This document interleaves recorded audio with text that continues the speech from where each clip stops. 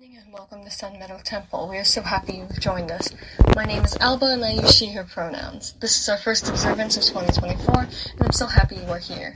As always, this service is recorded and will be posted on our YouTube channel. I'm so excited to announce that this month we are trying out our first slideshow night. Anyone who wants to participate can make a slideshow about anything pagan related and email it to us. You can present it on February 3rd. We are also looking into creating a National Pagan Pride Day for everyone to celebrate. This holiday will not be associated with us as a business and is simply a fun project driven by members. So we will open today with our opening words, which will appear on the slide behind you. Please feel free to read along at home, or just listen as I read them. We welcome you into the light of the gods and light this flame in celebration.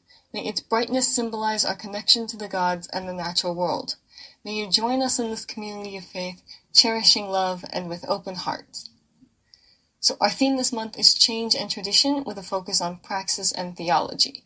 So to be clear, praxis is the literal practices that come from religious beliefs, and theology is the study of the religious beliefs that come alongside those. So our reading today is Euthyphro by Plato, translated by Benjamin Jowett. Keep in mind that Socrates does not keep his thoughts short in any sense of the word, so this reading will be longer than normal, which is why we only have one. So this excerpt does require some background to understand. So Socrates is meeting with the man called Euthyphro on the porch of the king Archon, as they both have legal business. And Euthyphro is suing his father for murder, while Socrates is being sued for corrupting the youth of Athens, which is a suit that eventually leads him to be executed by the state. Socrates, rare friend, I think that I cannot do better than be your disciple.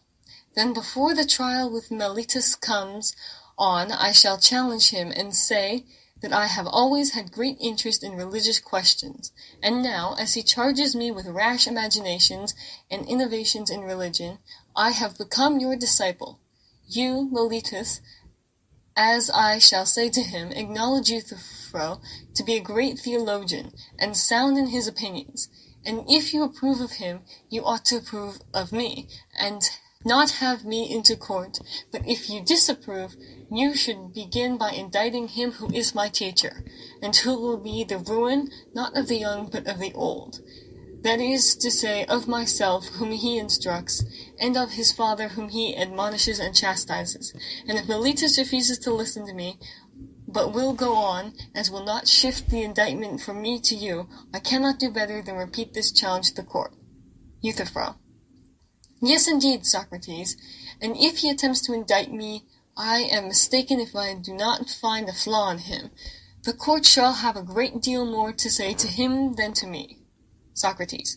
And I, my dear friend, knowing this, am desirous of becoming your disciple, for I observe that no one appears to notice you, not even this Meletus, but his sharp eyes have found me out at once, and he has indicted me for impiety, and therefore I adjure you to tell me the nature of piety and impiety, which you said that you knew so well, and of murder, and of other offenses against the gods. What are they? Is not piety in every action always the same? And impiety, again, is it not always the opposite of piety, and also the same with itself, having, as in piety, one notion which includes whatever is impious? Euthyphro. To be sure, Socrates. Socrates. And what is piety and what is impiety? Euthyphro. Piety is doing as I am doing, that is to say, prosecuting anyone who is guilty of murder, sacrilege, or of any similar crime, whether he be your father or mother, or whoever he may be, that makes no difference. And not to prosecute them is impiety. And please to consider, Socrates, what a notable proof I will give you of the truth of my words, a proof which I have already given to others, of the principle I mean, that the impious, whoever he may be, ought not to go unpunished. For do not men regard Zeus as the best and most righteous of the gods? And yet they admit that he bound his father, Cronos, because he wickedly devoured his sons, and that he too had punished his own father, Uranus, for a similar reason in a nameless manner. And yet when I proceed against my father, they are angry with me. So inconsistent are they in their way of talking where the gods are concerned, and when I am concerned. Socrates. May this may not this be the reason, Euthyphro, why I am charged with impiety? That I cannot away with these stories about the gods, and therefore I suppose that people think me wrong? But as you who are well informed about them approve of them, I cannot do better than assent to your superior wisdom. What else can I say, confessing as I do, that I know nothing about them? Tell me, for the love of Zeus, whether you really believe that they are true. Euthyphro: Yes, Socrates, and things more wonderful still, of which the world is in ignorance. Socrates: And do you really believe that the gods fought with one another and had dire quarrels and battles, and the like, as the poets say, and as you may see represented in the works of great artists? The temples are full of them, and notably the robe of Athene, which is carried up to the Acropolis at the great Panathenaea, is embroidered with them. Are all these tales of the gods true, Euthyphro? Euthyphro: And yes, Socrates, and as I was saying, I can tell you, if you would like to hear, many other things about the gods which would quite amaze you. Socrates: I dare say, and you shall tell me them at some point other time when I have leisure. But just at present I would rather hear from you a more precise answer, which you have not as yet given, my friend, the question, what is piety? When asked, you only replied, doing as you do, charging your father with murder. Euthyphro: And what I said was true, Socrates.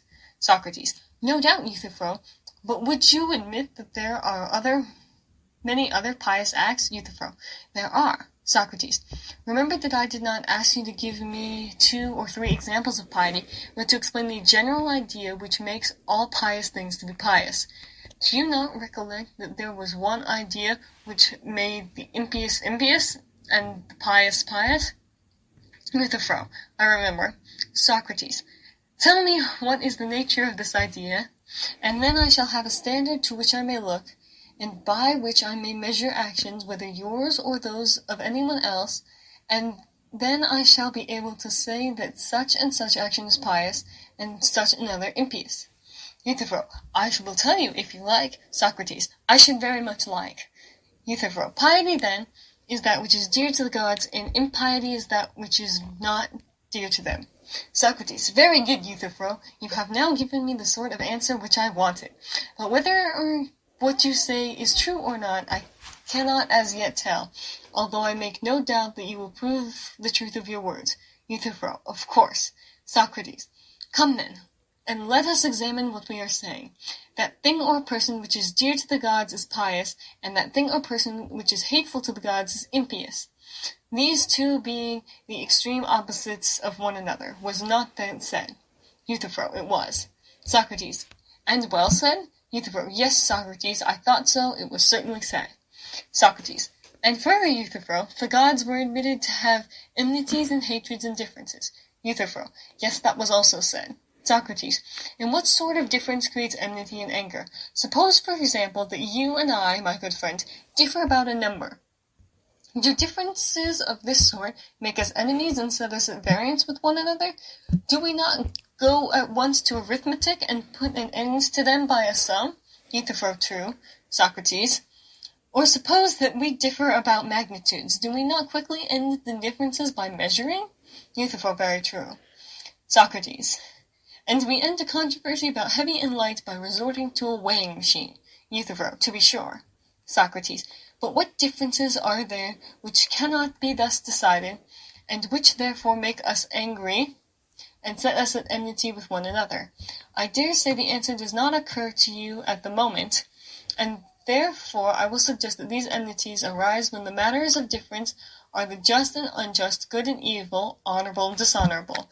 Are these not the points about which men differ, and about which, when we are unable to satisfactorily to decide our differences, you and I and all of us quarrel when we do quarrel? Euthyphro: Yes, Socrates, the nature of the differences about which we quarrel is such as you describe. Socrates: And the quarrels of the gods, noble Euthyphro, when they occur, are of a like nature. Euthyphro: They certainly are. Socrates: They have differences of opinion, as you say, about good and evil, just and unjust, honorable and dishonorable. There would have been no quarrels among them. If there had been no such differences, would there now? Euthyphro, you are quite right. Socrates, does not every man love that which he deems noble, just, and good, and hate the opposite of them? Euthyphro, very true. Socrates, but as you say, people regard the same things, some as just, others as unjust.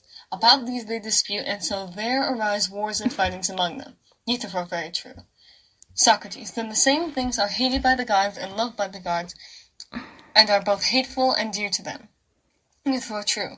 Socrates, upon this view, the same things, Euthyphro, will be both pious and impious. Euthyphro, I should suppose.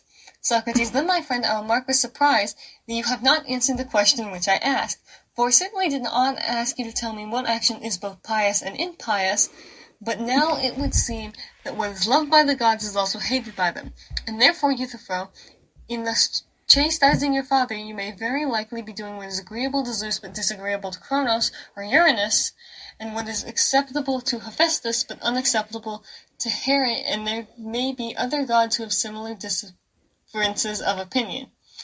Euthyphro, but I believe, Socrates, that all the gods would be agreed as to the propriety of punishing a murderer.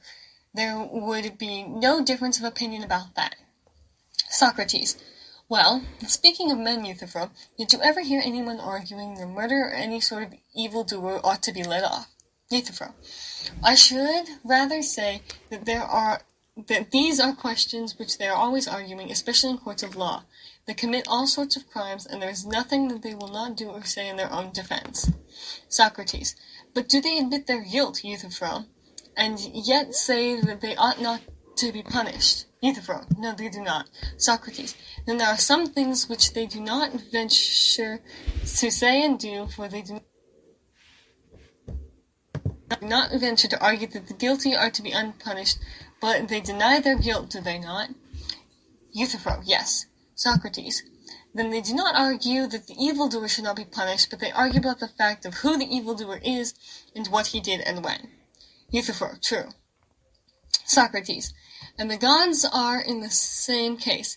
If, as you assert, they quarrel about just and unjust, and some of them say, while others deny that injustice is done among them, for surely neither God nor man will ever venture to say that the doer of injustice is not to be punished.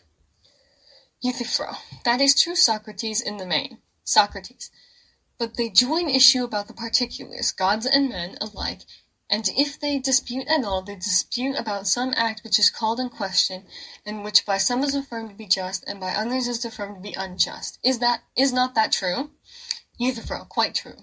Socrates, well then, my dear friend Euthyphro, do tell me, for my better instruction and information, what proof you have that in the opinion of all the gods, a servant who is guilty of murder, and is put in chains by the master of the dead man, and dies because he is put in chains, before he who bound him can learn from the interpreters of the gods what he ought to do with him, dies unjustly, and that on behalf of such an one a son ought to proceed against his father and accuse him of murder. How would you show that all the gods absolutely agree in approving of his act? Prove to me that they do, and I will applaud your wisdom as long as I live. Euthyphro, it will be a difficult task, but I could make the matter very clear to you indeed. Socrates, I understand you mean to say that I am not so quick of apprehension as the judges, for to them you will be sure to prove that the act is unjust and hateful to the gods. Euthyphro, yes indeed, Socrates, at least if they will listen to me. Socrates, but they will be sure to listen if they find that you are a good speaker. There was a notion that came into mind while you were speaking. I said to myself, well, and what if Euthyphro does prove to me that all the gods regarded the death of the serf as unjust? How do I know anything more about the nature of piety and impiety? For granting this action may be hateful to the gods, still piety and impiety are not adequately defined by these distinctions.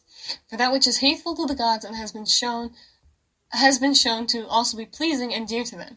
And therefore, Euthyphro, I do not ask you to prove this, I will suppose, if you like, that all the gods condemn and abominate such an action, but I'll amend the definition so far as to say that what all the gods hate is impious, and what they love is pious or holy.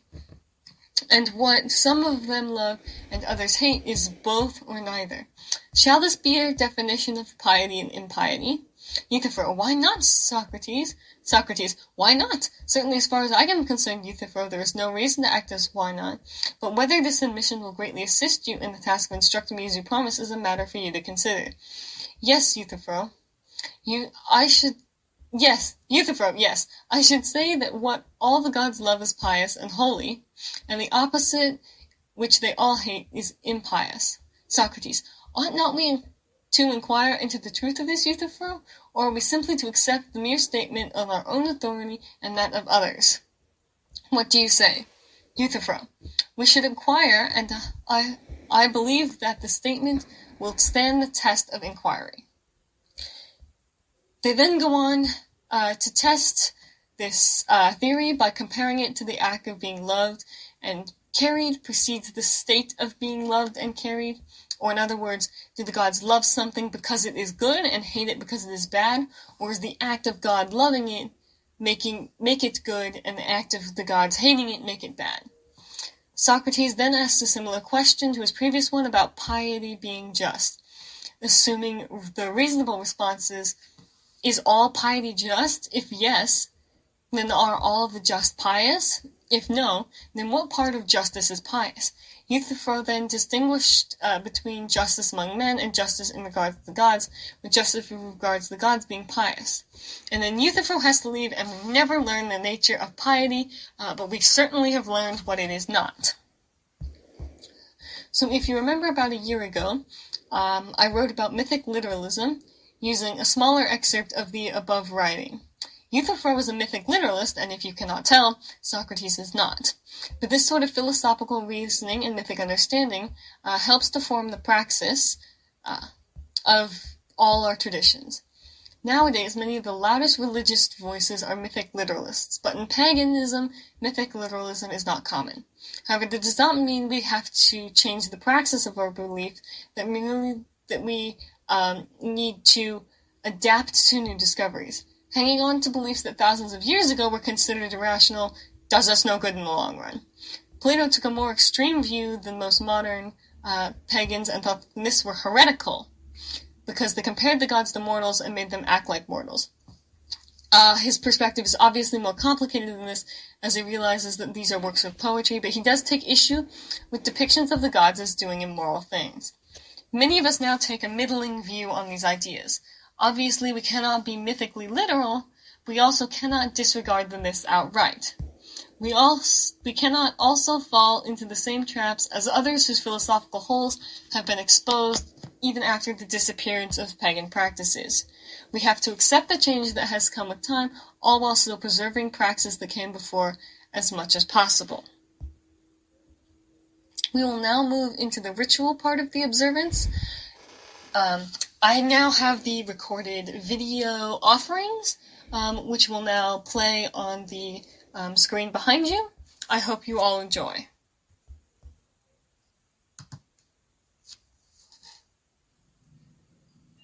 We leave this offering for our gods to symbolize our connection and devotion.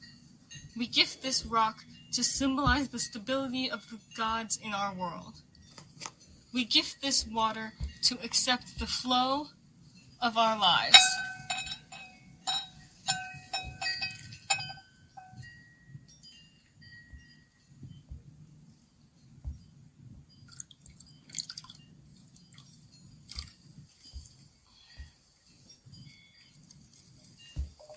We welcome life and bless our offerings with oil to share our riches.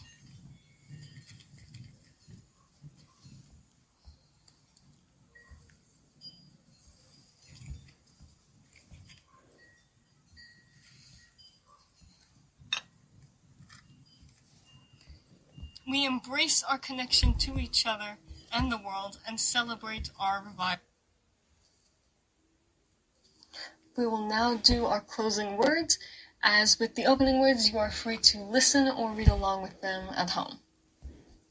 As we move out into the world, let us remember our community of faith. Cherish love and open your heart as you walk through life. Hold dear the light of the gods and our connection with the natural world.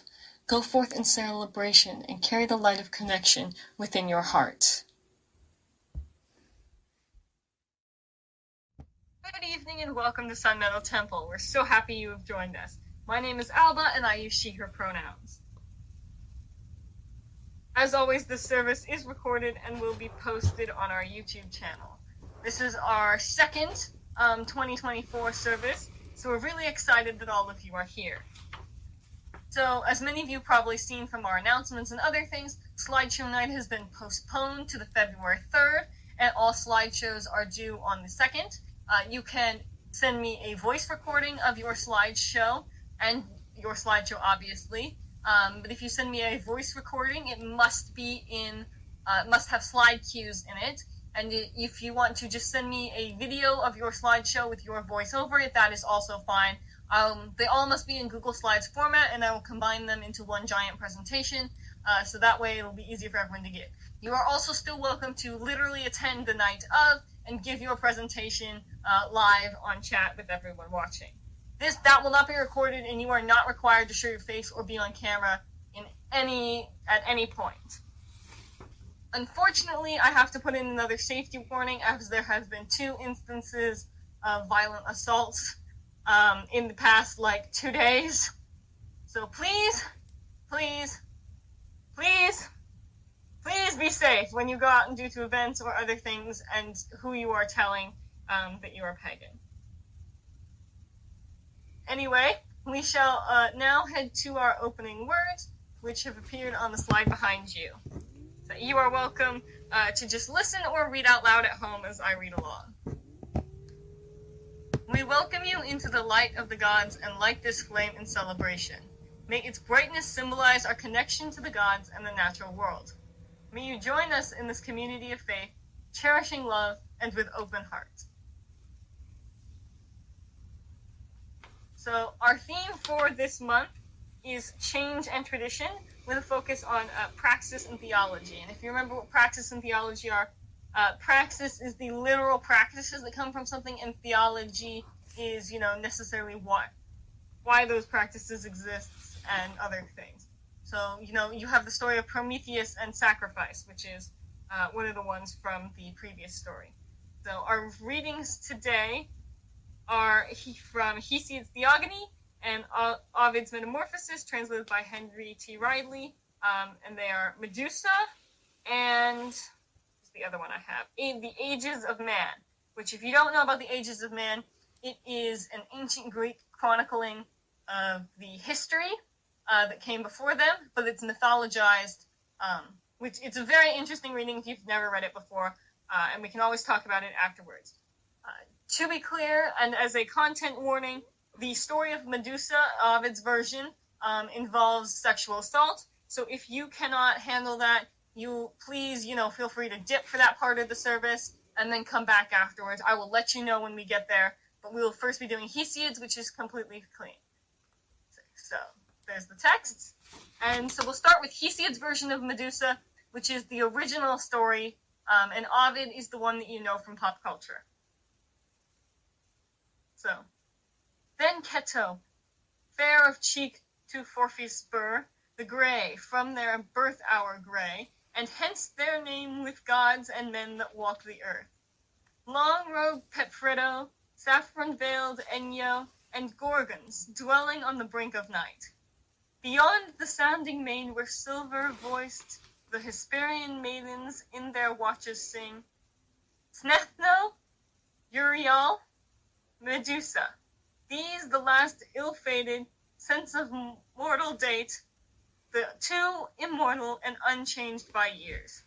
Yet her alone, the blue-haired god of waves, enfolded on the tender meadow grass, and bedded flowers of spring, when Perseus smote her neck and snatched the severed bleeding head, the great Chrysaor leaped into life, and Pegasus the steed, who borne beside old Nilus' fountain, thence derived a name.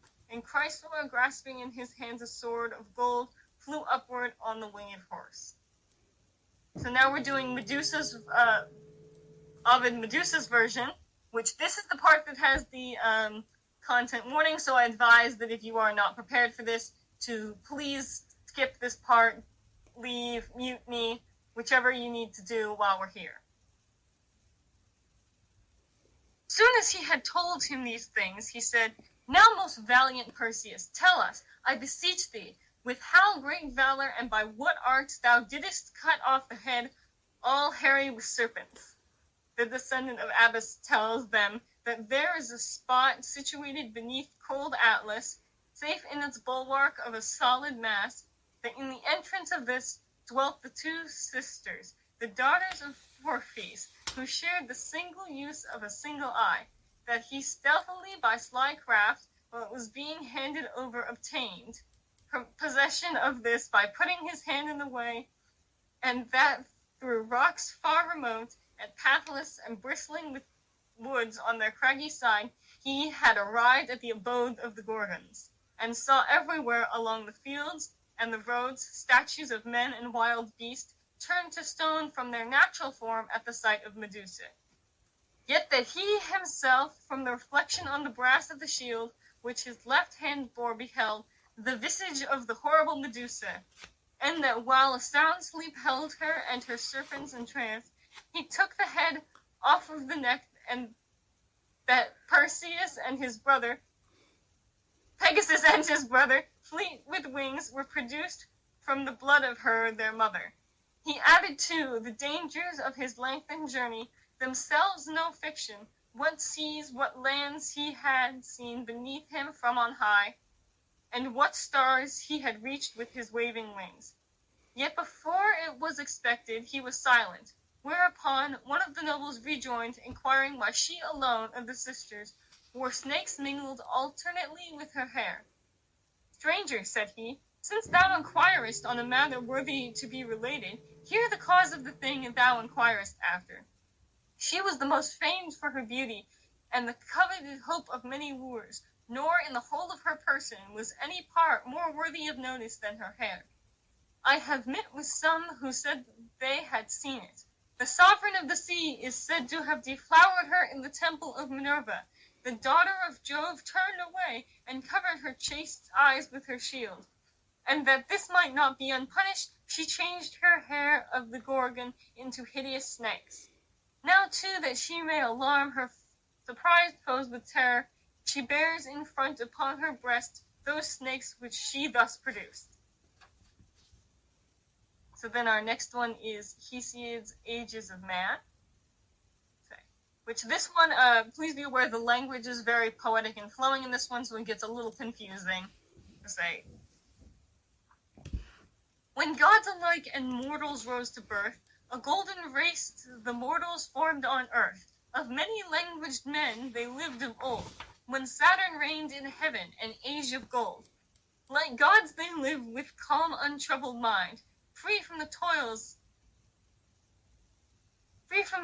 and anguish of our kind. Nor ever decrepit age misshape their frame, the hands, the foot's proportion still the same. Strangers to ill, their lives in peace flowed by, wealthy in flocks, dear to the blessed on high. Dying they sank in sleep, nor seemed to die. Theirs was each good, the life-sustaining soil, yielded its copious fruits, unbridled by toil. They with abundant goods midst quiet lands, all willing shared the gathering of their hands. When earth's dark womb had closed this race around, high Jove, as daemons raised them from the ground. Earth-wandering spirits their charge began, the ministers of good and guards of man. Mantled with mist of darkling air they glide, and compass earth and pass on every side, and mark with earnest vigilance of eyes, where just deeds live, or crooked wrongs arise. Their kingly states and delegated from heaven, by their vicarious hands the wealth of fields is given. The gods then formed a second race of man, degenerate by far, and silver years began. Unlike the mortals of a golden kind, unkind in frame of limbs and mold of mind, yet still 100 years beheld the boy, beheld beneath the mother's roof her infant joy. All tender and uniform, but when the flower of manhood bloomed, it withered within an hour. Their frantic follies wrought them pain and woe, nor mutual outrage could their hands forego. Or would they serve the gods, nor altars raise, that injust cities shed their holy blaze? Then angry Jove engulfed, who dared refuse the gods their glory and their sacred dues. Yet name the second blessed in earth they lie, and second honors grace their memory. The sire of heaven and earth created then a race the third of many-languaged men.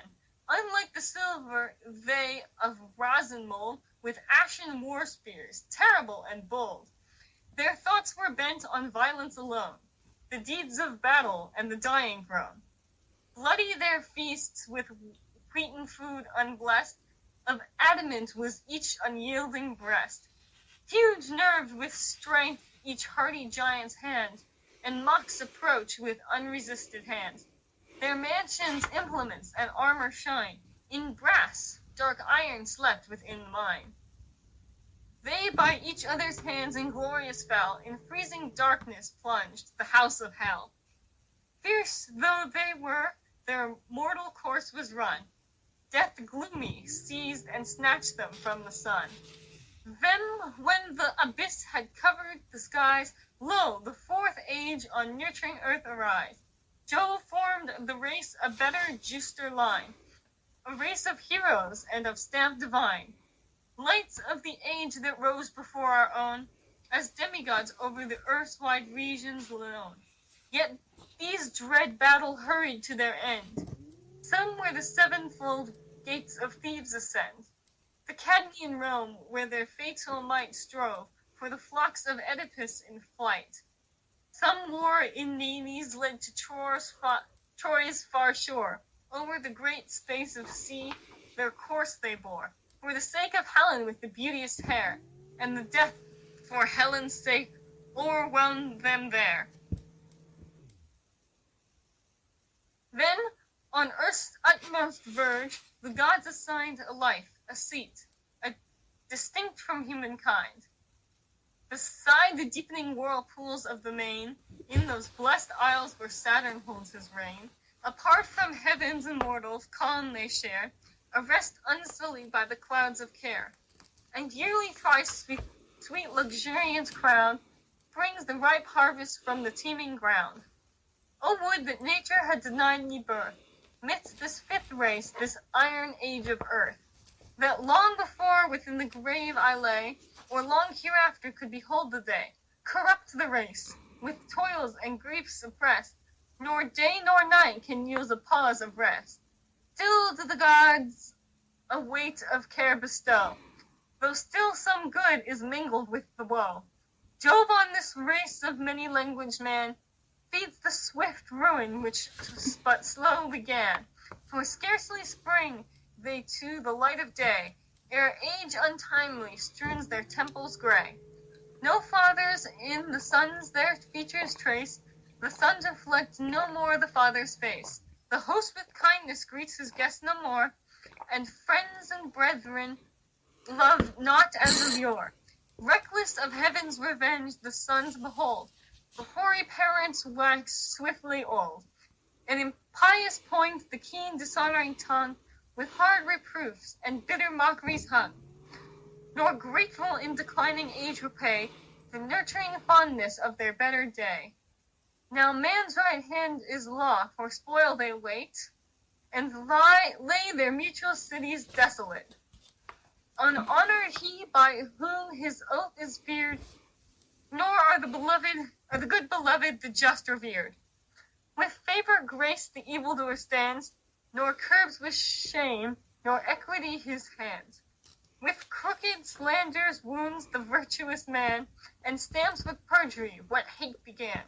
Lo, ill-rejoicing envy, winged with lies, scattering calumnious rumors as she flies, the steps of miserable men pursue, with haggard aspect blasting to the view, till those fair forms in snowy raiment bright leave the broad earth and heavenward soar from sight.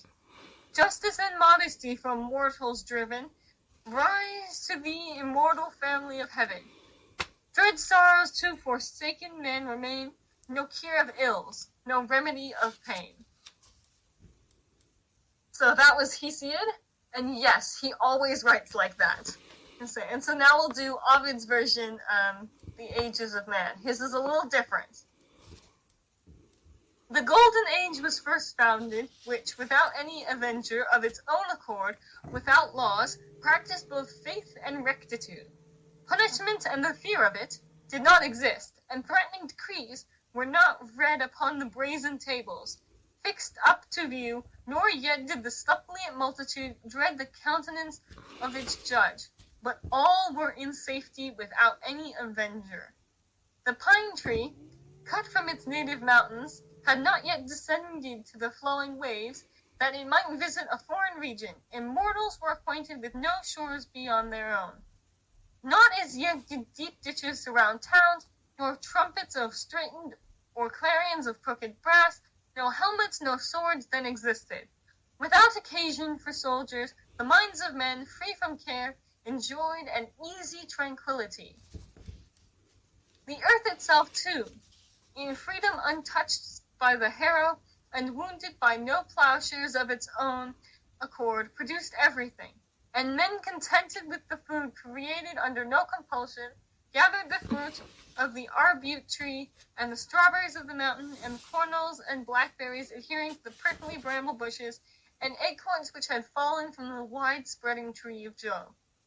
Then it was an eternal spring, and the gentle zephyrs with their soothing breezes cherished the flowers, produced without any seed.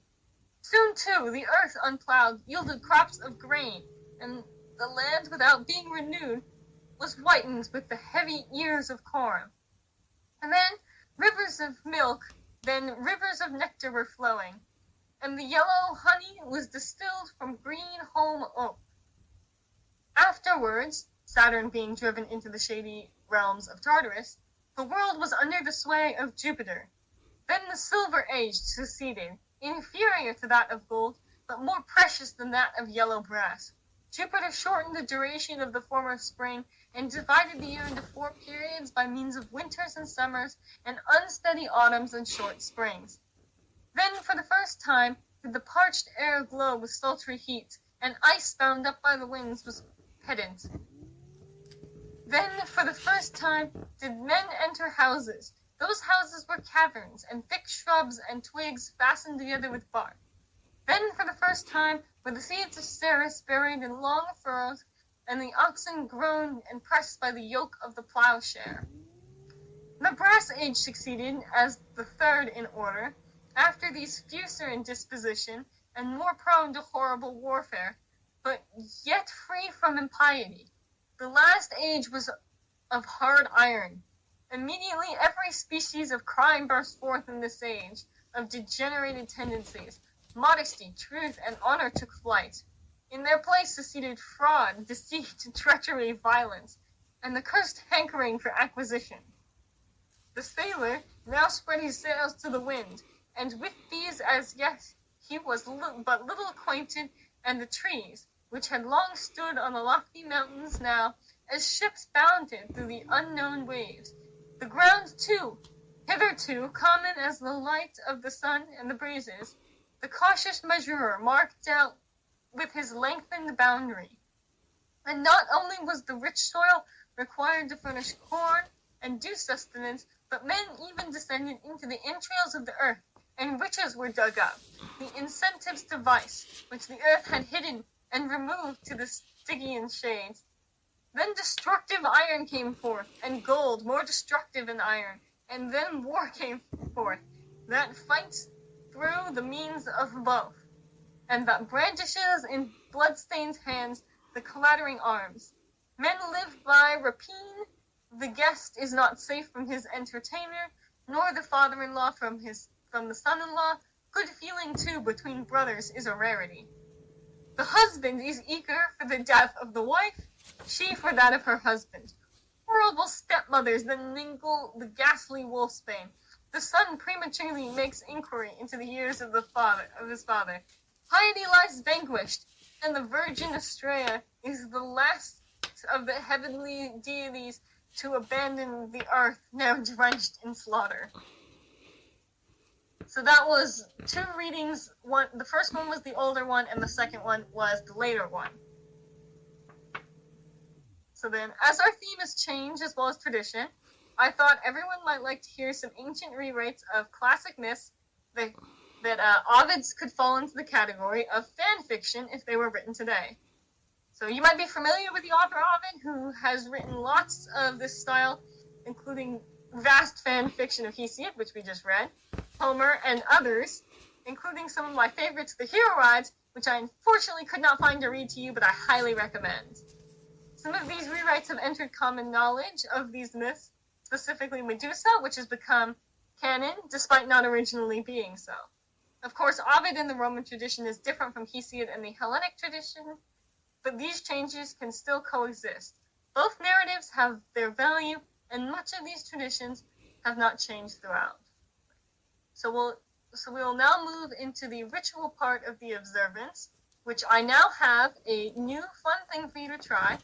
So, for this time, we have a video recording of the offering, and I very much hope this works. This is our first test round of doing this, and so this will definitely probably work on the YouTube channel version, but I really hope this works on stream as well. So you'll have to let me know if you can hear the audio or not. I really hope you can. We leave this offering for our gods to symbolize our connection and devotion. We gift this rock to symbolize the stability of the gods in our world. We gift this water to accept the flow of our lives.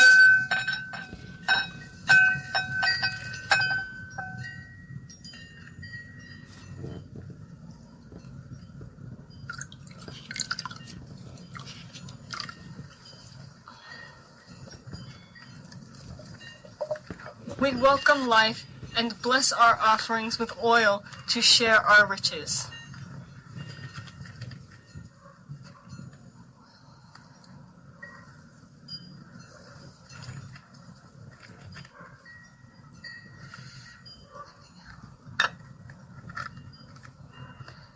We embrace our connection to each other and the world and celebrate our revival.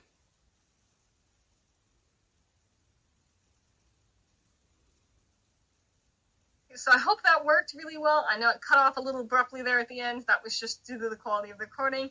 And I hope we can continue this style in future ones, I'll say. So I will now read our closing words, and then we can move into coffee hour. As we move out into the world, let us remember our community of faith. Cherish love and open your heart as you walk through life. Hold dear the light of the gods and our connection with the natural world. Go forth in celebration and carry the light of connection within your heart. So we'll now move into coffee hour, and I will turn off the recording, and you can raise your hand to speak if you would like, or you can just text me and let me know how you think our new video thing went, because that's what I'm most excited about. Good evening and Good evening and welcome to Sun Meadow Temple. We're so happy you've joined us. My name is Alba and I use she, her pronouns. This is our Valentine's Day service and I'm so happy you are here. As always, the service is recorded and will be posted on our YouTube channel. You still have 2 days to vote for the holiday movie and submit your Valentine's Day treats for the contest, and 3 days to submit your availability for the upcoming tax meeting. This observance will be longer as we are planning the tax meeting as our next event. We will open today with the opening words, which will appear on the slide behind you. Feel free to read along at home or listen as I read the words out loud. We welcome you into the light of the gods and light this flame in celebration. May its brightness symbolize our connection to the gods and the natural world. May you join us in this community of faith, cherishing love and with open hearts. So our theme this month is love for obvious reasons. And our readings today are Book 23 of the Odyssey by Homer, translated by Samuel Butler, and an excerpt from Mongan's Frenzy from Irish Fairy Tales by James Stephens, which involves an obsession with beautiful cows. So we will open with Book 23 of the Odyssey. Euryclea now went upstairs, laughing to tell her mistress that her dear husband had come home. Her aged knees became young again, and her feet were nimble for joy as she went up to her mistress and bent over her head to speak to her. "Wake up, Penelope, my dear child," she exclaimed, "and see with your own eyes something that you have been wanting this long time past. Ulysses has at last indeed come home again, and has killed the suitors who were giving you so much trouble in his house, eating up his estate and ill-treating his son." "My good nurse," answered Penelope, "you must be mad. The gods sometimes send very sensible people out of their minds, and make foolish people become sensible. This is what they must have been doing to you, for you always used to be a reasonable person. Why should you thus mock me when I have trouble enough already, talking such nonsense, and waking me up out of a sweet sleep that had taken possession of my eyes and closed them? I have never slept so soundly from the day my poor husband went to that city with the ill-omened name. Go back again into the woman's room. If it had been anyone else who had woke me up to bring me such absurd news, I should have sent her away with a severe scolding, as it is your age shall protect you." "My dear child," answered Euryclea, "I am not mocking you. It is quite true as I tell you that Ulysses is come home again. He was the stranger whom they all kept on treating so badly in the cloister. Telemachus knew all the time that he was come back, but kept his father's secret, that he might have his revenge on these wicked people." Then Penelope sprang up from her couch, threw her arms round Euryclea, and wept for joy. "But, my dear nurse," said she, "explain this to me. If he has really come home, as you say, how did he manage to overcome the wicked suitors single-handed, seeing what a number of them there always were?" "I was not there," answered Euryclea, "and do not know. I only heard them groaning while they were being killed. We sat crouching and huddled up in a corner of the woman's room with the doors closed, till your son came to fetch me because his father sent him. I then found Ulysses standing over the corpses that were lying on the ground all round him, one on top of the other. You would have enjoyed it if you could have seen him standing there all bespattered with blood and filth, and looking just like a lion. But the corpses are now all piled up in the gatehouse that is in the outer court, and Ulysses has lit a great fire to purify the house with sulphur. He has sent me to call you, so come with me, that you may both be happy together after all. For now at last the desire of your heart has been fulfilled. Your husband is come home to find both wife and son alive and well, and to take his revenge in his own house on the suitors who behaved so badly to him." "My dear nurse," said Penelope, "do not exult too confidently over all this. You know how delighted everyone would be to see Ulysses come home, more particularly myself and the son who has been born to both of us. But what you tell me cannot really be true. It is some god who is angry with the suitors for their great wickedness, and has made an end of them, for they respected no man in the whole world, neither rich nor poor, who came near them, and they have come to a bad end in the consequence of their iniquity. Ulysses is dead, far away from the Achaean land. He will never return home again." Then Nurse Euryclea said, "My child, what are you talking about? But you are all hard of belief, and have made up your mind that your husband is never coming home, although he is in the house by his own fireside at this very moment. Besides, I can give you another proof.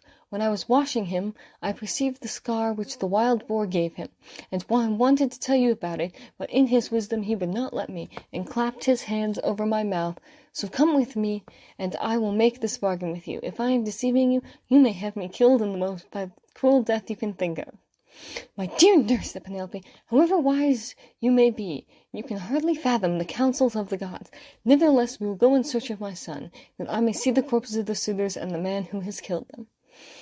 On this she came down from her upper room, and while doing so she considered whether she should keep at a distance from her husband and question him, or whether she should at once go up to him and embrace him. When, however, she had crossed the stone floor of the cloister, she sat down opposite to Ulysses by the fire against the wall at right angles, while Ulysses sat near one of the bearing posts, looking upon the ground, and waiting to see what his brave wife would say to him when she saw him. For a long time she sat silent and as one lost in amazement. At one moment she looked him full in the face, but then again directly she was misled by his shabby clothes and failed to recognize him, till Telemachus began to reproach her and said, "Mother, but you are so hard that I cannot call you by such a name. Why do you keep away from my father in this way? Why do you not sit by his side and begin talking to him and asking him questions? No other woman can bear to keep away from her husband when he had come back to her after 20 years of absence, and after having gone through so much, but your heart was always as hard as a stone." Penelope answered, My son, I am so lost in astonishment that I can find no words in which either to ask questions or to answer them. I cannot even look him straight in the face. Still, if he really is Ulysses, come back to his home again, we shall get to understand one another better by and by, for there are tokens with which we two are alone acquainted, and which are hidden from all others. Ulysses smiled at this, and said to Telemachus, "Let your mother put me to any proof she likes. She will make up her mind about it presently. She rejects me for the moment and believes me to be somebody else, because I am covered with dirt and have such bad clothes on. Let us, however, consider what we had better do next. When one man has killed another, even though he was not one who would leave many friends to take up his quarrel, the man who has killed him must still say good-bye to his friends and fly the country, whereas we have been killing the stay of a whole town, and all the picked youth of Ithaca. I would have you consider this matter." "Look to it yourself, father," answered Telemachus, "for they say you are the wisest counselor in the world, and that there is no other mortal man who can compare with you. We will follow you with right good will, nor shall you find us fail you in so far as our strength holds out." "I will say what I think will be best," answered Ulysses. "First wash and put your shirts on. Tell the maids also to go to their own room and dress. Phemius shall then strike up a dance tune on his lyre, so that if people outside hear, or any of the neighbors, or someone going along the street happens to notice it, they may think that there is a wedding in the house, and no rumors about the death of the suitors will get about in the town, before we can escape to the woods upon my own land. Once there, we will settle which of the courses heaven vouchsafes us shall seem the wisest." Thus he did speak, and they did even as he had said. First they washed and put their shirts on, while the women got ready. Then Phemius took out his lyre, and set them all longing for sweet song and stately dance. The house re-echoed with the sound of men and women dancing, and the people outside said, "I suppose the queen has been getting married at last. She ought to be ashamed of herself for not continuing to protect her husband's property until he comes home." This was what they said, but they did not know what it was that had been happening. The upper servant Eurynomé washed and anointed Ulysses in his own house, and gave him a shirt and cloak, while Minerva made him look taller and stronger than before. She also made the hair grow thick on top of his head, and flow down in curls like hyacinth blossoms. She glorified him about the head and shoulders, just as a skillful workman who has studied art of all kinds under Vulcan and Minerva, and his work is full of beauty, enriches a piece of silver plate by gilding it. He came from the bath looking like one of the immortals, and sat down opposite his wife on the seat he had left. "My dear," said he, "heaven has endowed you with a heart more unyielding than woman ever yet had. No other woman could bear to keep away from her husband when he had come back to her after 20 years of absence, and after having gone through so much. But come, nurse, get a bed ready for me. I will sleep alone, for this woman has a heart as hard as iron." "My dear," answered Penelope, "I have no wish to set myself up, nor depreciate you, but I am not struck by your appearance, for I very well remember what kind of man you were when you set sail from Ithaca. Nevertheless, Euryclea, take his bed outside the bedchamber that he himself built. Bring the bed outside this room, and put bedding upon it with fleeces, good coverlets, and blankets." She said this to try him, but Ulysses was very angry, and said, "Wife, I am much displeased at what you have been saying. Who has been taking my bed from the place in which I left it? He must have found it a hard task, no matter how skilled a workman he was, unless some god came and helped him to shift it. There is no man living, however strong and in his prime, who could move it from its place, for it is a marvelous curiosity, which I made with my very own hands."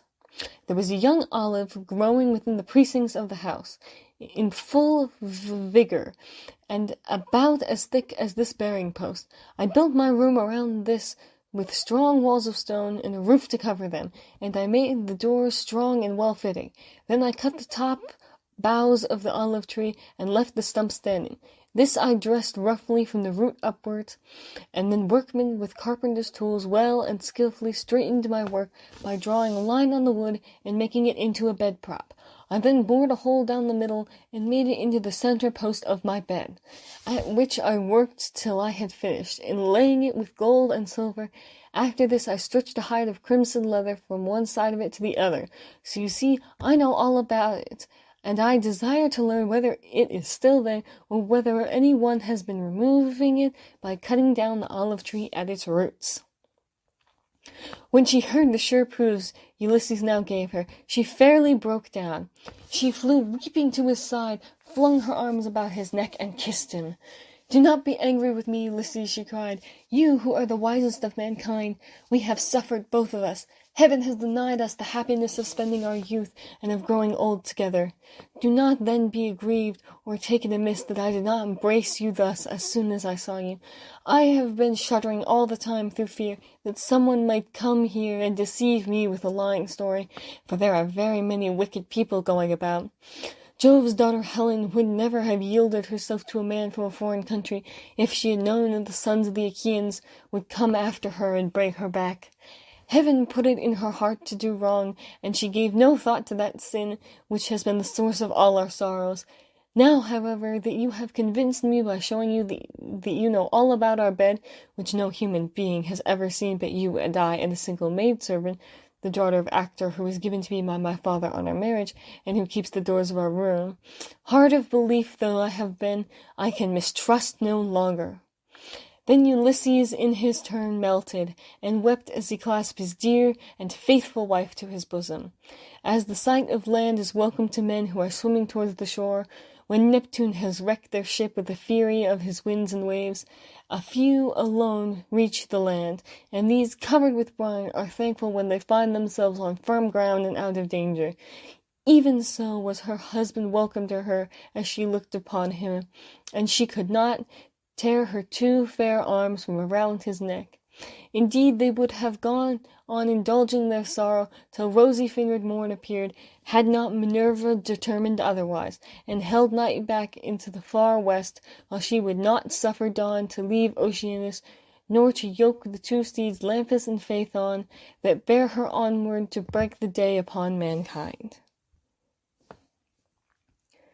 We will then move on to Mongan's Frenzy from Irish Fairy Tales. Okay, so this one's it's more in plain English and less translated, but it can still be a little confusing. So just to be clear, the king of, how I'm pronouncing it as Leinster, was Brandov, and Mongan is the other character, and Duvlaka is the woman. So, the king of Leinster at that time was Brandov, son of Icach. He welcomed Mongan and treated him well, and that night Mongan slept in his palace. When he awoke in the morning, he looked out of a lofty window, and he saw on the sunny lawn before the palace a herd of cows. There were 50 cows in all, for he counted them, and each cow had a calf beside her, and each cow and calf was pure white in color, and each of them had red ears. When Mongan saw these cows, he fell in love with them, as he had never fallen in love with anything before. He came down from the window and walked on the sunny lawn among the cows, looking at each of them and speaking words of affection and endearment to them all. And while he was thus walking and talking and looking and loving, he noticed that someone was moving beside him. He looked from the cows then, and saw that the king of Leinster was at his side. "Are you in love with the cows?" Brandov asked him. "I am," said Mongan. "Everybody is," said the king of Leinster. "I never saw anything like them," said Mongan. "Nobody has," says the king of Leinster. "I never saw anything I would rather have than these cows," said Mongan. "These," said the king of Leinster, "are the most beautiful cows in Ireland. And," he continued thoughtfully, "Duvlaka is the most beautiful woman in Ireland." "There is no lie in what you say," said Mongan. "Is it not a queer thing," said the king of Leinster, "that I should have what you want with all your soul, and you should have what I want with all my heart?" "Queer indeed," said Mongan, "but what is it that you do want?" "Duvlaka, of course," said the king of Leinster. "You mean," said Mongan, "that you would exchange this herd of 50 pure white cows having red ears, and their 50 calves," said the King of Leinster, "for Duvlaka or for any woman in the world?" "I would," cried the King of Leinster, and he thumped his knee as he said it. "Done!" roared Mongan, and the two kings shook hands on the bargain. Mongan then called some of his own people, and before any more words could be said, and before any alteration could be made, he set his men behind the cows and marched them home to Ulster. Tuvlaka wanted to know where the cows came from, and Mongan told her that the King of Leinster had given them to him. She fell in love with them as Mongan had done, but there was nobody in the world that could have avoided loving those cows. Such cows they were, such wonders. Mongan and Tuvlaka used to play chess together, and then they would go out together to look at the cows, and then they would go in together and would talk to each other about the cows. Everything they did together, for they loved to be with each other. However, a change came. One morning, a great noise of voices and trampling of horses and rattle of armor came about the palace. Mongan looked from the window. "Who is coming?" asked Tuvlaka, but he did not answer her. "The noise must announce the visit of the king," Tuvlaka continued, but Mongan did not say a word. Tuvlaka then went to the window. "Who is that king?" she asked, and her husband replied to her then. "That is the King of Leinster," he said mournfully. "Well," said Tuvlaka, surprised, "is he not welcome?"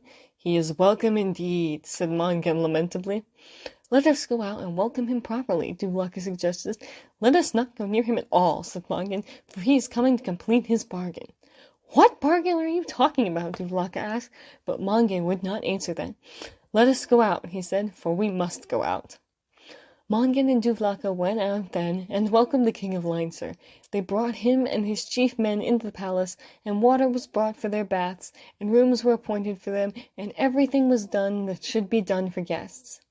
That night there was a feast, and after the feast there was a banquet, and all throughout the feast and the banquet the King of Leinster stared at Tuvlaka with joy, and sometimes his breast was delivered of great sighs, and at times he moved as though in perturbation of spirit and mental agony. "There is something wrong with the King of Leinster," Tuvlaka whispered. "I don't care if there is," said Mongan. "You must ask what he wants." "But I don't want to know it," said Mongan. "Nevertheless, you must ask him," she insisted. So Mongan did ask him, and it was in a melancholy voice that he asked. "Do you want anything?" he said to the King of Leinster. "I do indeed," said Brandon. "If it is in Ulster, I will get it for you," said Mongan mournfully. "It is in Ulster," said Brandon. Mongan did not want to say anything more then, but the King of Leinster was so intent, and everyone else was listening, and Tuvlaka was nudging his arm, so he said, "What is it that you want?" "I want Tuvlaka." "I want her too," said Mongan. "You made your bargain," said the King of Leinster. "My cows and their calves for your Tuvlaka, and the man that makes a bargain keeps a bargain." "I never before heard," said Mongan, "of a man giving away his own wife." "Even if you never heard of it before, you must do so now, Tuvlaka," said Tuvlaka, "for honor is longer than life." Mongan became very angry when Tuvlaka had said that. His face went red as a sunset, and the veins swelled in his neck and his forehead. "Do you say that?" he cried to Tuvlaka. "I do." "Let the King of Leinster take her," said Mongan. Tuvlaka and the King of Leinster went apart then to speak together, and the eye of the king seemed to be as big as a plate, so fevered was it and so enlarged and inflamed by the look of Tuvlaka. He was so confounded with joy that his words got mixed up with his teeth, and Tuvlaka did not know exactly what it is he was trying to say, and he did not know himself. But at last he did say something intelligible, and this is what he said. "I am a very happy man," said he. "And I," said Tuvlaka, "am the happiest woman in the world." "Why should you be happy?" the astonished king demanded. "Listen to me," she answered. "If you tried to take me away from this place against my own wish, one half of the men of Ulster would be dead before you got to me, and the other half would be badly wounded in my defense." "A bargain is a bargain," the King of Leinster began. "But," she continued, "they will not prevent my going away, for they all know that I have been in love with you for ages." What have you been in love with me for ages?" said the amazed king. "In love with you," replied Duvlaka. "This is news," said the king, "and it is good news." "But by my word," said Duvlaka, "I will not go with you unless you grant me a boon." "All that I have," cried Branda, "and all that everybody has." "And you must pass your word and pledge your word that you will do what I ask." "I pass it and pledge it," cried the joyful king. "Then," said Duvlaka, "this is what I bind on you." "Light the yoke," he cried. "Until 1 year is up and out, you are not to pass the night in any house that I am in." "By my head and by my hand," Barnab stammered, "and if you come into a house where I am during the time and term of this year, you are not to sit down in the chair that I am sitting in." "Heaven is my doom," he groaned. "But," said Duvlaka, "if I am sitting in a chair or seat, you are to sit in a chair or seat that is over against me and opposite to me and at a distance from me." "Alas," said the king, and he smote his hands together, and then he beat them on his head, and then he looked at them and at everything about, and he could not tell what anything was or where anything was, for his mind was clouded and his wits had gone astray. "Why do you bind these woes on me?" he pleaded. "I wish to find out if you truly love me." "But I do," said the king. "I love you madly and dearly, and with all my faculties and members." "That is the way I love you," said Duvlaka. "We shall have a notable year of courtship and joy. Let us go now," she continued, "for I am impatient to be with you." "Alas," said Brandov as he followed her. "Alas, alas," said the king of Leinster. So as the stories were a bit long, we will avoid much of the normal commentary, but I really hope that all of you have a wonderful Valentine's Day and luck in love. So we will now move into the ritual part of the observance, and I will play the video, and everyone should be able to enjoy it. We leave this offering for our gods to symbolize our connection and devotion. We gift this rock to symbolize the stability of the gods in our world. We gift this water to accept the flow of our lives.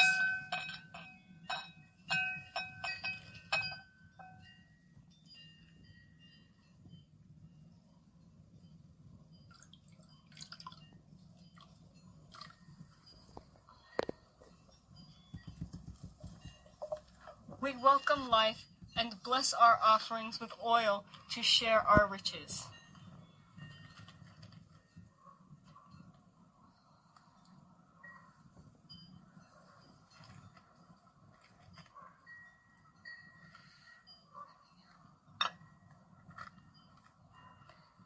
We embrace our connection to each other and the world and celebrate our revival.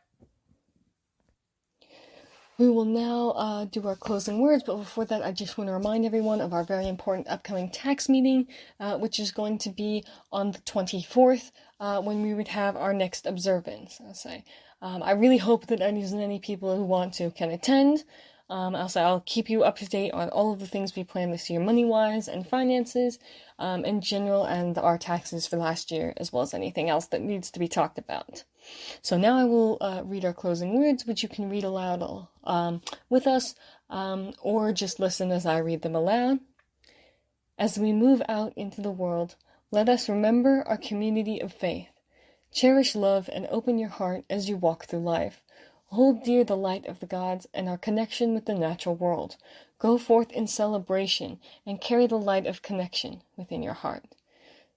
We'll now move on to coffee hour, and I hope everyone has a wonderful rest of the month.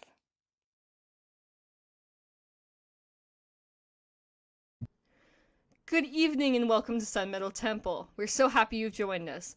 My name is Alba and I use she, her pronouns. This is our first March observance and I'm so happy that you are here. As always, this service is recorded and will be posted on our YouTube channel. Please email me images for our spring equinox holiday video and vote for our movie night currently on the 16th. Currently, the movie Sing is in the lead. Most importantly, please remember that tomorrow is the time change, so depending on where you live, the time of the movie night might change. I'm also going to remind you that I will be gone for most of June and will schedule or pre-post anything that is needed for the month of June. We will open today with our opening words, which will appear on the slide behind you. Please read along at home or listen as I read them aloud. We welcome you into the light of the gods and light this flame in celebration. May its brightness symbolize our connection to the gods and the natural world. May you join us in this community of faith, cherishing love and with open hearts. So our theme for this month is New Beginnings, and our readings today are Aristophanes' section from Symposium by Plato and the Younger Eddas, translated by I.A. Blackwell. Please keep in mind when we read the first reading of Symposium that the ancient Greeks had a very different concept of sexuality than we do today, often considering women completely filled with lust and unable to control themselves. As for the strange graphic you will see on the next slide, it is something that is just a really helpful visual for what Aristophanes is describing in his texts. The sexes were originally 3: men, women, and the union of the 2. And they were made round, having 4 hands, 4 feet, 2 faces on a round neck, and the rest to correspond. Terrible was their strength and swiftness, and they were essaying to scale heaven and attack the gods. No doubt reigned in the celestial councils. The gods were divided between the desire of quelling the pride of man and the fear of losing the sacrifices. At last Zeus hit upon an expedient. "Let us cut them in 2, he said. "Then they will only have half their strength, and we shall have twice as many sacrifices." He spake, and split them as you might split an egg with a hair. And when this was done, he told Apollo to give their faces a twist, and rearrange their persons, taking out the wrinkles, and tying the skin in a knot above the navel. The 2 halves went about looking for one another, and were ready to die of hunger in one another's arms. Then Zeus invented an adjustment of the sexes, which enabled them to marry, and to go their way to the business of life. Now the characters of men differ accordingly as they are derived from the original man or the original woman or the original man-woman. Those who come from the man-woman are lascivious and adulterous. Those who come from the woman form female attachments. Those who are a section of the male follow the male and embrace him, and in him all their desires center. The pair are inseparable and live together in pure and manly affection. Yet they cannot tell what they want of one another. But if Hephaestus were to come to them with his instruments and propose that they should be melted into one and remain one here and hereafter, they would acknowledge that this was the very expression of their want. For love is the desire of the whole, and the pursuit of the whole is called love. For there was a time when the 2 sexes were only one, but now, God having halved them, much as the Spartans have cut up the Arcadians, and if they do not behave themselves, he will divide them again, and they will hop about with half a nose and a face in basso reliefio. Wherefore let us exhort all men to piety, that we may obtain the goods of which love is the author, and be reconciled to God, and find our own true loves, which rarely happens in this world. And now I must beg you not to suppose that I am alluding to Pausanias and Agathon, for my words refer to all mankind everywhere. So then our next reading is the Eddas, and it's the story of the origin of everything. Gangler thus began his discourse. "Who is the first or eldest of the gods?" "In our language," replied Har, "he is called Allfadir, All-Father, or the Father of all. But in old Asgard he has 12 names." "Where is this god?" said Gangler. "What is his power, and what hath he done to display his glory?" "He liveth," replied Har, "from all ages. He governeth all realms, and swayeth all things great and small. He hath formed," added Jafnahar, "heaven and earth, and the air, and all things thereunto belonging. And what is more," continued Thridi, "he hath made man, and given him a soul which shall live and never perish, though the body shall have mouldered away or have been burnt to ashes. And all that are righteous shall dwell with him in the place called Gimli or Vingolf, but the wicked shall go to hell, and thence to Niflhel, which is below in the 9th world. And where did this god remain before he made heaven and earth? Demanded Gangler. He was then, replied Har, with the Hermsthursar. But with what did he begin? Or what was the beginning of things? Demanded Gangler. Here, replied Har, what is said in the Volspa. 'Twas time's first dawn, when not yet was, nor sand nor sea, nor cooling wave. Earth was not there, nor heaven above, not save a void, and yawning gulf, but verdure none.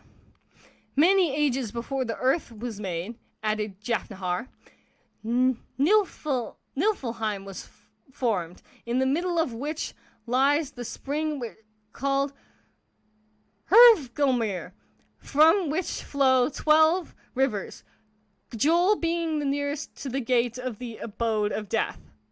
But first of all, continued Thridi, there was in the southern region the world called Muspel, and it is a world too luminous and glowing to be entered by those who are not indigenous there.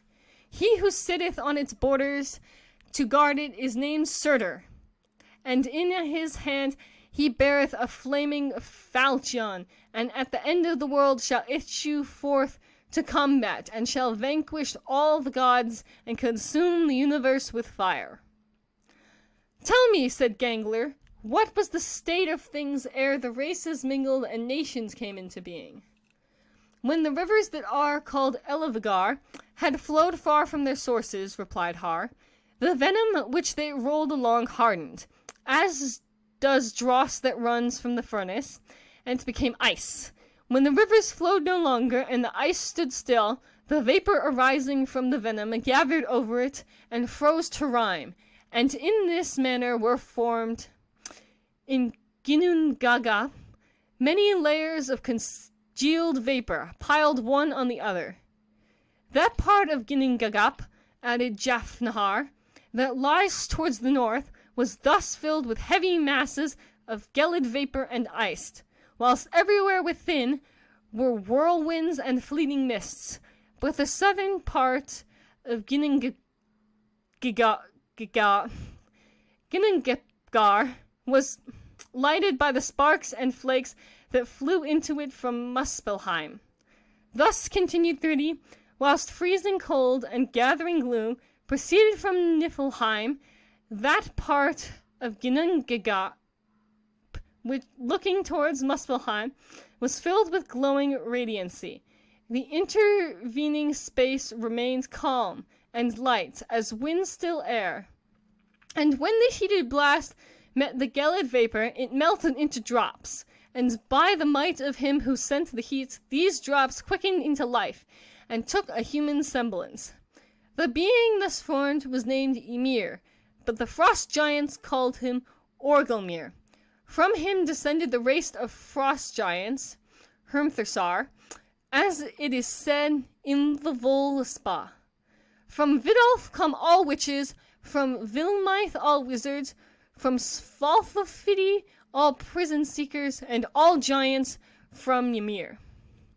And the giant Vafthrudnir, when Gangrad asked whence came Orgelmir, the first of the sons of giants, answered, the Elevigar cast out drops of venom that quickened into a giant. From him spring all our race, and hence are we so strong and mighty. How did the race of Ymir spread itself? Asked Gangler. Who dost thou believe that this giant was a god? We are far from believing him to have been a god, replied Har, for he was wicked, as are all of his race whom we call frost giants, and it is said that when Ymir slept, he fell into a sweat, and from the pit of his left arm was born a man and a woman, and one of his feet engendered with the other a son, from whom descend the frost giants, and we therefore call Ymir the old frost giant. Where dwelt Ymir, and on what did he live? Asked Gangler. Immediately after the gelid vapors had been resolved into drops, replied Kar, there was formed out of them the cow named Audhumla.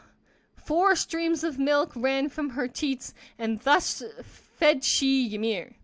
But on what did the cow feed? Questioned Gangler. The cow, answered Har, supported herself by licking the stones that were covered with frost, salt and hoarfrost. The first day that she licked these stones, there sprang from them, towards evening, the hairs of a man. The second day a head, and on the third day an entire man, who was endowed with beauty, agility, and power. He was called Bur, and was the father of Bor, who took for his wife Besla, the daughter of the giant Bullthorn. And they had 3 sons, Odin, Vili, and Ve. And it is our belief that this Odin, with his brothers, ruleth both heaven and earth, and that Odin is his true name, and that he is the most mighty of all the gods. Was there, asked Gangler, any equality or any degree of good understanding between these 2 races? Far from it, replied Har, for the sons of Bor slew the giant Ymir, and when he fell, there ran so much blood from his wounds that the whole race of frost giants was drowned in it, except a single giant who saved himself with his household. He is called by the giants Bergelmir. He escaped by going on board his bark, and with him went his wife, and from them are descended the frost giants. And what became of the sons of Bor, whom ye look upon as gods? Asked Gangler. To relate this, replied Har, is no trivial matter. They dragged the body of Ymir into the middle of Ginnungagap, and formed the earth from Ymir's body. They made the seas and the waters from his flesh, the land. They made the seas and the waters, from his flesh the land, from his bones the mountains, and his teeth and jaws together with some bits of broken bones served to make the stones and pebbles. With the blood that ran from his wounds, added Jafnahar, they made the vast ocean, in the midst of which they fixed the earth, and the ocean encircling it as a ring. And hardy will he be who attempts to pass those waters. From his skull, continued Thridi, they formed the heavens, which they placed over the earth, and set a dwarf at the corner of each of the 4 quarters. These dwarves are called East, West, North, and South. They afterwards took the wandering sparks and red-hot flakes that had been cast out of Muspelheim, and placed them in the heavens, both above and below, to give light unto the world, and assigned to every other errant coruscation and prescribed locality and motion. Hence it is recorded in ancient lore that from this time were marked out the days and nights and seasons. Such are the events that took place ere the earth obtained the form it now beareth. Truly great were the deeds ye tell me of, explained Gangler, and wondrous in all its parts is the work thereby accomplished. But how is the earth fashioned? It is round without, replied Har, and encircled by the deep ocean, which the outward shores of which were assigned for a dwelling to the race of giants. But within round about the earth, they, the sons of Bor, raised a bulwark against turbulent giants, employing for this structure Ymir's eyebrows. To this bulwark they gave the name of Midgard. They afterwards tossed Ymir's brains into the air, and they became the clouds, for thus we find it recorded. Of Ymir's flesh was formed the earth, and of his sweat, blood, the seas, of his bones, the mountains, of his hair, the trees, of his skull, the heavens. But with his eyebrows the blithe gods built Midgard for the sons of men, whilst from his brains the lowering clouds were fashioned. To make heaven and earth, to fix the sun and moon in the firmament, and to mark out the days and seasons were indeed important labors, said Gangler. But whence came the men who at present dwell in the world? One day, replied Har, as the sons of Bor were walking along the sea beach, they found 2 stems of wood, out of which they shaped a man and a woman. The first, Odin, infused into them life and spirit. The second, Vili, endowed them with reason and the power of motion. The third, Ve, gave them speech and features. hearing and vision. The man they called Ask, and the woman Embla. From these two descended the whole human race, whose assigned dwelling was within Midgard. Then the sons of Bor built in the middle of the universe the city called Asgard, where dwell the gods and their kindred, and from that abode work out so many wondrous things, both on the earth and in the heavens above it. There is in that city a place called Hlidskivjalf, and when Odin is seated there on his lofty throne, he sees over the whole world, discerns all the actions of men, and comprehends whatever he contemplates. His wife Frigga is the daughter of Fjorgyn, and they and their offspring form of the race that we call Aesir, a race that dwells in Asgard the Old and the regions around it, and that we know to be entirely divine. Wherefore Odin may justly be called the All-Father, for he is verily the father of all, of the gods as well as of men, and to his power all things owe their existence. Earth is his daughter and his wife, and with her he had his firstborn son, Asathor, who is endowed with strength and valor, and therefore quelleth he everything that hath life. So, both of these stories are about new beginnings. One is about the beginning of everything, and the other is the new beginning of why humans have to search for love. Oftentimes, however, something has to end before a beginning, and that is okay. This is exemplified in both stories, when from Aristophanes, where humanity is forced to give up permanent companionship so that they are not a threat to the gods, and in the Eddas, where Ymir's body becomes all of the things that make up Earth and the world. This is applicable to nature as well. The beginning of new life in spring comes with the end of winter, which can be a celebration, but it also means that you have the potential to lose all of the things that are enjoyable in winter. So you can miss them, but also celebrate all of the new things are to come, knowing that life is full of new beginnings. So we'll move into our video next.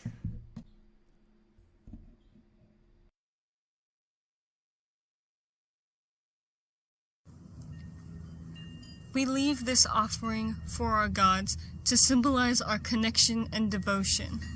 We gift this rock to symbolize the stability of the gods in our world. We gift this water to accept the flow of our lives.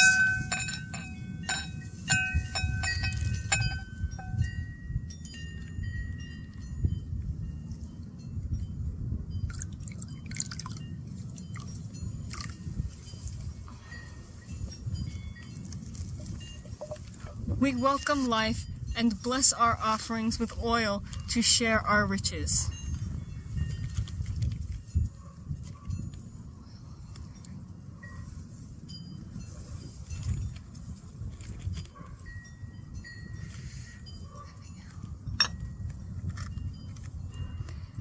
We embrace our connection to each other and the world and celebrate our revival.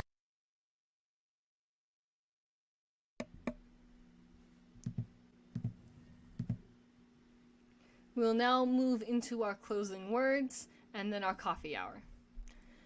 As we move out into the world, let us remember our community of faith. Cherish love and open your heart as you walk through life. Hold dear the light of the gods and our connection with the natural world.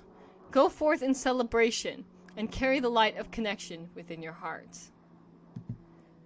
We will now move into our coffee hour, and I will turn off the recording. Good evening and welcome to Sun Middle Temple. We are so happy you've joined us. My name is Alba and I use she, her pronouns. This is our second March observance and I'm so happy you are here. As always, this service is recorded and will be posted on our YouTube channel. I'll remind you that I will be gone for most of June and will schedule or pre-post anything for the month of June. I'll also remind you that we are taking the month of April off, but we will be back in May with our regularly scheduled content. So we will open today with our opening words, which will appear on the slide behind you at home. Please read along or listen as I read the words aloud. We welcome you into the light of the gods and light this flame in celebration. May its brightness symbolize our connection to the gods and the natural world. May you join us in this community of faith, cherishing love and with open hearts. So our theme for this month is new beginnings, and our readings today, we have quite a few, but some of them are shorter, are Celtic folklore, Welsh version, An Apple Story by John Rhys, Kalevala, please excuse my butchered pronunciation, Googled helped not at all, translated by John Martin Crawford, Beowulf, translated by Leslie Hall, Gilgamesh by Morris Jastrow Jr. and Albert T. Clay, and the Egyptian Book of the Dead, Hordedef's Tale, translated by Epiphius Wilson. So we'll open today with An Apple Story. One day, the farmer, riding by the lake, took his horse into the water to drink, and whilst looking straight down over his horse's ears into the smooth surface, he became aware of a most lovely face just beneath the tide, looking up archly at him. Quite bewildered, he earnestly beckoned, and by degrees the head and shoulders which belonged to the face emerged from the water. Overcome with emotion and nearly maddened by the blaze of beauty so suddenly put before him, he leaped from his horse and rushed wildly into the lake to try to clasp the lovely vision to his heart. As this was a clear case of love at first sight, the poor young man was not, of course, answerable for his actions, but the vision had vanished beneath the waves, to instantly reappear, however, a yard or two off, with the most provoking of smiles, and holding out her beautiful white hands towards her admirer, but slipping off into deep water the moment he approached. For many days the young farmer frequented the lake, but without seeing the beautiful naiad, until one day he sat down by the margin hoping that she would appear, and yet dreading her appearance, for this latter to him simply meant loss of all peace. Yet he rushed on his fate, like the lovesick shepherd in the old Italian romance, who watched the sleeping beauty, yet dreaded her awakening. Io perderò la pace quando si svegliera. The young man had brought the remains of his frugal dinner with him, and was munching quietly, by way of dessert, an apple of rare and delicious quality from a tree which grew upon a neighboring estate. Suddenly the lady appeared in all her rare beauty, almost close to him, and begged him to throw her one of his apples. This was altogether too much, and he replied by holding out the tempting morsel, exhibiting its beautiful red and green sides, saying that if she really wanted it, she must fetch it herself. Upon this she came up quite close, and as she took the apple from his left hand, he dexterously seized tight hold of her with his right, and held her fast. She, however, nothing daunted, bawled lustily at the top of her voice for help, and made such an outrageous noise that at length a most respectable-looking old gentleman appeared suddenly out of the midst of the lake. He had a superb white beard, and was simply and classically attired, merely in a single wreath of beautiful water lilies wound round his loins, which was possibly his summer costume, the weather being hot. He politely requested to know what was the matter, and what the young farmer wanted with his daughter. The case was thereupon explained, but not without the usual amount of nervous trepidation which usually happens to lovesick swains when called into the awful presence of Papa to explain their intentions. After a long parley, the lady at length agreed to become the young man's wife on 2 conditions, which he was to solemnly promise to keep. These conditions were that he was never to strike her with steel or clay, conditions to which the young man very readily assented. As these were primitive days when people were happy and honest, there were no lawyers to encumber the holy estate with lengthy settlements and to fill their own pockets with heavy fees. Matters were soon therefore settled, and the lady married the young farmer on the spot by the very respectable old lake deity, her papa. The story goes on to say that the union was followed by 2 sons and 2 daughters. The eldest son became a great physician, and all his descendants after him were celebrated for their proficiency in the noble healing art. The second son was a mighty craftsman in all works appertaining to the manufacture and use of iron and metals. Indeed, it had been hinted that his coracle of bull's hide having become old and unsafe, he conceived the brilliant idea of making one of thin iron. This he actually accomplished, and to the intense amazement of the wondering populace, he constantly used it for fishing or other purposes on the lake, where he paddled about in perfect security. This important fact ought to be more generally known, as it gives him a fair claim to the introduction of iron shipbuilding, passe the shades of Buford and Brunel. Of the 2 daughters, one is said to have invented the small 10-string harp, the other the spinning wheel. Thus were introduced the arts of medicine manufacture, music, and woolen work. So our next story is from the Kalevala, translated by John Martin Crawford. And please excuse any of my pronunciations. While I did research them, I cannot vouch for my research as it was not super helpful. So I will do my best, but I will not get everything perfect. So, thus created were the islands. Rocks were fastened in the ocean, pillars of the sky were planted, fields and forests were created, checkered stones of many colors, gleaming in the silver sunlight. All the rocks stood well established. But the singer Wainamoinen had not yet beheld the sunshine, had not yet seen the golden moonlight, still remaining undelivered. Wainamoinen, old and trusty, lingering within his dungeon 30 summers altogether, and of winters also 30, peaceful on the waste of waters, on the broad sea's yielding bosom, well reflected, long considered, how unborn to live and flourish, in the spaces wrapped in darkness, in uncomfortable limits, where he had not seen the moonlight, had not seen the silver sunshine. Thereupon these words he uttered. Let himself be heard in this wise. Take, O moon, I pray thee, take me. Take me thou, O sun, above me.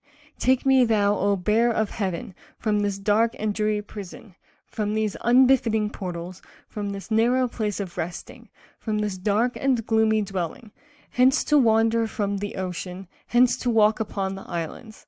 On the dry land walk and wander, like an ancient hero wander, walk in open air and breathe it.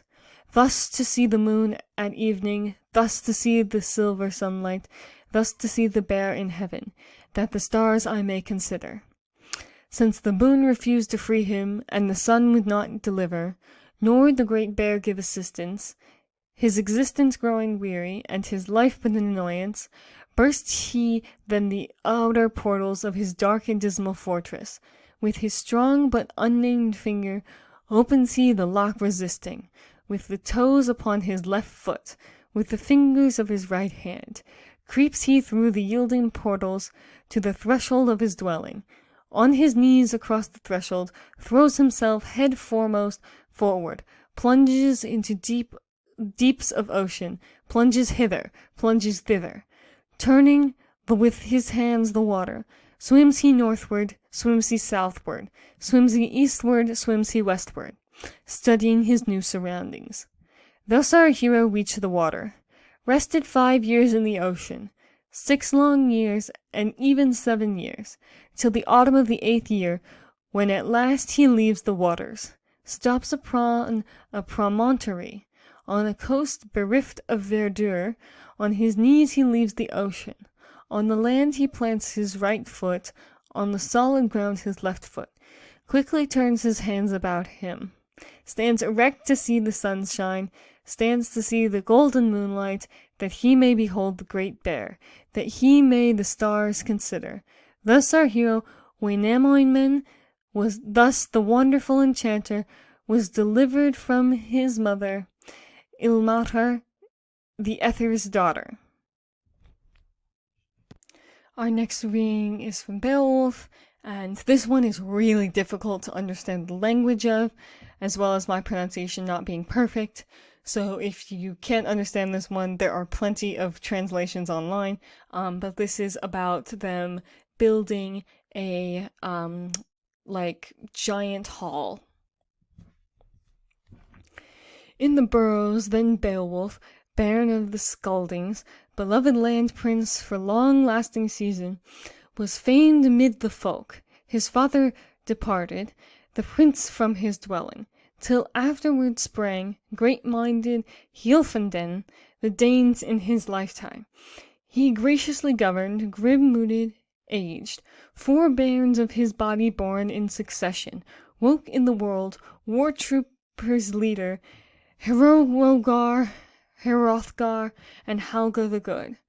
Heard I that Elan was Ungetheno's consort, the well-beloved bedmate of the war skyflame leader.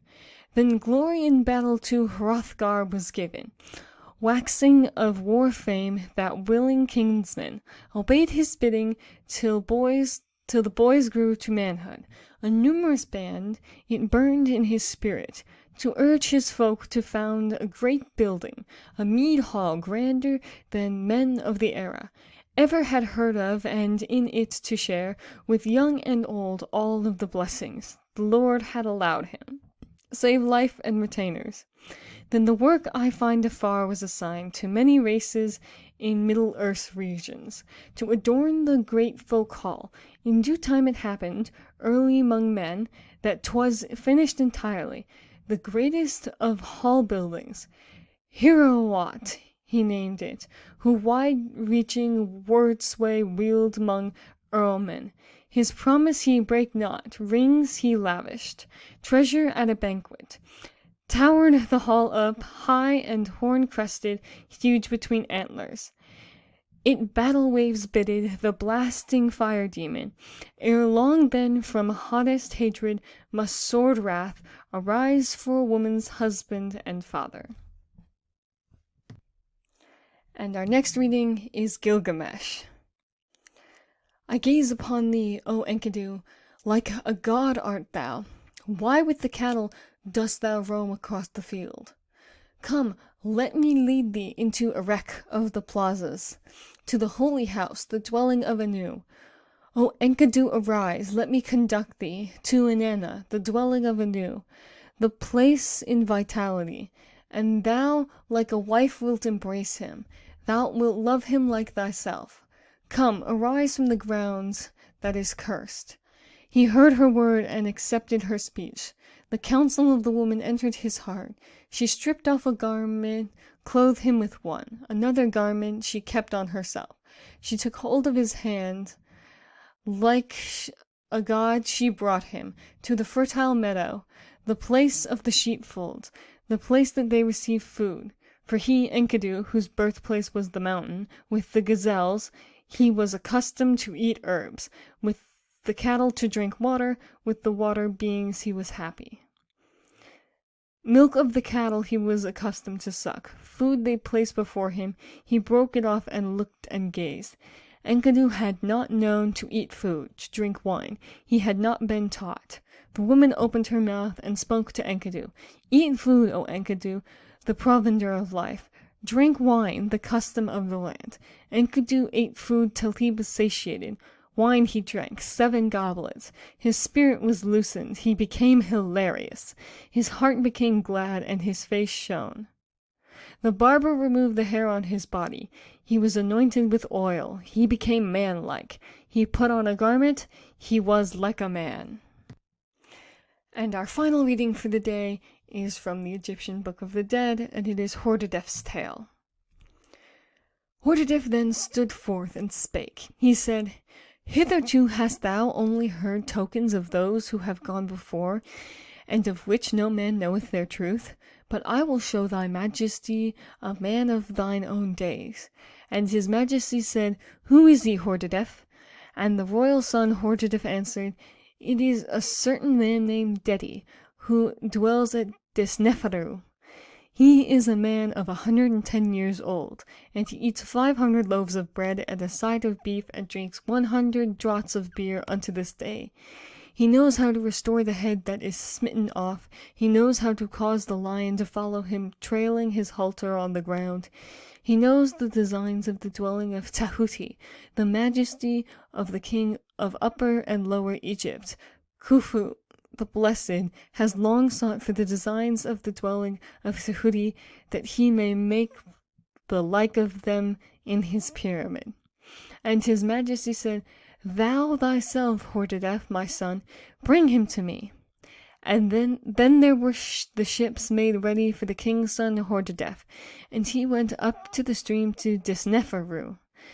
And when the ships had moored at the haven, he landed, and sat him a leader of ebony, the poles of which were of cedar wood overlaid with gold. Now when he drew near to Dedi, they set down the litter, and he arose to greet Dedi, and found him lying on a palm-thick couch at the door of his house. One servant held his head and rubbed him, and another rubbed his feet. And the king's son Hordadef said, "Thy state is that of one who lives to good old age. For old age is the end of our voyage, the time of embalming, the time of burial. Lie then in the sun, free of infirmities, without the babble of dotage. This is the salutation to worthy age. I come from far to call thee, with a message from my father, Khufu, the blessed, for thou shalt eat of the best which the king gives, and of the food which those have whom followed after him, that he may bring thee in good estate to thy fathers who are in the tomb." All of these stories involve a variety of new beginnings, and most of them people have the courage to change their life. Some have the courage to face death, to join society, to leave where they are known, or to create community. But all are practicing courage and choosing to step outside of their comfort zone into an unfamiliar place.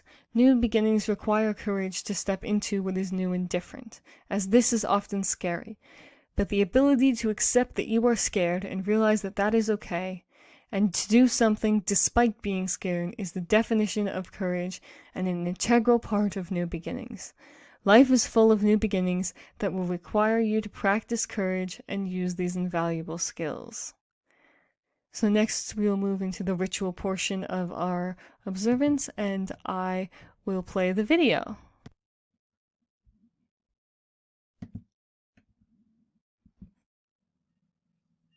We leave this offering for our gods to symbolize our connection and devotion. We gift this rock to symbolize the stability of the gods in our world. We gift this water to accept the flow of our lives.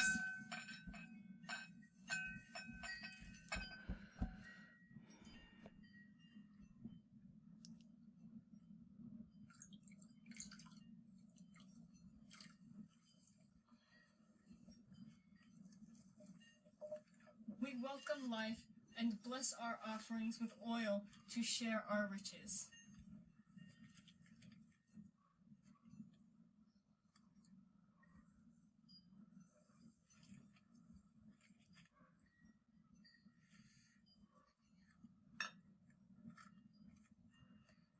We embrace our connection to each other and the world and celebrate our revival.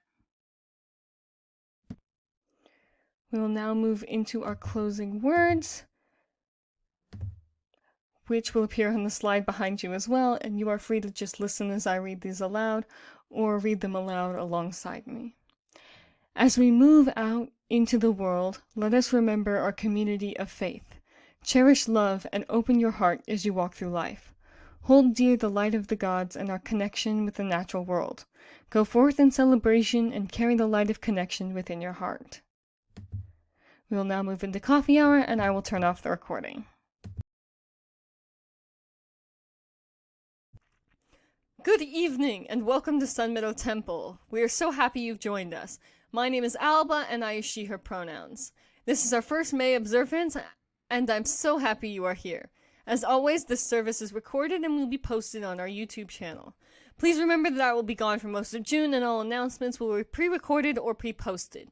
I will be available for sudden severe emergencies, but please keep in mind I might be unable to reply immediately to any requests. I will also be on my previous laptop, which is not as fast as this one, but I should be able to fix everything that comes up. We'll open today with our opening words, which will appear on the slide behind you.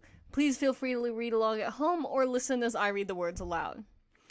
We welcome you into the light of the gods and light this flame in celebration. May its brightness symbolize our connection to the gods and the natural world.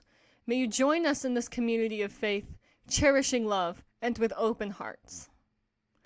So our theme for this month is war, as seems fitting for the holidays and state of the world, although I picked it months ago. Our readings today are Book 6 of the Iliad by Homer, translated by Samuel Butler, De Officiis by Cicero, translated by Walter Miller, and Beowulf translated by Leslie Hall. We begin with Book 6 of the Iliad.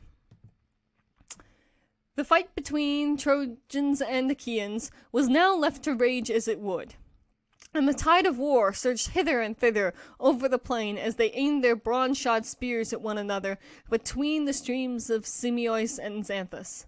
First Ajax, son of Telamon, tower of strength to the Achaeans, broke a phalanx of the Trojans and came to the assistance of his comrades by killing Acamas, son of Eusorus, the best man among the Thracians, being both brave and of great stature.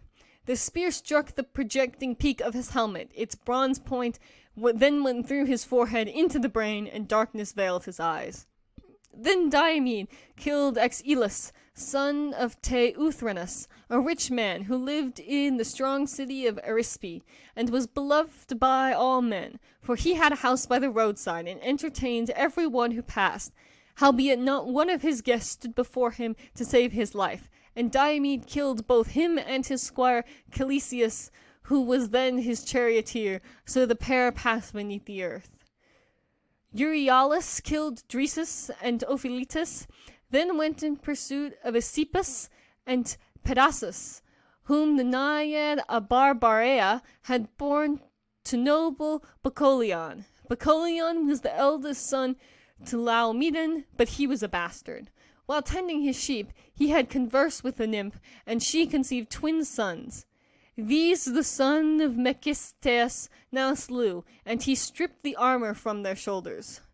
Polypoetus then killed Astyalus, Ulysses Pidatus of Pericote, and Teucer Aretaon. Ablerus fell by the spear of Nestor's son Antilochus, and Agamemnon, king of men, killed Elatus, who dwelt in Pedasus, by the banks of the river Satnioesis. Latus killed Phylacus as he was flying, and Euryphilus slew Menlanthus. And then Menelaus, of the loud war cry, took Adrestus alive, for his horses ran into a tamarisk bush as they were flying wildly over the plain, and broke the pole from the car. They went on towards the city, along with the others in full flight. But Adrestus rolled out, and fell in the dust flat on his face by the wheel of his chariot. Menelaus came up to him, spear in hand, but Adrestus caught him by the knees, begging for his life. "Take me alive," he cried, "son of Atreus, and you shall have a full ransom for me. My father is rich and has much treasure of gold, bronze, and wrought iron laid by in his house. From this store he will give you a large ransom, should he hear of my being alive and at the ships of the Achaeans." Thus he did plead, and Menelaus was for yielding, and giving him to a squire to take to the ships of the Achaeans. But Agamemnon came running to him and rebuked him. "My good Menelaus," he said, "this is no time for giving quarter. Has then your house fared so well at the hands of the Trojans? Let us not spare a single one of them, not even the child unborn and in its mother's womb. Let not a man of them be left alive, but let all in Ilus perish, unheeded and forgotten." Thus he did speak, and his brother was persuaded by him, for his words were just. Menelaus therefore thrust Adrestus from him, whereupon King Agamemnon struck him in the flank, and he fell. Then the son of Atreus planted his foot upon his breast to draw his spear from the body. Meanwhile Nestor shouted to the Argives, saying, "My friends, Dananan, warriors, servants of Mars, let no man lag, that he may spoil the dead, and bring back much booty to the ships. Let us kill as many as we can. The bodies will lie upon the plain, and you can despoil them later at your leisure. Okay, so we will then move into Beowulf, which, while I speak enough ancient Greek to get those names, I will not be able to get the names on this one. I have Googled pronunciations, but I will probably not be 100% accurate, so please forgive any of my pronunciations. He seeks then his chamber, singeth a woe song. One for the other, all too extensive, seem homesteads and plains. So the helm of the wetters, mindful of Heribald, heart sorrowed carried, stirred with emotion, no wise was able to wreak his ruin on the ruthless destroyer. He was unable to follow the warrior with hatred, with deeds that were direful, though dear he not held him. Then pressed by the pang this pain occasioned him, he gave up glee, godlike elected. He left to his sons, as the man that is rich does, his land and fortress when from life he departed. Then was crime and hostility twixt Swedes and Geatmen. O'er wide-stretching water warring was mutual, burdensome hatred.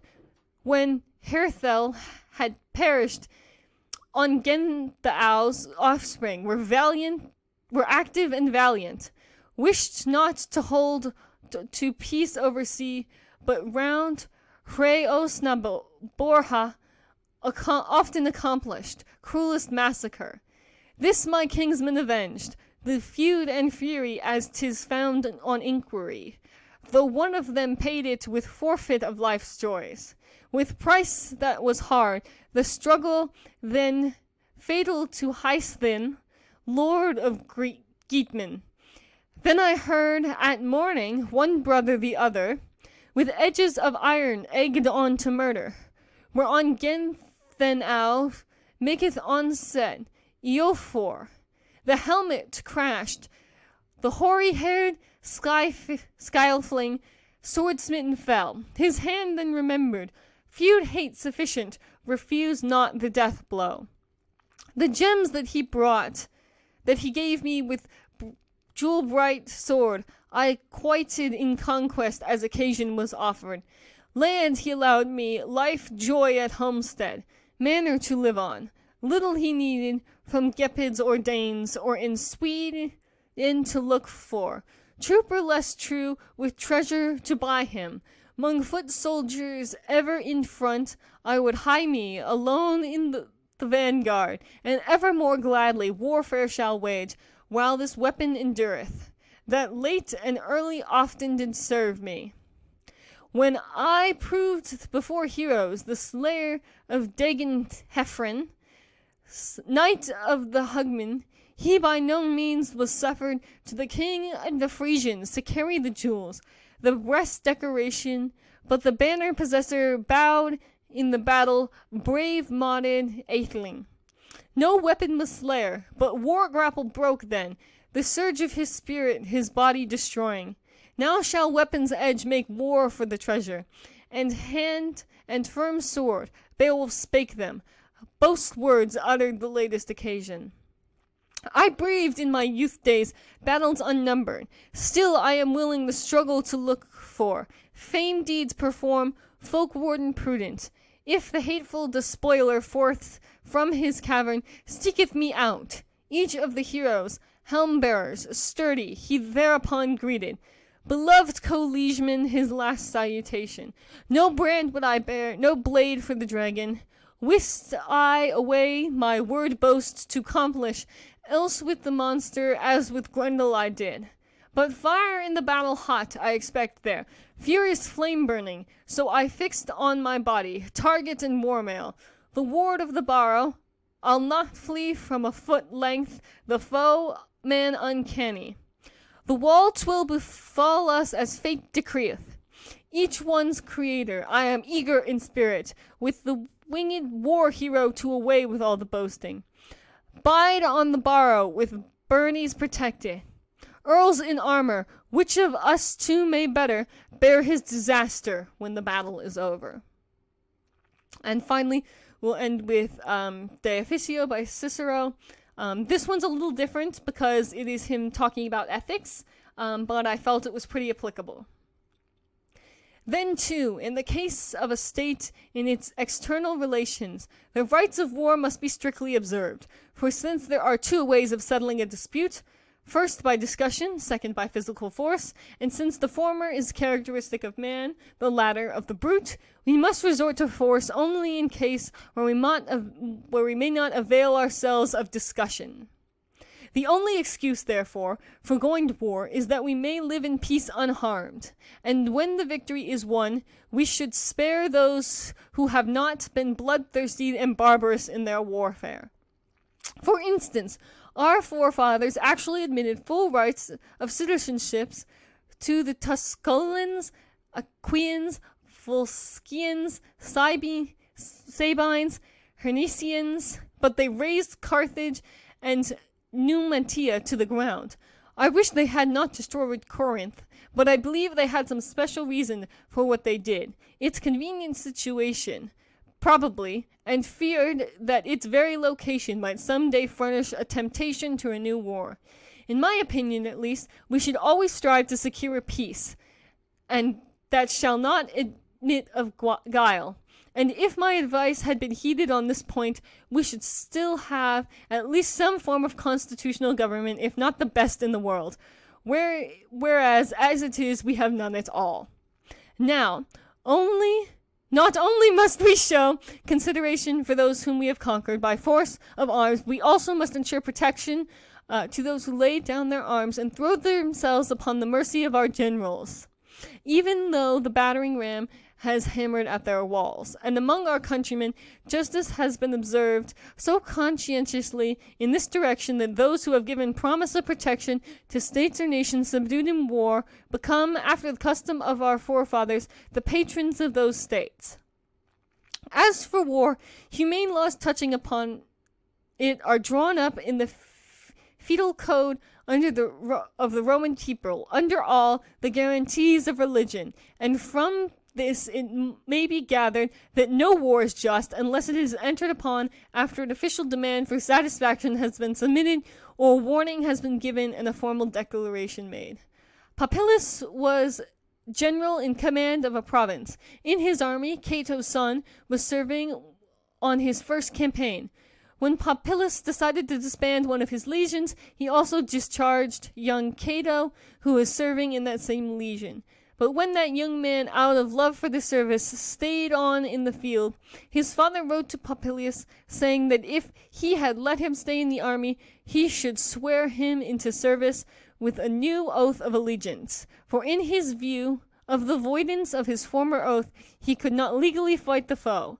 So extremely scrupulous was the observance of laws in regard to the conduct of war. There is extant, too, a letter of the elder Marcus Cato to his son Marcus, in which he writes that he has heard that the youth has been discharged by the consul when he was serving in Macedonia in the war with Perseus.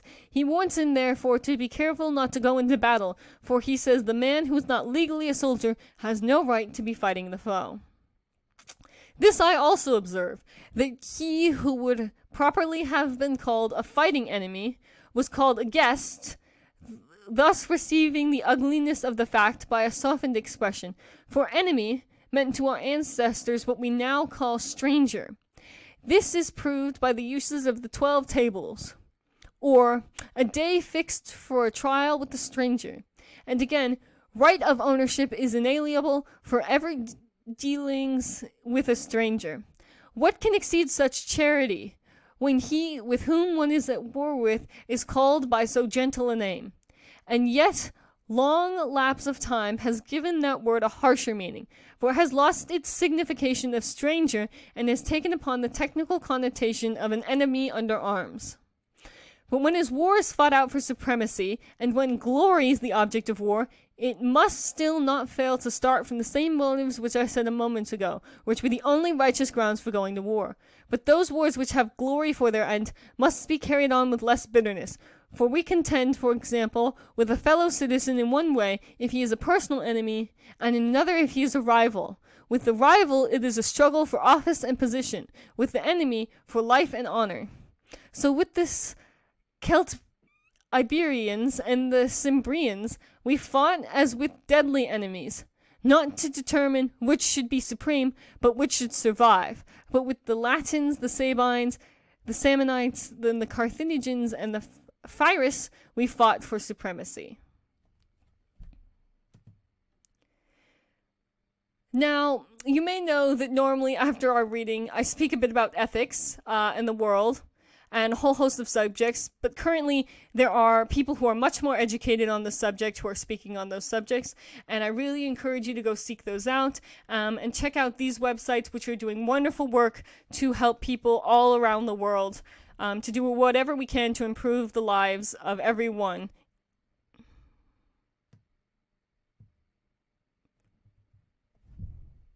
We will now play our sacrifice video.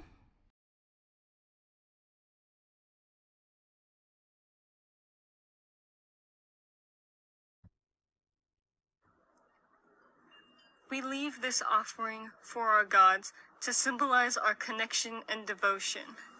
We gift this rock to symbolize the stability of the gods in our world. We gift this water to accept the flow of our lives.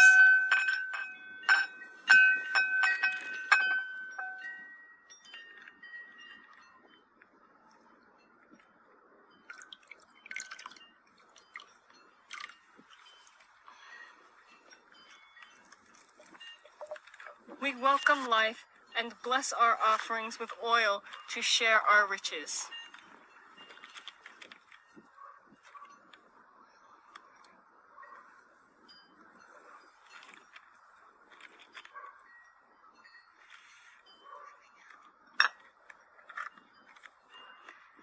We embrace our connection to each other and the world and celebrate our revival.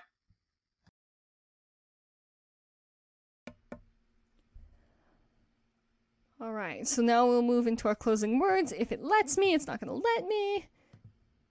Okay. As we move out into the world, let us remember our community of faith. Cherish love and open your heart as you walk through life. Hold dear the light of the gods and our connection with the natural world. Go forth in celebration and carry the light of connection within your heart. Oh, and also, may the 4th be with you!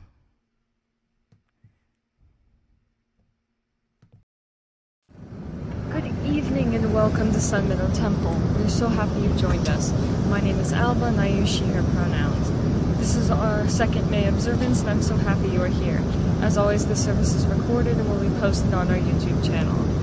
Please remember that I will be gone for most of June and all announcements will be pre-recorded or pre-posted. Unfortunately, this observance had to be recorded on the plane, so there might be some background interference. I'll be available for sudden severe emergencies, but please keep in mind I might be unable to reply to any immediate requests. I will also be on my previous laptop, which is not as fast as the new one, but I should still be able to fix anything. We will open today with our opening words, which will appear on the slide behind you. Please read along and hum, or listen as I read the words aloud. We welcome you into the light of the gods and light this flame in celebration. May its brightness symbolize our connection to the gods and the natural world. May you join us in this community of faith, cherishing love and with open hearts. So our theme this month is war. As previously mentioned, for many reasons it seemed fitting.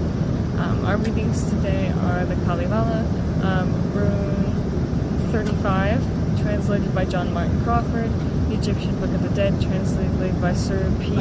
Lepage-Renouf and Professor E. Naville, and Irish Fairy Tales, Chapter 6 by James Stephens. So we'll begin with the Kalevala. Kullerwoinen, wicked wizard, in his purple-colored stockings, now prepares himself for battle. Grinds a long time on his broadsword, sharpens well his trusty weapon, and his mother speaks as follows. Do not go, my son beloved. Go not to the wars, my hero. Struggle not with hostile spearsmen. Whoso goes to war for nothing, undertakes a fearful combat, undertakes a fatal issue. Those that war without a reason will be slaughtered for their folly. Easy prey to bows and arrows. Go thou with a goat to battle. Shouldest thou go to fight the roebuck, 'tis the goat that will be vanquished, and the roebuck will be slaughtered. With the frog thou'lt journey homeward, victor, but with little honor. These the words of Kullerwoinen. Shall not journey through the marshes, shall not sink upon the heather. On the homeland of the raven, where the eagles scream at daybreak, when I yield my life forever, bravely will I fall in battle, fall upon the field of glory, beautiful to die in armor, and the clanging clash of armies, beautiful to strive for conquest. Thus Kullervosun will hasten to the kingdom of Twainu, the realm of the departed, undeformed by wasting sickness. This is the answer of the mother. If thou diest in conflict, who will stay to guard thy father? Who will give thy sire protection? These the words of Kullerwoinen. Let him die upon the courtyard, sleeping out his life of sorrow. Who then will protect thy mother, be her shield in times of danger? Let her die within the stable or the cabin where she lingers. Who then will defend thy brother, give him aid in times of trouble? Let him sleep in the forest. Let him die within the forest, sleep his life away unheeded. Who will comfort then thy sister, who will aid in her affliction? Let her sink beneath the waters, perish in the crystal fountain, where the brook flows on in beauty, like a silver serpent winding through the valley to the ocean. Thereupon the wild Kullervo hastens from his home to battle. His father speaks departing. Fare thou well, my aged father. Wilt thou weep for me, thy hero? When thou hearest I have perished, fallen from thy tribe forever, perished on the field of glory. Thus the father speaks in answer. I shall never mourn the downfall of my evil son Kullervo. Shall not weep when thou hast perished. Shall beget a second hero that will do me better service, that will think and act in wisdom. The second reading today is from the Egyptian Book of the Dead, and this is a prayer. O Horus, come thou to Tatu, make clear to me the paths, and help me to make the round of my dwelling places.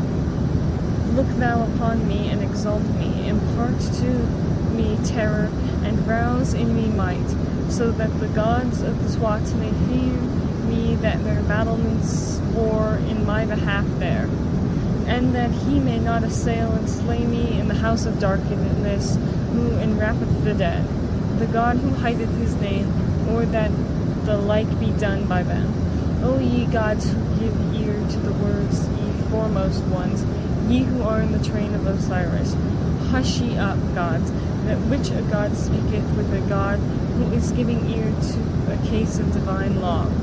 And that which I have said to him, say thou, Osiris, grant to me that charge of existence which hath issued from thy mouth on my behalf, that I may see thine own attributes and survey thy powers. Grant that I may come forth and have the mastery of my 2 feet, and that I may be there like the inviolate one on high, that the gods of the Twat may fear me, and their battlements war on my behalf.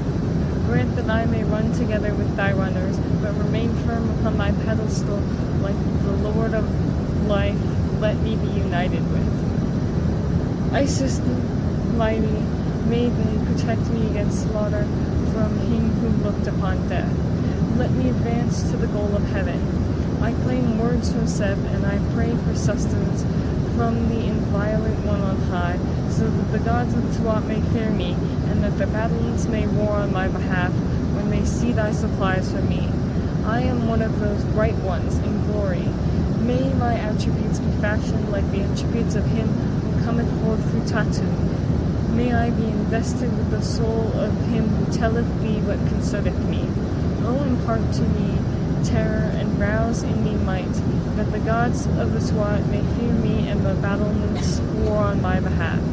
I am the bright one in glory, who Tmu himself hath called into being, and my origin is of the apple of his eye, who hath made and glorified and honored those who are to be with him. For he is unique in heaven, whom they extol as he cometh forth from the horizon, and the gods and glorified ones who are with him fear him. I am one of the worms which the eye of the Lord of oneness hath brought into being. And then our next one is Irish Fairy Tales, Chapter 6.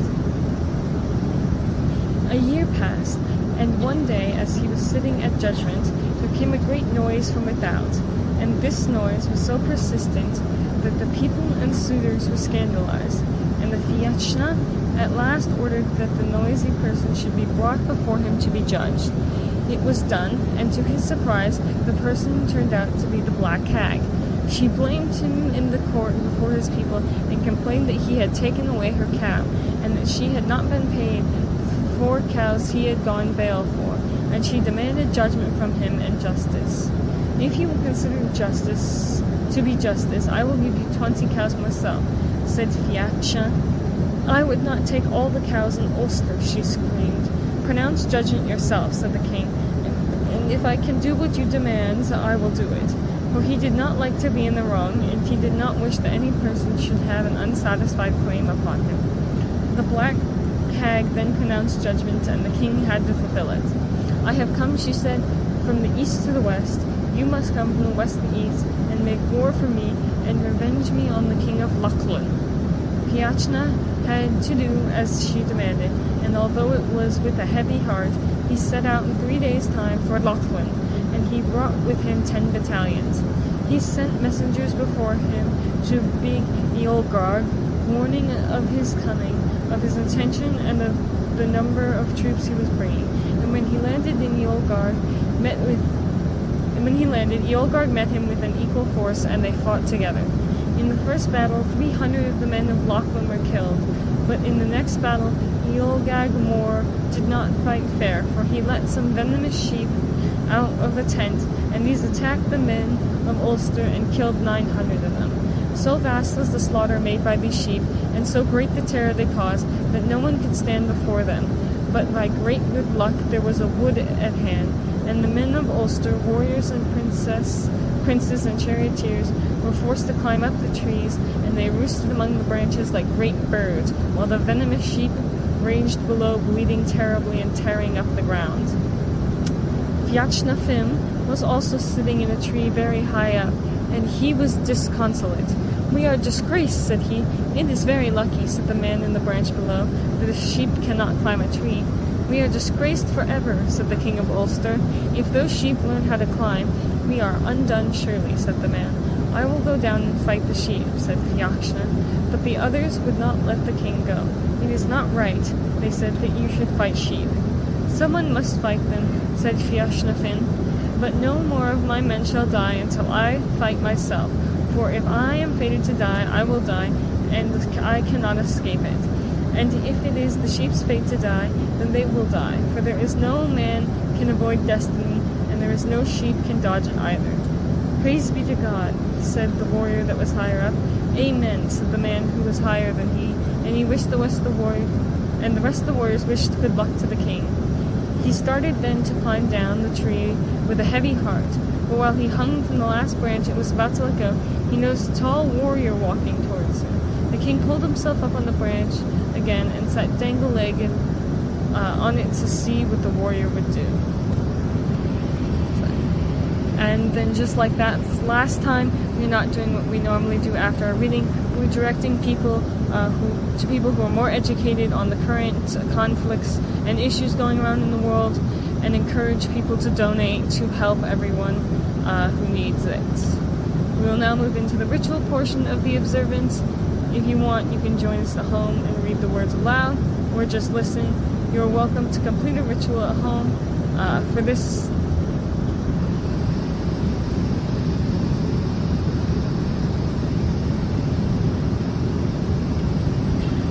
we leave this offering for our gods to symbolize our connection and devotion. We gift this rock to symbolize the stability of the gods in our world. We gift this water to accept the flow of our lives.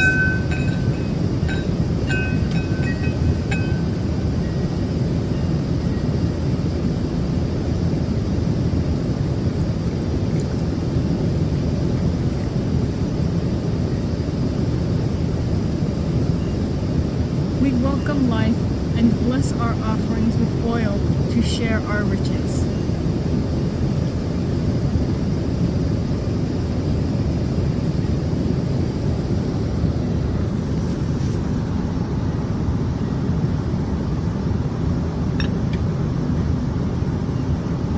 We embrace our connection to each other and the world and celebrate our revival.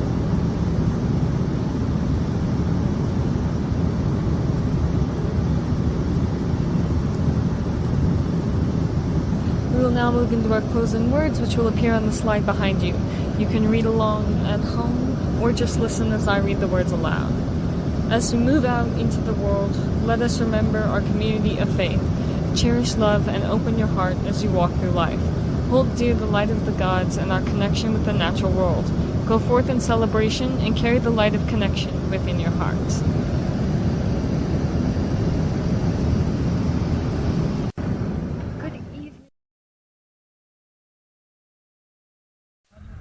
Good evening and welcome to Sun Middle Temple. We are so happy you've joined us. My name is Alba and I use she, her pronouns. This is our first June observance and I'm so happy that you are here. As always, the service will be recorded and posted on our YouTube channel. Please note, I am currently out of the country and recording this on a tour bus. So happy Pride Month and Summer Solstice. Please remember our ongoing art contest, movie night vote, and Summer Solstice video. We would love your participation. Keep in mind I am gone for the entire month except for the very last observance, so everything is pre-recorded and pre-posted. We are looking to restart committees and give them their assigned tasks, and I would love to have as many people contribute to this. Next month we'll be doing our mid-year survey, so please think about any ideas or things you want to tell me. I am being truly honest that I want and love your feedback, so please give me your honest opinion. We'll open today with our opening words, which will appear on the slide behind you. Please read along at home. We welcome you into the light of the gods and light this flame in celebration. May its brightness symbolize our connection to the gods and the natural world. May you join us in this community of faith, cherishing love and with open hearts.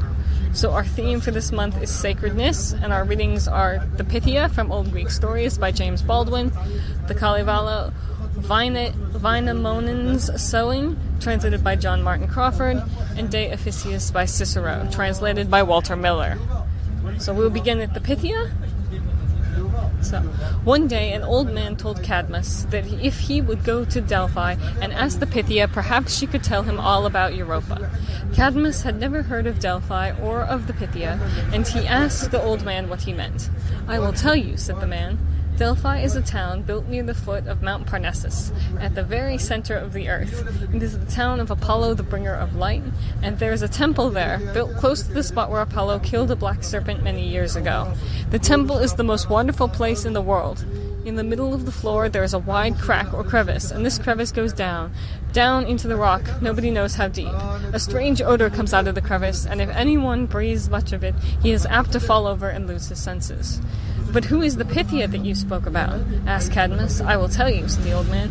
"The Pythia is a wise woman who lives in the temple. When anybody asks her a hard question, she takes a three-legged stool called a tripod and sets it over the crevice in the floor. And she sits on the stool and breathes the strange odor. Instead of losing her senses as other people would do, she talks with Apollo, and Apollo tells her how to answer the question. Men from all parts of the world go there to ask about things which they would like to know. The temple is full of the beautiful and costly gifts which they have brought the Pythia. Sometimes she answers them plainly, and sometimes she answers them in riddles, but what she says always comes true." So Cadmus went to Delphi to ask the Pythia about his lost sister. The wise woman was very kind to him, and when he had given her a beautiful golden cup to pay her for her trouble, she sat down on the tripod and breathed the strange odor which came up the crevice in the rock.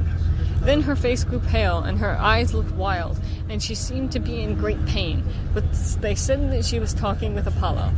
Cadmus asked her to tell him what had become of Europa.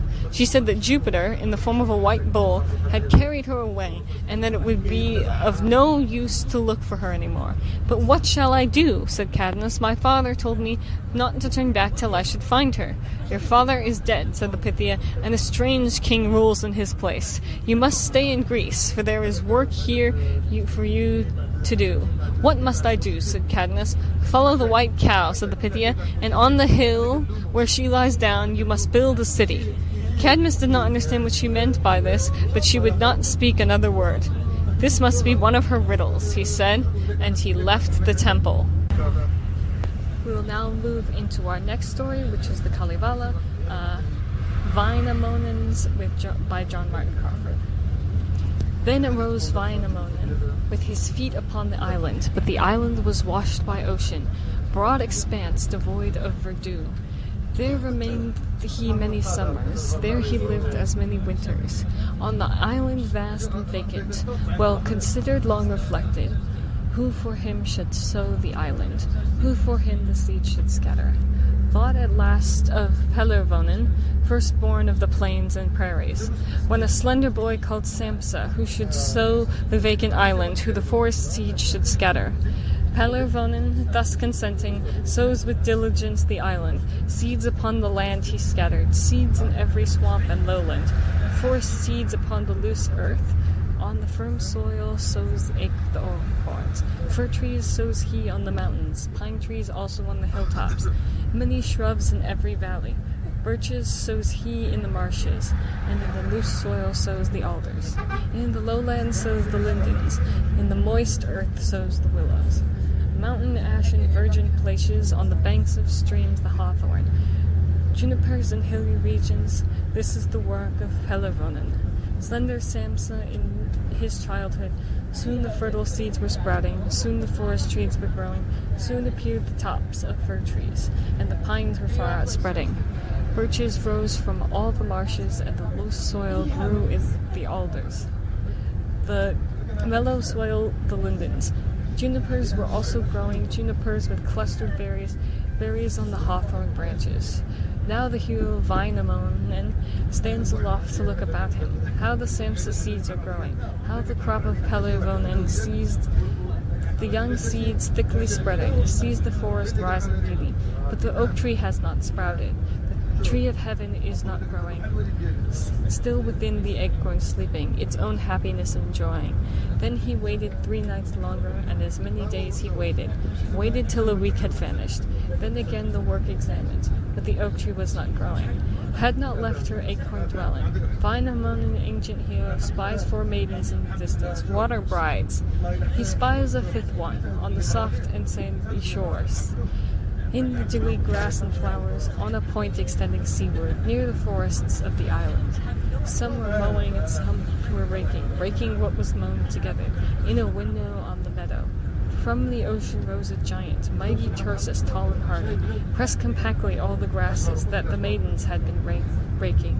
When a fire within them kindles, and the flames shot up to heaven, till the wind rose burned to ashes, only ashes now remain, of the grasses raked together, in the ashes of the windrows.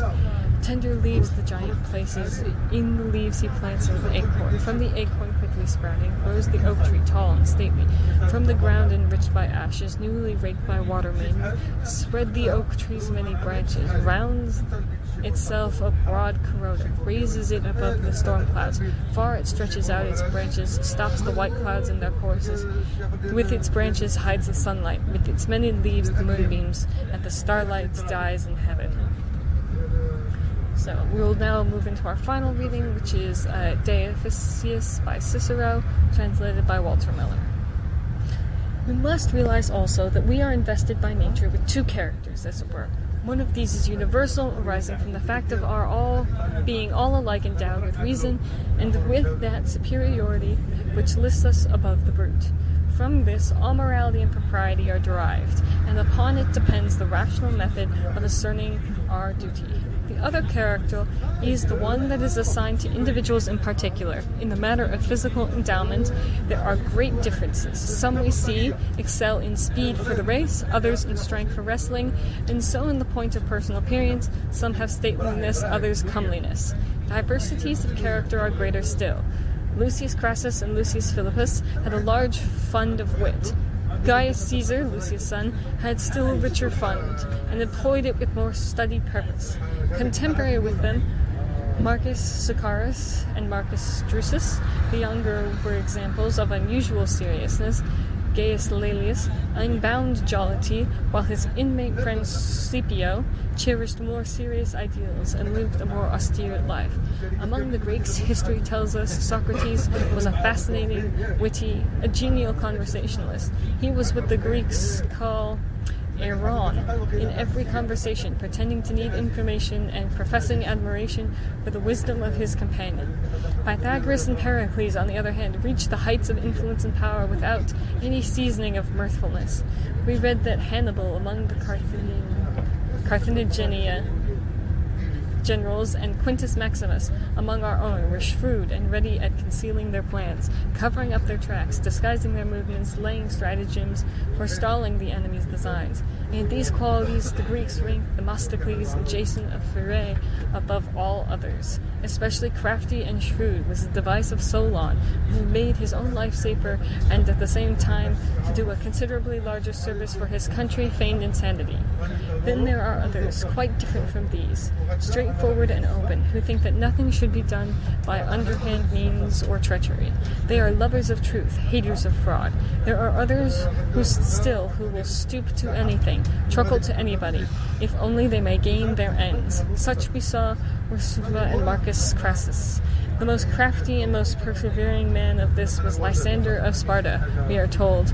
Of the opposite type was Callicratidas, who succeeded Lysander as admiral of the fleet. So we find that another, no matter how eminent may he be, will condescend in social intercourse to make himself appear but a very ordinary person. Such graciousness of manner we have seen in the case of Catullus, both father and son, and also Quintus Macius of Mancia. I have heard that my elders that Publius Scipio Narcissa was another master of this art, but his father, on the other hand, the man who punished Tiberius Gracchus for his nefarious undertakings, has no such gracious manner in social intercourse, and because of that fact he rose to greatness and fame. Countless other dissimilarities exist in features and characters, and they are not in the least to be criticized. So, as our theme is sacredness, I have to ask you the question of what is sacredness? What do you consider to be sacred? So, most pagan traditions identified specific spots in nature where the gods shine through, or specific actions in trees, and a whole variety of other things as sacred. For today, I simply want you to think about what is sacred to you. These can be sacred in either a religious or secular manner, such as, some ritual that you do every day that makes you feel good. But anything can be counted. We'll now move into the ritual part of the observance, and I will play the video in the background behind us. You're welcome to complete a ritual at home, or just watch and listen as I do it as well. We leave this offering for our gods to symbolize our connection and devotion. We gift this rock to symbolize the stability of the gods in our world.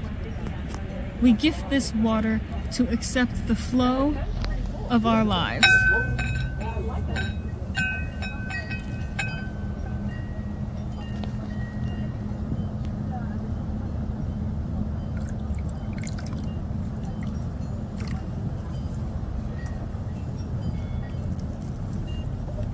We welcome life and bless our offerings with oil to share our riches.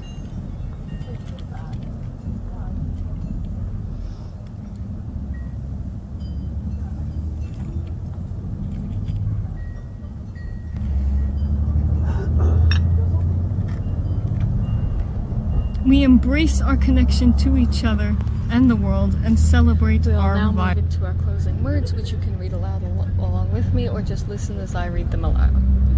As we move out into the world, let us remember our community of faith. Cherish love and open your heart as you walk through life.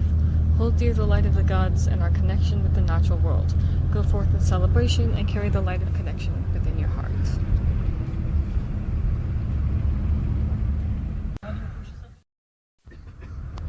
Good evening and welcome to Sun Middle Temple. I'm so happy that you have joined us. My name is Alba and I use she, her pronouns. This is our second June observance, and as always, I'm so happy that you are here. As always, this service is recorded and will be posted on our YouTube channel. As you may know, I am still in Morocco and other countries, so this will be pre-recorded and pre-posted. So, I'm also recording this on a bus, so please be aware that there may be some background noise. So our first thing we have to say is Happy Pride Month and Summer Solstice. Please remember our ongoing art contest, movie night, vote, Summer Solstice video. We would love your participation. Keep in mind that I am gone for the entire month, so everything is pre-recorded and pre-posted except for the final observance. We are looking to restart committees and give them their assigned tasks, and I would love to have as many people contribute to this. Next month, we will be doing a mid-year survey, so please think about any ideas or things you want to tell me. I'm being truly honest, that I want and love your feedback, so please give me your honest opinion. The surveys will be anonymous as always. We will open today with our opening words, which will appear on the slide behind you. Feel free to listen aloud as I read the words or read them along at home.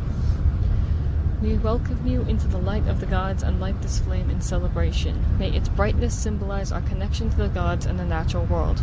May you join us in this community of faith, cherishing love and with open hearts. Our theme this month is sacredness, and our readings today are Works and Days by Hesiod, translated by Charles Abraham Outland, De Officiis by Cicero, again, translated by Walter Miller, and the Egyptian Book of the Dead, translated by Sir Lee Page Renault and Professor E. Navo. So we begin with Hesiod's Works and Days. O son of Dios, labor evermore. That hunger turn abhorrent from thy door, that Ceres blessed with spiky garland crowned, greet thee with love and bid thy bonds abound.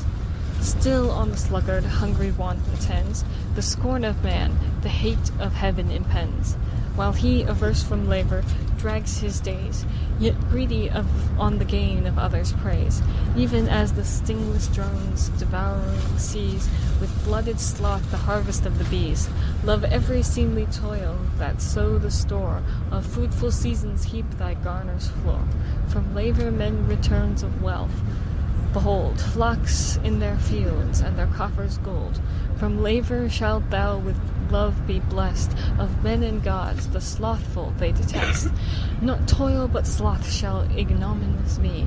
Toil and the slothful man shall envy thee, shall view thy growing wealth with altered sense, for glory, virtue, walk with opulence.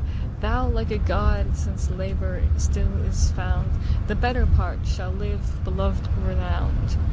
If as I counsel thou thy witless mind, the weak and empty as the veering wine, from others' coveted possessions turned, to thrift compel and food by labor earned. Shame which our aid or injury refine, shame to the needy clings of evil kind, shame to low indigence declining tends, bold zeal to wealth's proud pinnacle ascends. But shun extorted riches, O far best, the heaven-sent wealth without reproach possessed. Whoever shall mine hoarded gold command, by fraudful tongue or rapacious hand, as oft betides when lucre lights the flame, as shamelessness expels him the better shame. Him shall the god cast down, in darkness hurled, his name, his offspring, wasted from the world. The good for which he pawned his soul decay, the breath and shining bubble of a day. So then we'll move into Cicero's De Officiis. As for mutual helplessness, those very things which we have called innate are for the most part themselves produced by man's labors. We should not have them without the application of manual labor and skill, nor could we enjoy them without the intervention of man. And so with many other things, for without man's industry there could have been no provisions for health, no navigation, no agriculture, no ingathered or storing of fruits of the field or other kinds of produce. Then too there would surely be no exportation of our superfluous commodities or importation of those we lack, did not men perform these services. By the same process of reasoning, without the labor of men's hands, the stone needful for our use would not be quarried from the earth, nor would iron, copper, gold, and silver, hidden far within, be mined. And how could houses ever have been provided in the first place for the human race to keep out the rigors of the cold and alleviate the discomforts of heat, or how could the ravages of the fiercest tempest or of earthquake or of time upon them afterwards have been repaired, had not been the bounds of social life taught men in their such events to look to their fellow men for help? Think of the aqueducts, canals, irrigation works, breakwaters, artificial harbors. How should we have these without the work of man? From these and many other illustrations, it is obvious that we could not, in any way without the work of man's hands, have received the profits and the benefits accruing from inanimate things. Finally, of what profit or service could animals be without the cooperation of man? For it was men who were the foremost in discovering what could be made of each beast, and today, if it were not for men's labor, we could neither feed them nor break them in, nor take care of them, nor yet secure the profits from them in due season. By man, too, noxious beasts are destroyed, and those that can be of use are captured. Why should I recount the multitude of arts without which, for all life, would not be worth living at all? For how would the sick be healed? What pleasures would the well enjoy? What comfort should we have if those were not so many arts to minister our wants? In all of these respects, the civilized life of man is far removed from the standard of the comforts and wants of the lower animals, and without association of men, cities could not have been built or peopled. In consequence of city life, laws and customs were established, and then came the equitable distribution of private rights and a definite social system. Upon these institutions followed a more humane spirit and consideration for others, with the result that life was better supplied with all it requires, and by giving and receiving, by mutual exchange of commodities and conveniences, we succeeded in meeting all of our wants. So then we'll move into the Egyptian Book of the Dead. Hail to thee, my father Osiris, I have come to embalm thee. Do thou embalm this flesh of mine, for I am perfect like my father Shapura, who is my image, he who does not know corruption. Come, take hold of my breath of life, Lord of the breath, lofty above his equals, vivify me. Build me up, thou Lord of the feeble chest. Grant me to go down into the land of eternity, as thou doest when thou art with thy father Tmu, he whose body never decays, he who does not know destruction. I have not done what thou hatest. The command is that which thy Ka loveth. I have not transgressed it. I have been delivered of being thy follower, O Timu, from the rottenness which thou allowest to come over every god, every goddess, every animal, every creeping thing which is corruptible. After his soul has departed, he dies, and when it is gone down, he decays. He is all corruption. All his bones are rottenness, putrefaction seizes his limbs and makes his bones break down. His flesh becomes a fetid liquid, his breath is stink. He becomes a multitude of worms. As for me, there are no worms. He is impotent whoever has lost the eye of Shu among all the gods and goddesses, all birds and fishes, all snakes and worms, all animals altogether. For I cause them to crawl before me. They recognize me, and the fear of me prevails over them, and behold, every being is alike dead among all animals, all birds, all fishes, all snakes, all worms. Their life is like death. Let there be no food for the worms, all of them. Let them not come to me when they are born. I shall not be handed over to the destroyer in his cover, who destroys the limbs, the hidden one who causes corruption, who cuts to pieces many dead bodies, who lives from destroying. He lives who performs his commands, but I have not been delivered into his fingers. He has not prevailed upon me, for I am under thy command, Lord of the gods. Hail to thee, my father Osiris, thy limbs are lasting. Thou dost not know corruption. There are no worms with thee. Thou art not repugnant. Thou dost not stink. Thou dost not putrefy. Thou wilt not become worms. I am Shapura. My limbs are lasting forever. I do not know corruption. I do not rot. I do not putrefy. I do not become worms. I do not lose the eye of Shu. I am. I live, I grow, and when I shall awaken in peace, I shall not be in corruption. I shall not be destroyed in bandages. I shall be free of pestilence. My eye will not be corrupted. My skin will not disappear. My ear will not be deaf. My head will not be taken away from my neck. My tongue will not be torn away. My hair will not be cut off. My eyebrows shall not be shaven off. No grievous harm shall come upon me. My body is firm. It shall not be destroyed. It shall not perish in this earth. Forever. We'll then move into Celtic fairy tales, and this one is entitled Southey and the Green Isles of the Sea by John Rice. Of these islands or green spots of the floods, there are some singular superstitions. They are abode of the Twelfth Teg, or the Fair Family, the souls of the virtuous druids, who not having been Christians cannot enter the Christian heaven, but enjoy this heaven of their own. They, however, discover a love of mischief, neither becoming happy spirits nor consistent with their original character, for they love to visit the earth, and seizing a man, inquire whether he will travel above wind, mid-wind, or below wind. Above wind is a giddy and terrible passage, below wind is through brush and brake, the middle is a safe course. But the spell of security is to catch hold of the grass, for these beings have not the power to destroy a blade of grass. In their better moods, they come over and carry the Welsh in their boats. He who visits these islands imagines on his return that he has been absent only a few hours, when in truth whole centuries have passed away. If you take a turf from St. David's Graveyard Church and stand upon the seashore, you behold these islands. A man once, who thus obtained sight of them, immediately put to sea to find them, but they disappeared. His search was in vain.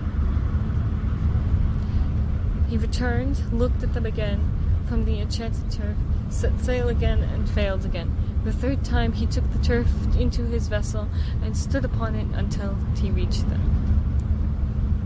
So as our theme is sacredness, we'll be doing something a little different this month. I'm experimenting with a new thing, so you should all tell me if you like this. This will be a very short one, as I am, on the bus and there is some interference, and just because this is our first experimentation with one.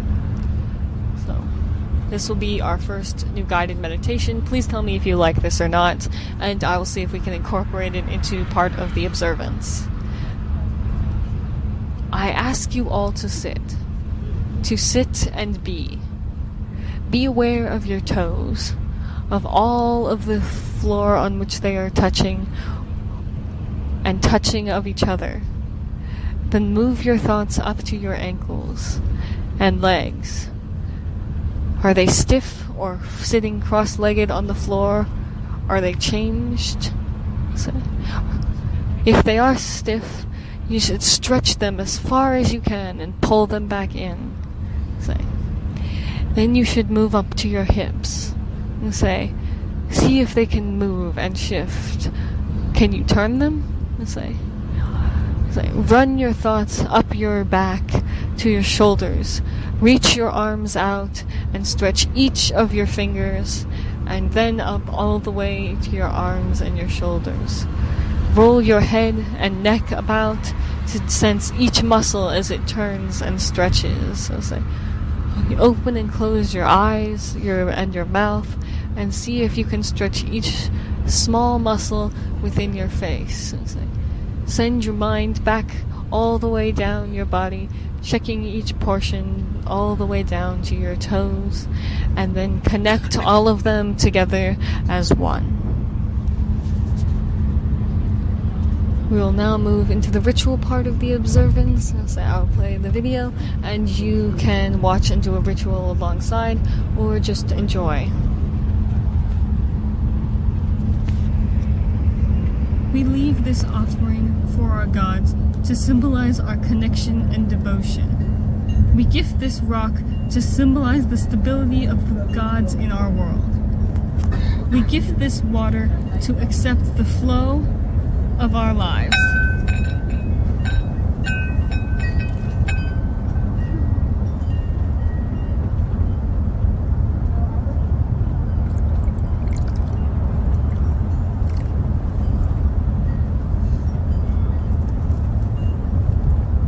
welcome life, and bless our offerings with oil to share our riches.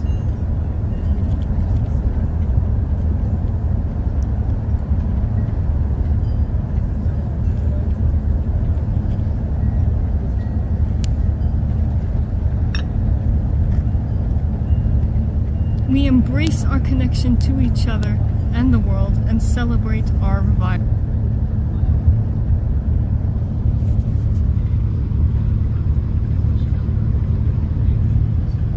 We'll now do our closing words, which will appear on the slide behind you. We'll say, please feel free to read them aloud alongside me or just listen. As we move out into the world, let us remember our community of faith. Cherish your love and open your heart as you walk through life. Hold dear the light of the gods and our connection with the natural world. Go forth in celebration and carry the light of connection within your heart. Happy Pride Month and happy summer solstice. I will see you at our final observance. Good evening and welcome. Good evening and welcome to Sun Meadow Temple. We're so happy you joined us. My name is Alba and I use she, her pronouns. This is our first July observance and I'm so happy you are here. As always, this service will be recorded and posted on our YouTube channel. Please do our mid-year survey so I can make all sorts of decisions and choices about where we are going and what we will be doing in the future. It is anonymous, but the data I get is incredibly helpful for deciding what to do. Please remember that we take August off for all of us who are busy with school or other, but we will still be doing events during that time. Also, please note I'm recording in a different space today, so if you hear any background noise, my cat is just about. So we'll open today with our opening words, which will appear on the slide behind you. Please feel free to say the words aloud or listen as I read them. We welcome you into the light of the gods and light this flame in celebration. May its brightness symbolize our connection to the gods and the natural world. May you join us in this community of faith, cherishing love and with open hearts. So, our theme for this month is heroism, and our reading today is the Iliad, Book 16 by Homer, translated by Samuel Butler. It ended up being quite long, so this is the only reading I'll be doing today, and I will not be speaking afterwards. Thus they did fight about the ship of Protelius. Then Patroclus drew near to Achilles, with tears welling from his eyes, as from some spring whose crystal stream falls over the ledges of a high precipice. When Achilles saw him thus weeping, he was sorry for him, and said, "Why, Patroclus, do you stand there weeping like some silly child that comes running to her mother, and begs to be taken up and carried? She catches hold of her mother's dress to stay her, though she is in a hurry, and looks tearfully up until her mother carries her. Even such tears, Patroclus, are you now shedding. Have you heard anything to say to the Myrmidons or to myself? Have you had news from Pythia, which you alone know? They tell me Menœtius, son of Actor, is still alive, as also Pelles, son of Achaeus, among the Myrmidons, men whose loss we too should bitterly deplore. Or are you grieving about the Argives and the way in which they are being killed at the ships through their own high-handed doings? Do not hide anything from me, but tell me that both of us may know about it." Then, O knight Patroclus, with a deep sigh you answered, "Achilles, son of Peleus, foremost champion of the Achaeans, do not be angry, but I weep for the disaster that has now befallen the Argives. All those who have been their champions so far are lying at the ships, wounded by sword or spear. Brave Diomed, son of Tydeus, who has been hit with the spear, while famed Ulysses and Agamemnon have received sword wounds. Eurypylus again has been struck with an arrow in the thigh. Skilled apothecaries are attending to these heroes and healing them of their wounds. Are you still, O Achilles, so inexorable? May it never be my lot to nurse such a passion as you have done, to the baning of your own good name. Who in future story will speak well of you, unless you now save the Argives from ruin? You know no pity. Knight Pelles was not your father, nor Thetis your mother, but the grey sea born you, and the sheer cliffs begot you. So cruel and remorseless are you. If, however, you are kept back through knowledge of some oracle, or if your mother Thetis has told you something from the mouth of Jove, at least send me and the Myrmidons with me, if I may bring deliverance to the Danaans. Let me, moreover, wear your armor. The Trojans may thus mistake me for you and quit the field, so that the hard-pressed sons of the Achaeans may have breathing time, which while they are fighting may hardly be. We who are fresh might soon drive tired men back from our ships and tents to their own city. He knew not what he was asking, nor that he was suing for his own destruction. Achilles was deeply moved and answered, "What noble Patroclus are you saying? I know no prophesying which I am heeding, nor has my mother told me anything from the mouth of Jove. But I am cut to the very heart that one of my own rank should dare to rob me because he is more powerful than I am. This, after all that I have gone through, is more than I can endure. The girl whom the sons of Achaeans chose for me, whom I won as the fruit of my spear on having sacked a city, her has King Agamemnon taken from me as though I were some common vagrant. Still, let bygones be bygones. No man may keep his anger forever. I said I would not relent till battle and the cry of warships had reached my own ships. Nevertheless, now gird my armor about your shoulders and lead the Myrmidons to battle. For the dark cloud of the Trojans has burst furiously over our fleet, and the Argives are driven back to the beach, cooped within a narrow space, and the whole people of Troy has taken heart to sally out against them, because they see not the visor of my helmet gleaming near them. Had they seen this, there would not have been a creek nor grip that had not been filled with their dead as they fled back again. And so it would have been if only King Agamemnon had dealt fairly by me. As it is, the Trojans have beset our host. Diomed, son of Titus, no longer wields his spear to defend the Danaans. Neither have I heard the voice of the son of Archias come from his hated head, whereas that of murderous Hector rings in my ears as he gives orders to the Trojans, who triumph over the Achaeans and fill the whole plain with their cry of battle. But even so, Patroclus, fall upon them and save the fleet, lest the Trojans fire it and prevent us from being able to return. Do, however, as I now bid you, that you may win me great honor from all the Danaans, and they may restore the girl to me again, and give me rich gifts into the bargain. When you have driven the Trojans back from the ships, come back again. Though Juno's thundering husband should put triumph within your reach, do not fight the Trojans further in my absence, or you will rob me of glory that should be mine. And do not for lust of battle go on killing the Trojans, nor lead the Achaeans on to Ilus, lest one of the ever-living gods of Olympus attack you, for Phobos Apollo loves them well. Return when you have freed the ships from peril, and let others wage war upon the plain. Would by Father Jove, Minerva, and Apollo, that not a single man of all the Trojans may be left alive, nor yet of the Argives, but that we too might be alone left to tear aside the mantle that veils the brow of Troy." Thus they did converse, but Ajax could no longer hold his ground for the shower of darts that rained upon him.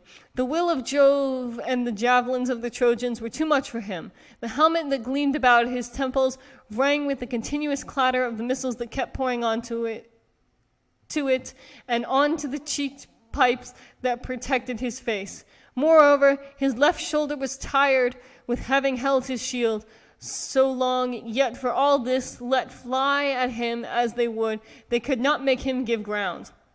He could hardly draw his breath. The sweat rained from every pore of his body. He had not a moment's respite, and on all sides he was beset by danger upon.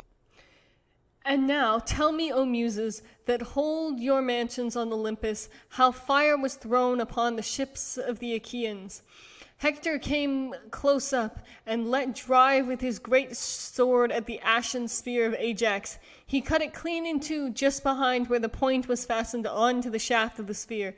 Ajax, therefore, had now nothing but a headless sphere, while the bronze point flew some way off and came ringing down onto the ground. Ajax knew the hand of heaven in this and was dismayed at seeing that Jove had now left him utterly defenseless and was willing victory for the Trojans. Therefore he drew back, and the Trojans flung fire upon the ship, which was at once wrapped in flame. The fire was now flaring about the ship's stern, where Achilles smote his 2 thighs and said to Patroclus, "Up, noble knight, for I see the glare of hostile fires at our fleet. Up, lest they destroy our ships, and there be no way by which we may retreat. Gird on your armor at once while I call our people together." As he spoke, Patroclus put on his armor. First he greaved his legs with greaves of good made, and fitted with ankle clasps silver. After this he donned in the cuirass of the son of the Achaeus, richly inlaid and studded. He hung his silver-studded sword of bronze about his shoulders, then his mighty shield. On his comely head he set his helmet, a well-wrought, with a crest of horsehair that nodded menacingly above it. He grasped 2 redoubtable spears that suited his hands, but he did not take the spear of noble Achilles, so stout and strong, for none of the other Achaeans could wield it, though Achilles could do so easily. This was the ashen spear from Mount Pelion, which Chiron had cut upon the mountain top and given to Peleus, wherewith to deal out death among heroes. He bade Automedon yoke his horses with all speed, for he was the man whom he held in honor next after Achilles, and on whose support in battle he could rely most firmly. Automedon therefore yoked the fleet of horses, Xanthus and Balius, steeds that could fly like the wind. These were they whom happy Podrarge bore to the west wind as she was grazing in a meadow by the waters of the river Oceanus. In the side traces he set the noble horse Pedasus, whom Achilles had brought away with him when he sacked the city of Aeton, and who, mortal steed though he was, could take his place along with those that were immortal.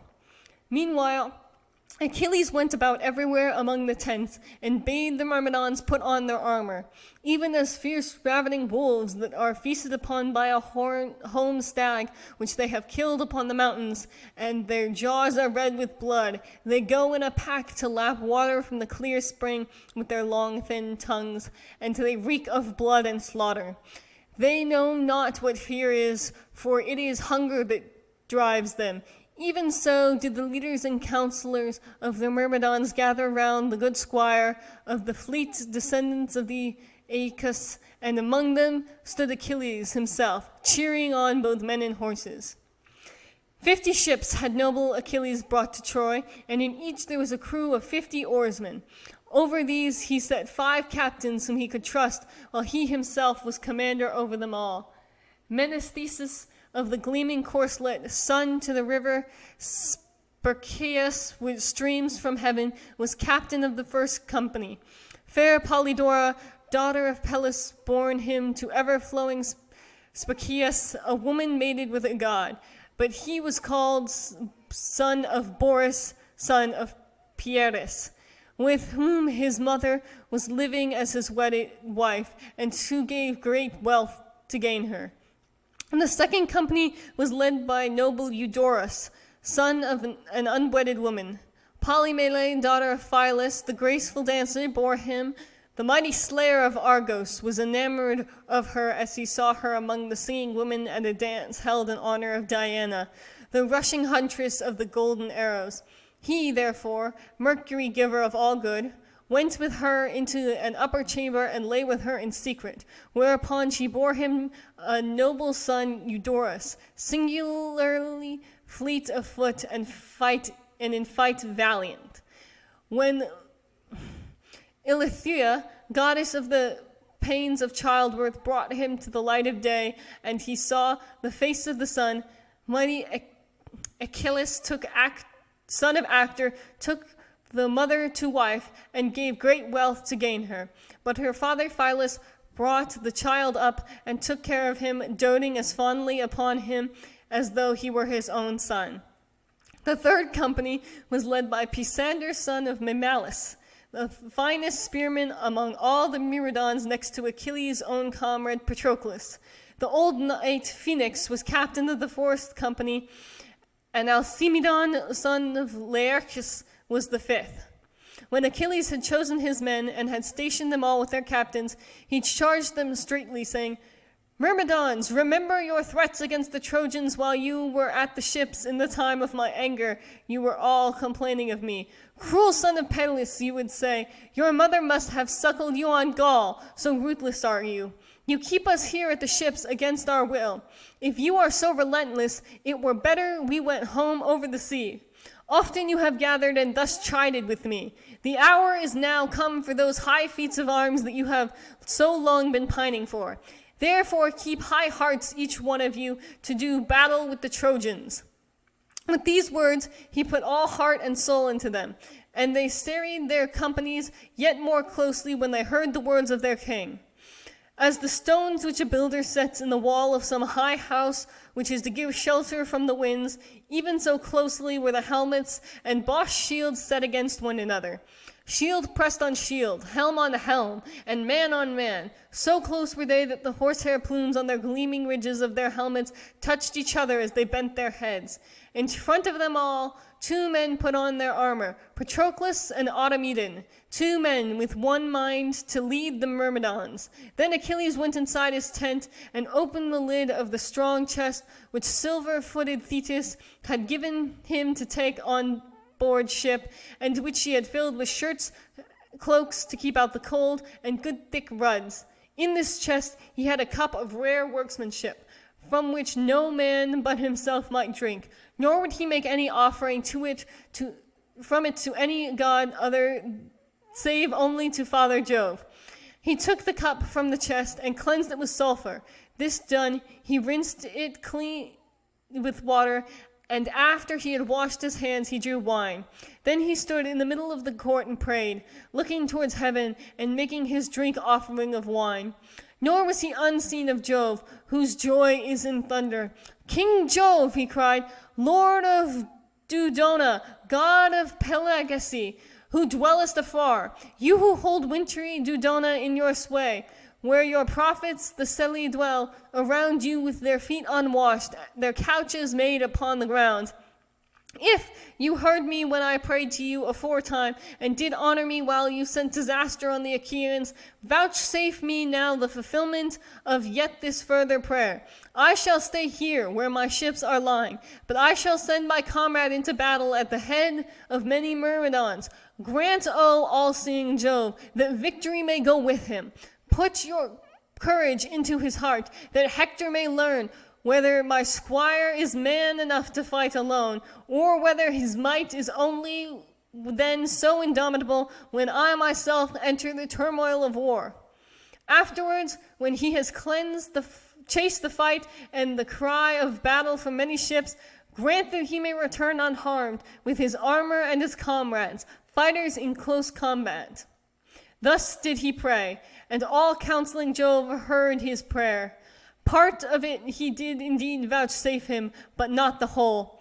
He granted that Patroclus should thrust back war and battle from ships, but refused to let him come safely out of the fight. When he had made his drink offering and thus prayed, Achilles went back inside his tent to put back the cup into his chest. Then he came out, for he still loved to look upon the fierce fight that raged between the Trojans and the Achaeans. Meanwhile, the armed band that was about Patroclus marched on till they sprang high in hope upon the Trojans. They came swarming out like wasps whose nests are by the roadside, and whom silly children love to tease, whereon any one who happens to be passing may get stung. Or again, if any wayfarer going along the road vexes them by accident, every wasp will come flying out in fury to defend his little ones. Even with such rage and courage did the Myrmidons swarm from their ships, and their cry of battle rose heavenwards. Patroclus called out to his men at the top of his voice, "Myrmidons, followers of Achilles, son of Peleus, be men, my friends, Fight with might and with main, that we may win glory for the son of Peleus, who is by far the most foremost man at the ships of the Argives, he and his close fighting followers. The son of Arcturus, King Agamemnon, will thus learn his folly in showing no respect to the bravest of the Achaeans." With these words he put heart and soul into them, and they fell in body upon the Trojans. The ships rang again with the cry which the Achaeans raised, and when the Trojans saw the brave son of Menœtius and his squire all gleaming in their armor, they were daunted, and their battalions were thrown into confusion. For they thought the fleet son of Peleus must now have put aside his anger and have been reconciled to Agamemnon. Everyone therefore looked about to see whither he might fly for safety. As we are not doing any further readings, we'll now move into the ritual part of the observance.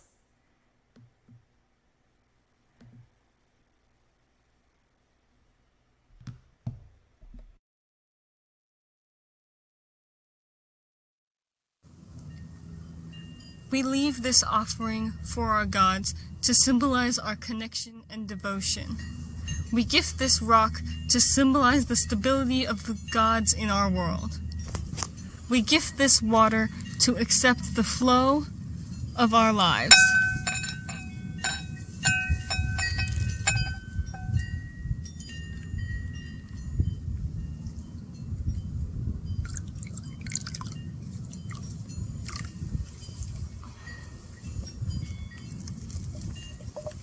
We welcome life and bless our offerings with oil to share our riches.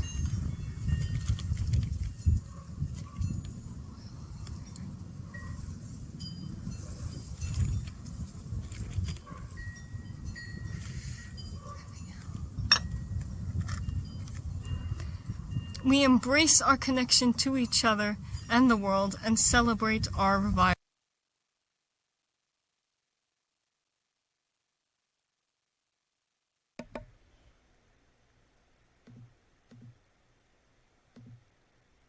We will now move into our closing words, which have appeared on the slide behind you. As per usual, you can listen to me read the words aloud or read aloud with me. As we move out into the world, let us remember our community of faith. Cherish love and open your heart as you walk through life. Hold dear the light of the gods and our connection with the natural world. Go forth in celebration and carry the light of connection within your heart. So I hope to see you all for our next observance.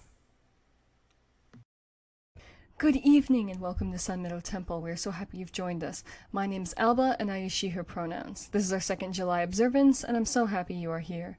As always, the service is recorded and will be posted on our YouTube channel. Please do a mid-year survey so I can make decision choices about where we are going. It's anonymous, but the data I get is incredibly helpful for deciding what to do. Also remember that we'll take August off for all of us who are busy starting with school or other events at that time, but we will be doing a Minecraft contest. We will open today with our opening words, which will appear on the slide behind you. Please read along at home or listen as I read the words aloud. We welcome you into the light of the gods and light this flame in celebration. May its brightness symbolize our connection to the gods and the natural world. May you join us in this community of faith, cherishing love and with open hearts. So our theme for this month is heroism. And we had so many readings that were very good for the topic, so I have decided that we will not be doing any speaking portion, because I'm sure you don't want to hear my thoughts on this, and would much rather hear all of our relevant ancient writers' thoughts. So, our readings today are from the Kalevala, translated by John Martin Crawford. It's the High One's Lay excerpt from the Eddas, translated by Benjamin Thorpe. Symposium by Plato, translated by Benjamin Jowett, and Penelope and Ulysses by Ovid, translated by Grant Showerman. So we'll begin with the Kalevala. On the 2nd and the 3rd days, Kalaronin sowed some barley near the barns of Atamonin. Atamonin's sheep in hunger ate the crop of Kulurvonin, and Kulurvonin's dog in malice tore Atamo's sheep in pieces. Then Atamo sorely threatened to annihilate the people of his brother Kalervonen, to exterminate his tribe folk, to destroy the young and aged, to outroot his race and kingdom. Conjures men with broadswords girded, for the war he fashions heroes, fashions youth with spears adjusted, bearing axes on their shoulders. Conjures thus a mighty army, hastens to begin a battle, bring war upon his brother. Kalervonen's wife in beauty sat beside her chamber window, looking out along the highway, spake these words in wonder, guessing, "Do I see some smoke arising, or perchance a heavy storm cloud near the border of the forest, near the ending of the prairie?" It was not some smoke arising, nor indeed a heavy storm cloud.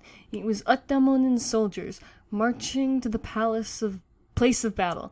Warriors of Uttamonen came equipped with spears and arrows, and killed the people of Kalervo, slew his tribe and all his kindred, burned to ashes many dwellings, leveled many courts and cabins. Only Kalerverdo's daughter, with her unborn child, survivors of the slaughter of Untamo, and she led the hostile army to her father's halls and mansions, swept the rooms and made them cheery, gave the heroes home attentions.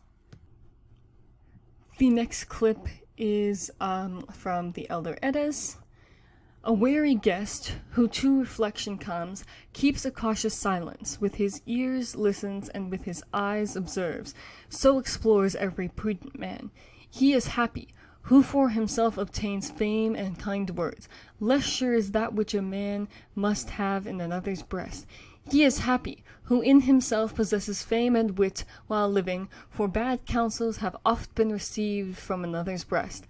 Better to burthen no man bears on the way than much good sense. That is thought better than riches in a strange place. Such is the recourse of the indigent. A worse provision on the way he cannot carry than too much beer bibbing. So good is not, as it is said, beer for the sons of men. A worse provision no man can take from table than too much beer bibbing, for the more he drinks, the less control he has of his own mind. Oblivion's heroine 'tis called, that over potations hovers. He steals the minds of men. With this bird's pinions I was fettered in Gunlaud's dwelling. Drunk I was overdrunk, at that cunning Fialar's. It is the best drunkenness when everyone after it regains his reason. Taciturn and prudent, and in war daring, should a king's children be. Joyous and liberal, every one should be until his hour of death.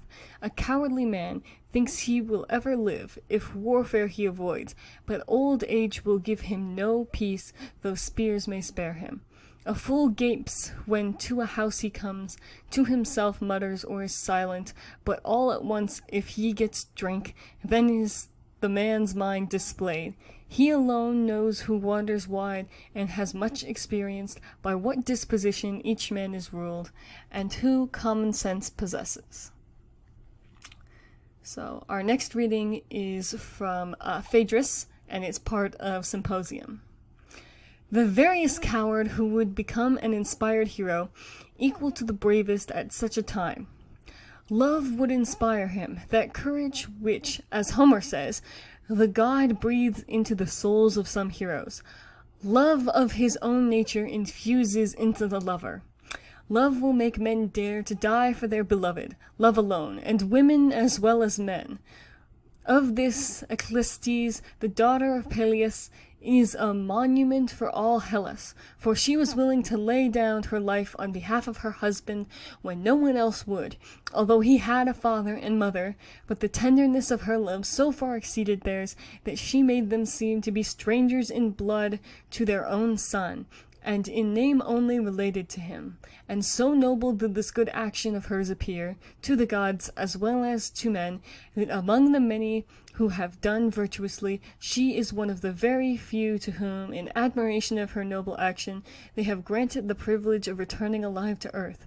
Such exceeding honor is paid by the gods to the devotion and virtue of love.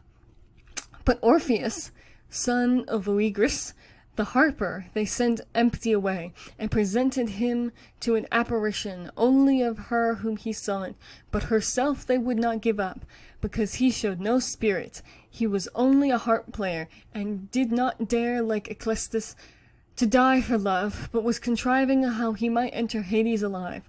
Moreover, they afterwards caused him to suffer death at the hands of women, as the punishment of his cowardliness. Very different was the reward of the true love of Achilles towards his lover Patroclus. His lover, and not his love, the notion that Patroclus was the beloved one, is foolish error, which Asclepius has fallen, for Achilles was surely the fairer of the two, fairer also than all the other heroes, and as Homer informs us, he was still beardless and younger far. And greatly as the gods honor the virtue of love, still the return of love on the part of the beloved to the lover is more admired and valued and rewarded by them, for the lover is more divine, because he is inspired by God. Now Achilles was quite aware, for he had been told by his mother, that he might avoid death and return home and live to a good old age if he abstained from slaying Hector. Nevertheless, he gave his life to revenge his friend, and dared to die, not only in his defense, but after he was dead. Wherefore the gods honored him even above Ecclestis, and sent him to the Isles of the Blest. These are my reasons for affirming that love is the eldest and noblest and mightiest of the gods, and the chief authority and giver of virtue in life and of happiness after death. So then our final reading is Penelope to Ulysses from the Heroides by Ovid. To be clear, if you've never read these before, these are a set of letters that Ovid has written as a parody of Greek myths, from the perspective of the women in the myths. So they're a new thing for us to read, and they might be a new thing for you too. But Ovid is Roman, and these are some of my absolute favorite collections of Roman writings. This missive your Penelope sends to you, O Ulysses, slow of return that you are, yet write nothing back to me yourself come. Troy, to be sure, is fallen, hatred of the daughters of Greece, but scarcely were Priam and all Troy worth the price to me. Oh, would that then, when his ship was on the way to Lacedaemon, the adulterous lover had been overwhelmed by raging waters. Then had I not remain cold in my deserted bed, nor would now be left alone complaining slowly of passing days, nor would the hanging web be wearying now my widowed husband, as I seek to beguile the honors of spacious night. When have I not feared dangers graver than be real? Love is a thing ever filled with anxious fear. It was upon you that my fancy ever told me the furious Trojans would rush. At mention of the name of Hector, my pallor ever came. Did someone begin the tale of Antilochus laid low by the enemy? Antilochus was cause of my alarm. Or did he tell of how the son of Menoetus fell in armor not his own? I wept that wiles could lack success. Had Tlepolemus with his blood made warm the Lycian spear, in Tlepolemus's fate was all my care renewed. In short, whoever it was in the Argive camp that was pierced and fell colder than ice, grew the heart of her who loves you. But good regard for me had the god who looks with favor upon chaste love. Turned to ashes is Troy, and my lord is safe. The Argolic chieftains have returned, our altars are asmoke. Before the gods of our fathers is laid the barbarian spoil. The young wife comes bearing thank offering for her husband's save. The husband sings of the fates of Troy that have yielded to his own. Righteous elder and trembling girl admire the wife hangs on the tale that falls from her husband's lips, and someone about the board shows thereupon the fierce combat, and with scant tracing of wine pictures forth all of Pergamum. Here flowed the Simois, this is the Sigurian land, here stood the lofty place of Priam the ancient, yonder tented the son of Aeacus, yonder Ulysses.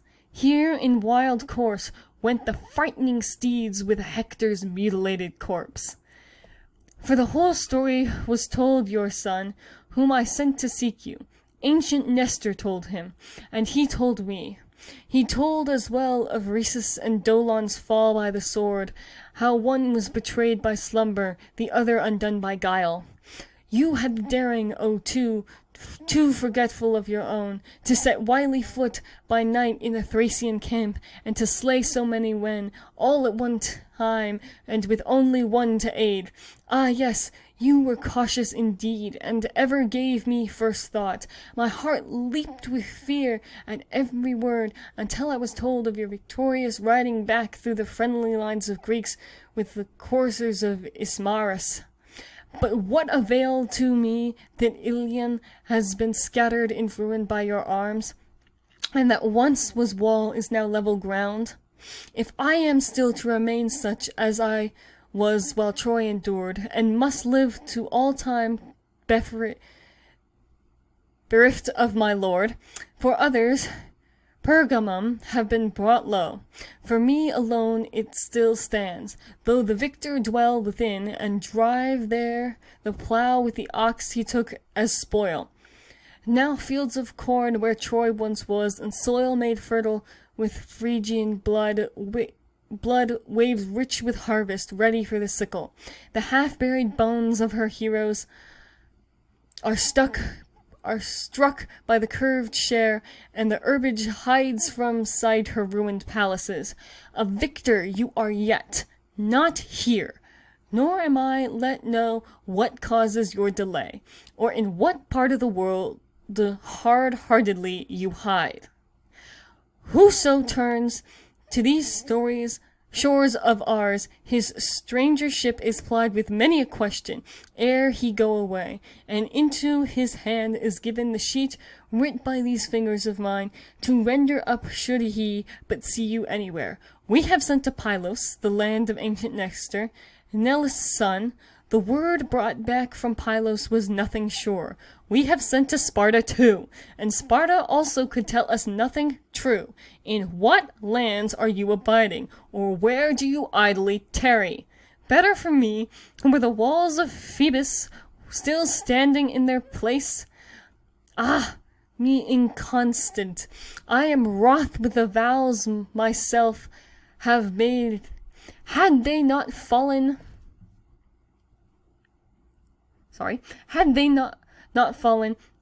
I should know where you were fighting, and have only war to fear, and my plaint would be joined with that of many another. But now, what am I to fear? I know not. Yet none the less I fear all things. Distraught and wide is the field lies open for my cares. Whatever dangers the deep contains, whatever the land, suspicion tells me are the cause of your long delay. While I live on in foolish fear of things like these, you may be captive to a stranger, love. Such are the hearts of you men. It may be you even tell how rustic a wife you have, one fit only to dress fine the wool. May I be mistaken, and this charge of mine may be found slight as the breeze that blows, and may it not be that free to return, you will to be away? As for me, my father Icarius enjoins me to quit my widowed couch, and ever chides me for my measureless delay. Let him chide on. Yours I am, yours I must I be called. Penelope, the wife of Ulysses, ever shall I be. Yet is he bent by my faithfulness and my chaste prayers, and of him abates his urgency. The men of Dulichium and Samos, and they whom high Zacynthus bore, a wanton throng, come pressing about me, suing for my hand. In your own hall they are masters, with none to say them nay. My heart is being torn, your substance spoiled. Why tell you of Pisander and Polybus, and of Medon the cruel, and of the grasping hands of Eurymachus and Antinous, and of others, all whom through shameful absence of yourself are feeding fat with store that was won at cost of your blood. Eris the beggar and Melanthius, who drive your flocks to be consumed, are crowing disgrace now added to your ruin. We number only 3, unused to war, a powerless wife, Laertes an old man, Telemachus a boy. He was of late but all waylaid and taken from me, while making ready against the will of them to go to Pylos. The gods grant, I pray, that our fated ends may come in due succession, that he be the one to close my eyes, the ones to close yours. To sustain our cause are the guardians of your cattle, and the ancient nurse, and as third, the faithful ward of the unclean sty. But neither Laertes, unable as he is to wield arms now, can sway the scepter in the midst of our foes. Telemachus, indeed, so he live on, will arrive at years of strength, but now should have his father's aid in guarding. Nor have I strength to repel the enemy from our halls. Do yourself make haste to come, haven and altar of safety for your own. You have a son, and may you have him ever, is my prayer, who in his tender years should have been trained by you in his father's ways. Have regard for Laertes, in the hope that you will come at last to close his eyes as he is withstanding the final day of fate. As for myself, who when you left my side was but a girl, though you should come straightway, I shall surely seem grown, an aged dame.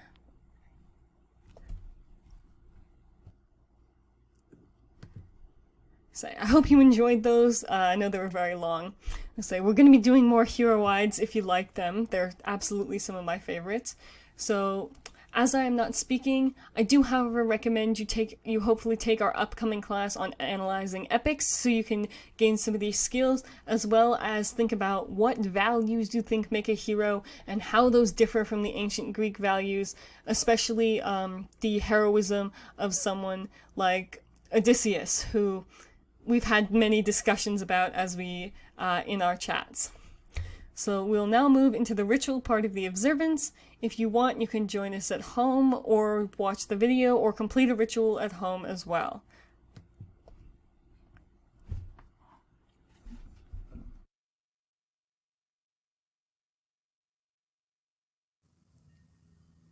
We leave this offering for our gods to symbolize our connection and devotion. We gift this rock to symbolize the stability of the gods in our world. We gift this water to accept the flow of our lives.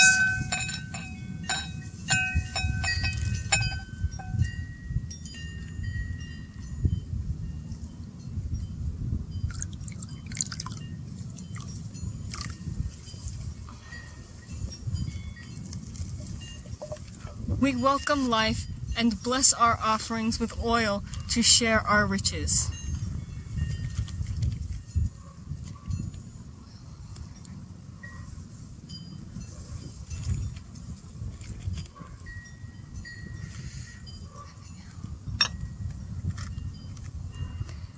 We embrace our connection to each other and the world and celebrate our revival.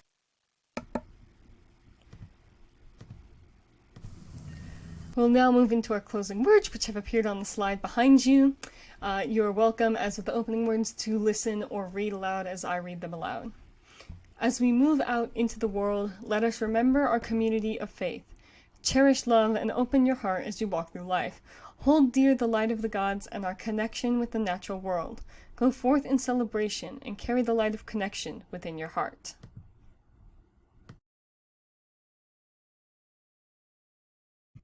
Good evening and welcome to Sun Middle Temple. We're so happy you've joined this. My name is Alba and I use she, her pronouns. It is our first September observance and I'm so happy you are here. As always, this service is recorded and will be posted on our YouTube channel. Please remember to check out all of our new classes and remember this month's movie survey and image submissions for the upcoming equinox. In addition to this, we wish you all a happy holidays. So we'll open today with our opening words, which will appear on the slide behind you. Please read along at home or listen as I read the words aloud. We welcome you into the light of the gods and light this flame in celebration. May its brightness symbolize our connection to the gods and the natural world. May you join us in this community of faith, cherishing love and with open hearts. So our theme for this month is environmentalism, and some of the readings you will notice are from our newly minted class.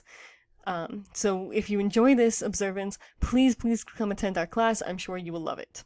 So our readings today are from The Natural History of Pliny, translated by John Bostock and H.T. Riley, and the Second Georgic by Virgil, translated by James Rhodes. So we will begin with Pliny's Natural History. The world, and whatever that be which we otherwise call the heavens, by the vault of which all things are enclosed, we must conceive to be a deity, to be eternal without bounds, neither created nor subject at any time to destruction. To inquire what is beyond it is no concern of man, nor can the human mind form any conjecture respecting it. It is sacred, eternal, and without bounds, all in all. Indeed, including everything in itself finite, yet like what is infinite, the most certain of all things, yet like what is uncertain, externally and internally embracing all things in itself. It is the work of nature, and itself constitutes nature. It is madness to harass the mind, as some have done, with attempts to measure the world, and to publish these attempts, or, like others, to argue from what they have made out, that there are innumerable other worlds, and that we must believe there to be so many other natures, or that, if only one nature produced the whole, there will be so many suns and so many moons, and that each of them will have immense trains of other heavenly bodies, as if the same question would not recur at every step of our inquiry, anxious as we must be to arrive at some termination, or as if this infinity which we ascribe to nature, the former of all things, cannot be more easily comprehended by one single formation, especially when that is so extensive. It is madness, perfect madness, to go out of this world and to search for what is beyond it, as if one who is ignorant of his own dimensions could ascertain the measure of anything else, or as if the human mind could see what the world itself cannot contain. That it has the form of a perfect globe, we learn from the name which has been uniformly given to it, as well as from numerous natural arguments. For not only does a figure of this kind return everywhere into itself and sustain itself, also including itself, requiring no adjustments, not sensible of either end or beginning in any of its parts, and is best fitted for that motion with which, as will appear hereafter, it is continually turning round, but still more because we perceive it by the evidence of the sight to be in every part convex and central, which could not be the case if it were any other figure. The rising and setting of the sun clearly prove that this globe is carried around in the space of 24 hours in an eternal never-ceasing circuit with incredible swiftness. I am not able to say whether the sound caused by the whirling about of so great a mass be excessive, and therefore far beyond what our ears can perceive, nor indeed whether the resounding of so many stars, all carried along at the same time and revolving in their orbits, may not produce a kind of delightful harmony of incredible sweetness. To us, who are in the interior, the world appears to glide silently along both by day and by night.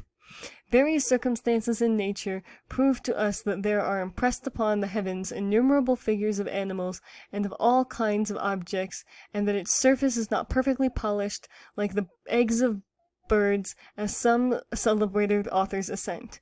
For we find that the seeds of all bodies fall down from it principally into the ocean, and being mixed together, that a variety of monstrous forms are in this way frequently produced.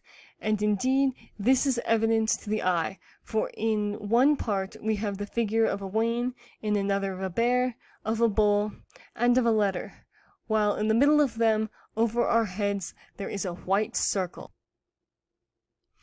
With respect to the name, I am influenced by the unanimous opinions of all nations, for what the Greeks, from its being ornamented, have turned kosmos, we, from its perfect and complete elegance, have termed mundus.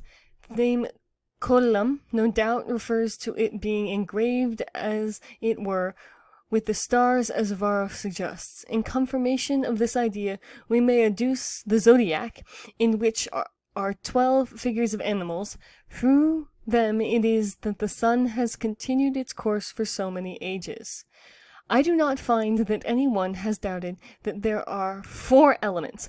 The highest of these is supposed to be fire, and hence produced the eyes of so many glittering stars. The next is spirit, which both the Greeks and ourselves call by the same name, air. It is by the force of this vital principle pervading all things and mingling with all that the earth, together with the 4th element, water, is balanced in the middle of space. These are mutually bound together, the lighter being restrained by the heavier, so that they cannot fly off, while on the contrary, from the lighter tending upwards, the heavier are so suspended that they cannot fall down. Thus, by an equal tendency in each and opposite direction, each of them remains in its appropriate place, bound together by the never-ceasing revolution of the world, which always turning on itself, the earth falls the lowest part, and is in the middle of the whole, while it remains suspended in the center, and, as it were, balancing this center, in which it is suspended, so that it alone remains immovable, whilst all things revolve around it, being connected with every other part, whilst they all rest upon it. Between this body and the heavens there are suspended, in this aerial spirit, 7 stars, separated by determined spaces, which on account of their motion we call wandering.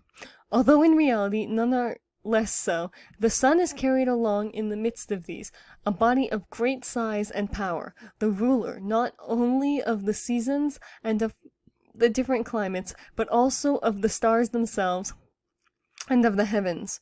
When we consider his operations, we must regard him as the life, or rather the mind of the universe, the chief regulator and the god of nature. He also lends his light to the other stars. He is most illustrious and excellent, beholding all things and hearing all things, which I perceive is ascribed to him exclusively by the prince of the poets, Homer. I consider it therefore an indication of human weakness to inquire into the figure and form of God. For whatever God be, if there be any other God, and wherever he exists, he is all sense, all sight, all hearing, all life, all mind, and all within himself. To believe there are a number of gods, derived from the virtues and vices of man, as chastity, concord, understanding, hope, honor, clemency, and fidelity, or according to the opinion of Democritus, that there are only 2, punishment and reward, indicates still greater folly. Human nature, weak and frail as it is, mindful of its own infirmity, has made these divisions so that every one might have recourse to that which he supposed himself to stand more particularly in need of. Hence we find different names employed by different nations. The inferior deities are arranged in classes, and diseases and plagues are deified. In consequence of our anxious wish to propitiate them. It was from this cause that a temple dedicated to fever at the public expense on Palatine Hill and to Orbona near the temple of the Lares, and that an altar was elected to good fortune on Esquiline. Hence we may understand how it comes to pass that there is greater population of celestials than of human beings, since each individual makes a separate god for himself, adopting his own Juno and his own genius. And there are nations who make gods of certain animals, and even certain obscene things which are not to be spoken of, swearing by stinking meats and such like. To suppose that marriages are contracted between the gods, and that during so long a period there should have been no issue from them, that some of them should be old and always grey-headed, and others young and like children, some of a dark complexion, winged, lame, produced from eggs, living and dying on alternate days, is sufficiently puerile and foolish. But it is the height of impudence to imagine that adultery takes place between them, and they have contests and quarrels, and that there are gods of theft and various crimes. To assist man is to be a god. This is the path to eternal glory. This is the path the Roman nobles formerly pursued, and this is now the path which is now pursued by the greatest ruler of our age, Vespasian Augustus, he who has come to the relief of an exhausted empire, as well by his sons.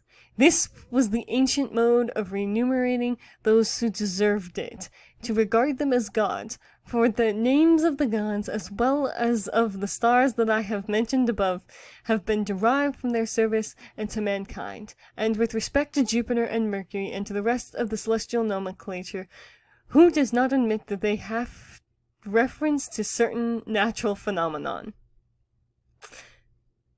So then we'll move on to the second book of the Georgic by Virgil. And this one has less plainer language. Just as a forewarning, it's a little harder to understand. Thus far the tilleth of fields and stars of heaven. Now will I sing thee, Bacchus, and with thee the forest young plantations and the fruit of slow maturing olive. Hither haste, O father of the winepress, all things here teem with bounties of thy hand. For thee with viny autumn laden blooms the field, and foams the vintage high with brimming vats. Hither, O father of the winepress, come, and stripped of buskin stain thy bared limbs. In the new must with me. First, nature's law for generating trees is manifold, for some of their own force spontaneous spring, no hand of man compelling, and possess the plains and river windings far and wide. As pliant osier, the bending broom, poplar and willows in wane companies, with green leaf glimmering gray, and some there be from chance dropped seed that rear them as the tall chestnuts, and, mightiest of the branching wood, Jove's Aesclus, and oak's oracle. Deemed by the Greeks of old, with some sprouts forth a forest of dense suckers from the root, as elms and cherries, so too a pigmy plant, beneath its mother's mighty shade upshoots.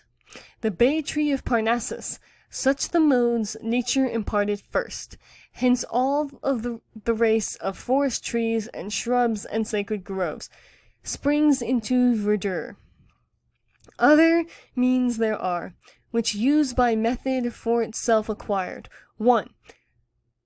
Sliving suckers from the tender frame of the tree mother, plants them in the trench. One buries the bare stumps within his field. Truncheons cleft 4 wise or sharp-pointed stakes. Some forest trees the layers bent arch await, and slips yet quick within the parent soil. No root need others, nor doth pruner's hand shrink to restore the topmost shoot to earth. That gave it being, nay marvellous to tell, lopped off of its limbs the olive a mere stalk, still thrusts its root out from the sapless wood, and off the branches of one kind we see, changed to another's with no loss to rue.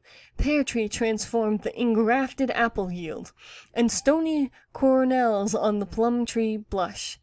Come then, and learn what tilleth to each belongs, according to their kinds, ye husbandmen, and tame with culture the wild fruits, lest earth lie idle. O blithe to make all Ismarus one forest of the wine god, and to clothe with olives huge Tabernus, and be thou at hand, and with me ply the voyage of toil. I am bound on, O my glory, O thou that art justly the chiefest portion of my fame. Maecenas, and on this wide ocean launched, spread sail like wings to waft thee. Not that I, with my poor verse, would comprehend the whole. Nay, though 100 tongues and 100 mouths were mine, a voice of iron be thou at hand.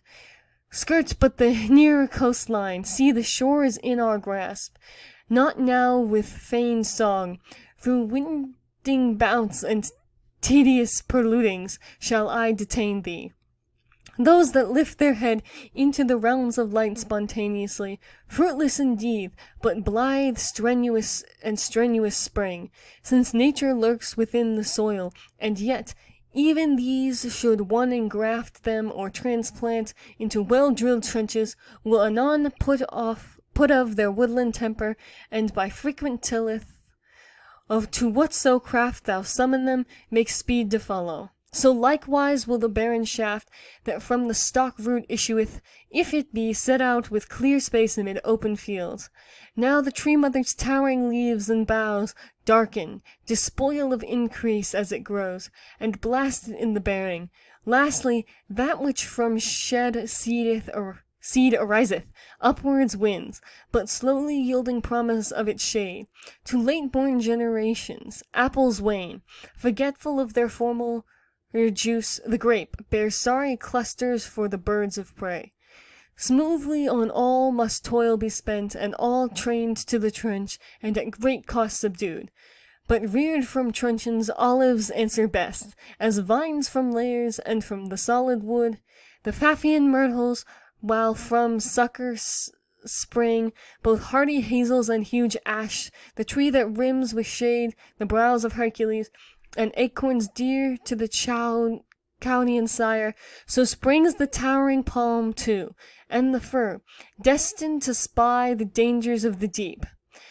But the rough arbutus with walnut fruit is grafted, so have barren plains ere now stout apples borne, with chestnut flower at the beech, the mountain ash with pear bloom whitened o'er, and swine-crunched acorns 'neath the boughs of elms.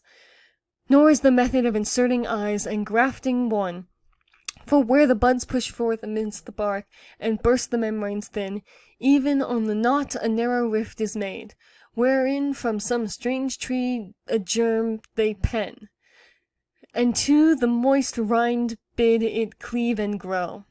Or otherwise in knotless trunks is hewn a breach, and deep into the solid grain a path with wedges cloven, then fruitful slips are set herein, and no longer time. Behold, to heaven upshot with teeming boughs, the tree strange leaves admires, and fruitage not its own.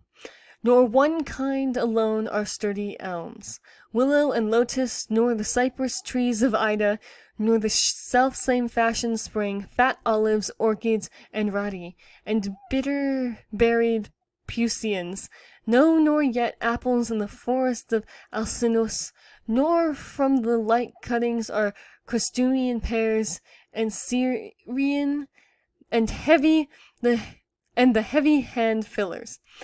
Not the same vintage from our tree hangs down, which Lesbos from Methymanna's tendril plucks. Vines Thasian are Nerterides white, these apt for richer soils, lighter those. Phisthian for raisin wine more useful, thin Legios that one day will try the feet and tie the tongue, purples and early ripes. And how, O Rhetian, shall I hymn thy praise? Yet cope not therefore with Phalarian bins, vines Armenian too, best-bodied wine, to which the Tmolian bows him, I, and King Phineus too, and lesser of that name, Argytis, wherewith not a grape can vie, for gush of wine juice or for length of years. Nor thee must I pass over, vine of Rhodes, welcome by gods, and at the second board, nor thee Bumastus with plump clusters swollen, but lo, how many kinds, and what their names, there is no telling, nor doth it boot to tell. Who lists to know it, he too would list to learn. How many sand grains are by Zephyr tossed on Libya's plain, or wot when Eurus falls with fury on the ships, how many waves come rolling shoreward from the Ionian Sea. Not that all soils can all things bear alike. Willows by watercourses have their birth, alders in miry fens on rocky heights, the barren mountain ashes on the shore, myrtles throng gayest. Bacchus, lastly, loves the bare hillside, and yews the north wind's chill. Mark to the earth by outland tillers tamed, and eastern homes of Arabs, and tattooed Geloni, to all trees their native lands, allotted are, no clime but India bears black ebony, the branch of frankincense is Saba's son's alone, Why tell to thee of balsams oozing from the perfumed wood, or berries of the acanthus evergreen, of Ethiop forests hoar with downy wool, or how the cerris comb from off their leaves the silky fleece, of groves which India bears, ocean's new neighbor, earth's remotest nook, where not an arrow shot can cleave the air above their tree tops, yet no laggards they, when girdled with the quiver, media yields the bitter juices and slow lingering taste of the blessed citron fruit, that which no aid comes timelier, when fierce stepdames drug the cup with simples mixed and spells of baneful power, to drive the deadly poison from the limbs. Large the tree's self in semblance like a bay, and showered it not a different scent abroad. A bay it had been, for no wind of heaven its foliage falls. The flower none faster clings, with the metis for sweet, lave the lips, and ease the panting of breathlessness of age. So those were a sample of some of our text from our environmentalism class. And if you did not notice, both of the texts were talking about scientific principles, one such as what the Earth is made of and the system of the Earth. He was, of course, not very correct, but he was closer than some, although he dismissed many of the people of his day who are right. And the other was talking about grafting and the different varieties of trees and their uses and their growing seasons. So you can see that these concepts of environmentalism and discovery have existed for many, many years. Of course, we are all a victim of shifting baseline syndrome, which, if you are not aware, is where one generation takes from nature and leaves what is left for the next generation, who then interprets that version as nature, plunders it, and leaves an even barer area for the next one. But generally, humans have been considering environmentalism and its impacts for many, many years, and it's important that we as modern pagans also consider our environmental impact as we, worship gods that work in these realms. It is part of our devotion to consider our environmental impact, among other things. Although, of course, as we learned, Pliny does not consider all of the gods to exist as part of his writings. However, he's still a fascinating writer, so we're going to listen to him anyway.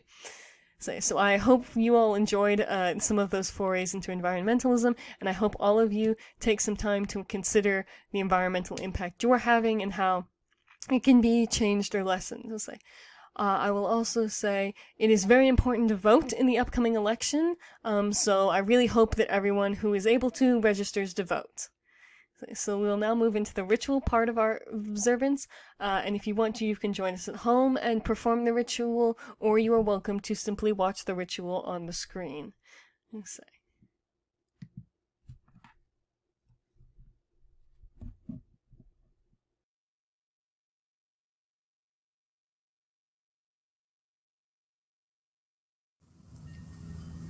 We leave this offering for our gods to symbolize our connection and devotion. We gift this rock to symbolize the stability of the gods in our world. We gift this water to accept the flow of our lives.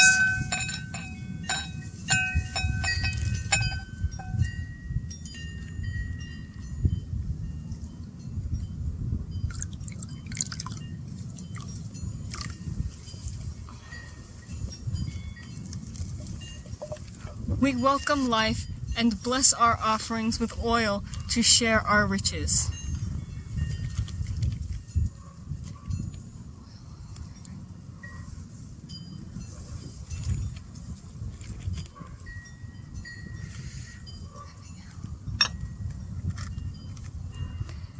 We embrace our connection to each other and the world and celebrate our revival.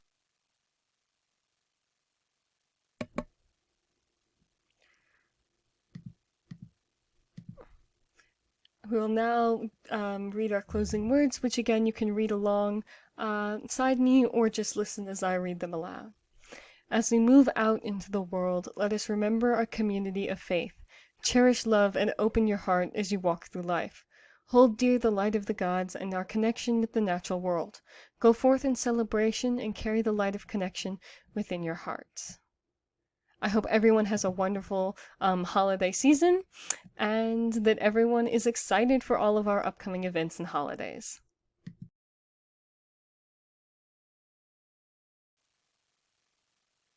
Good evening and welcome to Sun Meadow Temple. We are so happy you've joined us. My name is Alba and I use she, her pronouns. This is our first October observance and I'm so happy you are here. As always, this service is recorded and will be posted on our YouTube channel. Please remember our demonic dinner collaboration event. I'm really super excited to see what you all cook up. Pictures for that are due on the 28th, alongside images for our regular holiday video, and any movie night votes because the movie night is also on the 28th. So I hope you all have a horrifying Halloween. So we will open today with our opening words, which will appear on the slide behind you. Please feel free to read them aloud with me or just listen as I read them aloud. We welcome you into the light of the gods and light this flame in celebration. May its brightness symbolize our connection to the gods and the natural world. May you join us in this community of faith, cherishing love and with open hearts. So our theme for this month is fate, which, if you might have noticed, came up in our discussion last night, completely coincidentally. Our readings today are Oedipus, King of Thieves, the play by Sophocles, translated by Gilbert Murray. As I want us to be able to read the whole play because it's really relevant and just such a good play, we will be doing part of it today, part of it on the 19th, and then the final part on the 26th because it is quite long. Each of these observances will be quite long throughout this because the play is 15,000 words and I usually write 3,000 words per observance. So we're doing nearly double the length observances. So I hope that doesn't, ruin anyone's day or schedule or planning. Okay. So we will then start with our reading from Oedipus. There's a bunch of characters in this. I will tell you who they are when they come up or when it becomes relevant. So the first person we have, and I will read the stage directions and other things as well, so you have a general vibe of what's going on. So Oedipus. My children, fruit of Cadmus' ancient tree, new springing, wherefore thus with bended knee? Press ye upon us, laden all with wreaths and suppliant branches, and the city breathes heavy with incense, heavy with dim prayer, and shrieks to affright the slayer. Children, care for this so move me, I have scorned withal, message or writing, seeing 'tis I ye call. 'Tis I am, come, world-honored Oedipus. Old man, do thou declare, the rest have thus their champion. In what mood stand ye so still, in dread or sure hope? Know ye not my will is yours, for aid gainest all. Stern were indeed the heart that felt not for so dire a need. Priest. O Oedipus, who holdest in thy hand my city, thou canst see what ages stand. At these thine altars, some whose little wings scarce flieth yet, and some with long living o'erburdened, priest as I, of Zeus am priest, in chosen youths, and wailing hath not ceased, of thousands in the market-place, and by Athena's twofold temples, and the dry ash of Ismenus, portent breathing from shore. For all our ship, thou seest, is weak and sore, shaken with storms, and no more lightened, her head above the waves whose trough is death.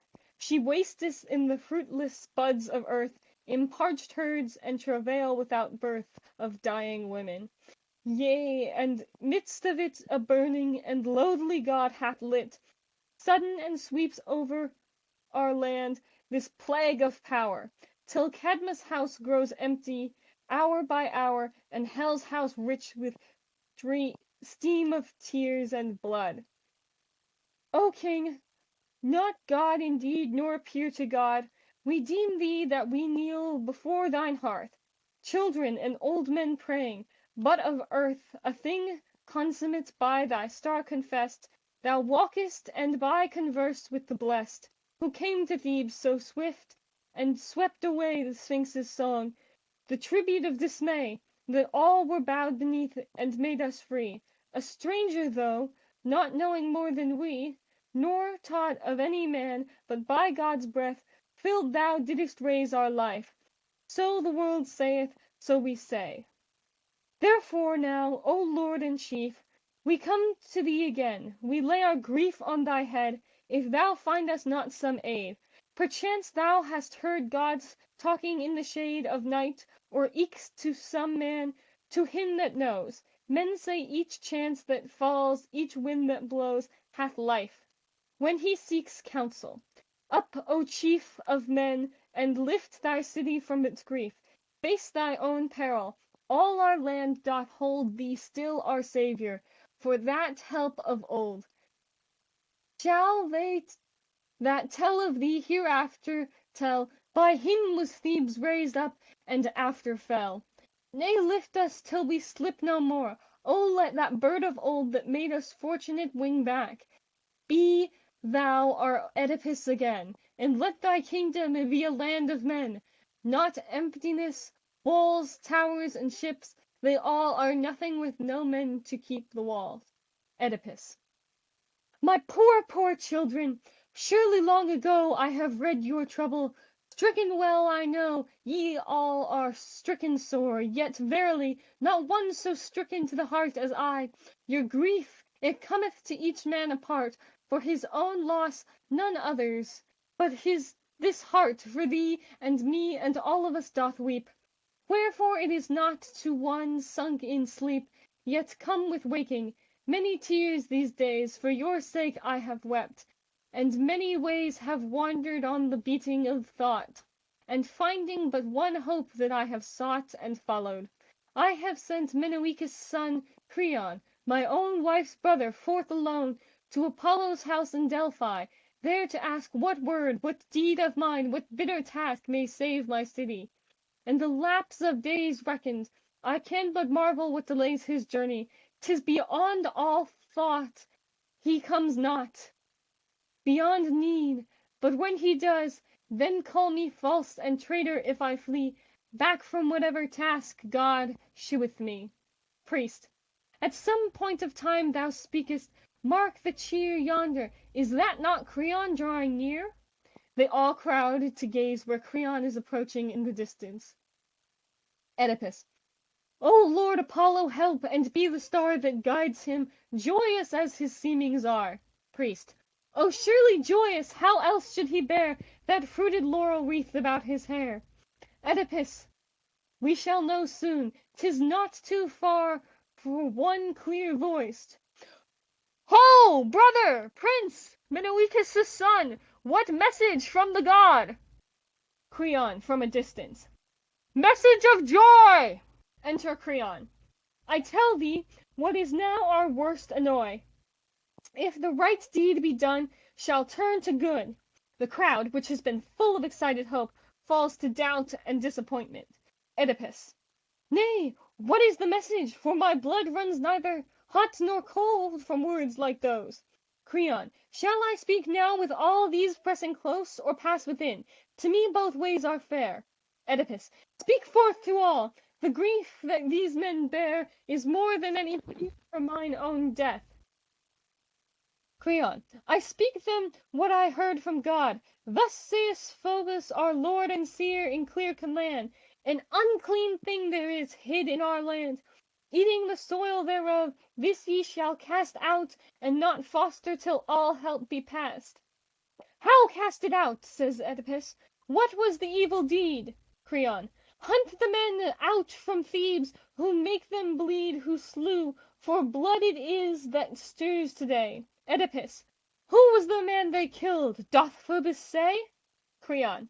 O king, there was of old King Laius in Thebes, ere thou didst come to pilot us. Oedipus. I know, not that I ever saw his face. Creon. 'Twas he Loxias now bids us trace and smite the unknown workers of his fall. Oedipus. Where in God's earth are they, or how withal find the blurred trail of such an ancient stain? Creon. In Thebes, he said, that which men seek amain they find. 'Tis things forgotten that go by. Oedipus. And where did Laius meet them? Did he die in Thebes, or in the hills, or some far land? Creon.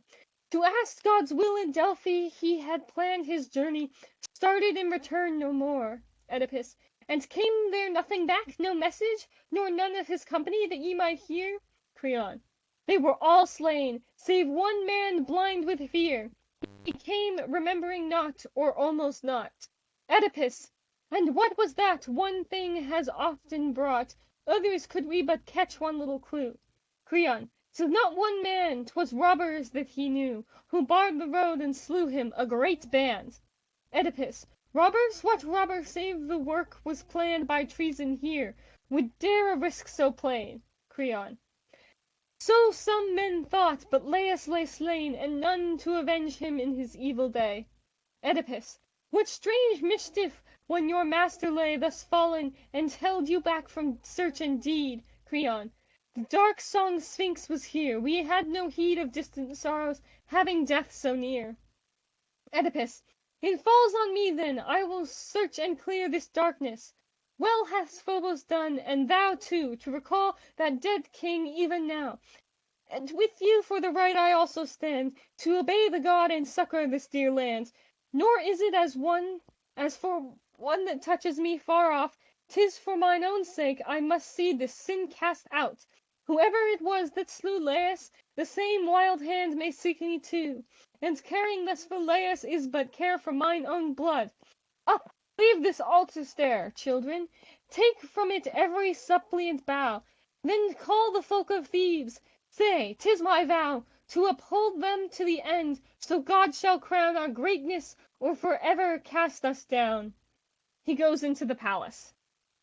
Priest. My children, rise! The king, most lovingly, hath promised all we came for, and may he who sent this answer Phobos come confessed helper to Thebes, and strong to stay the pest.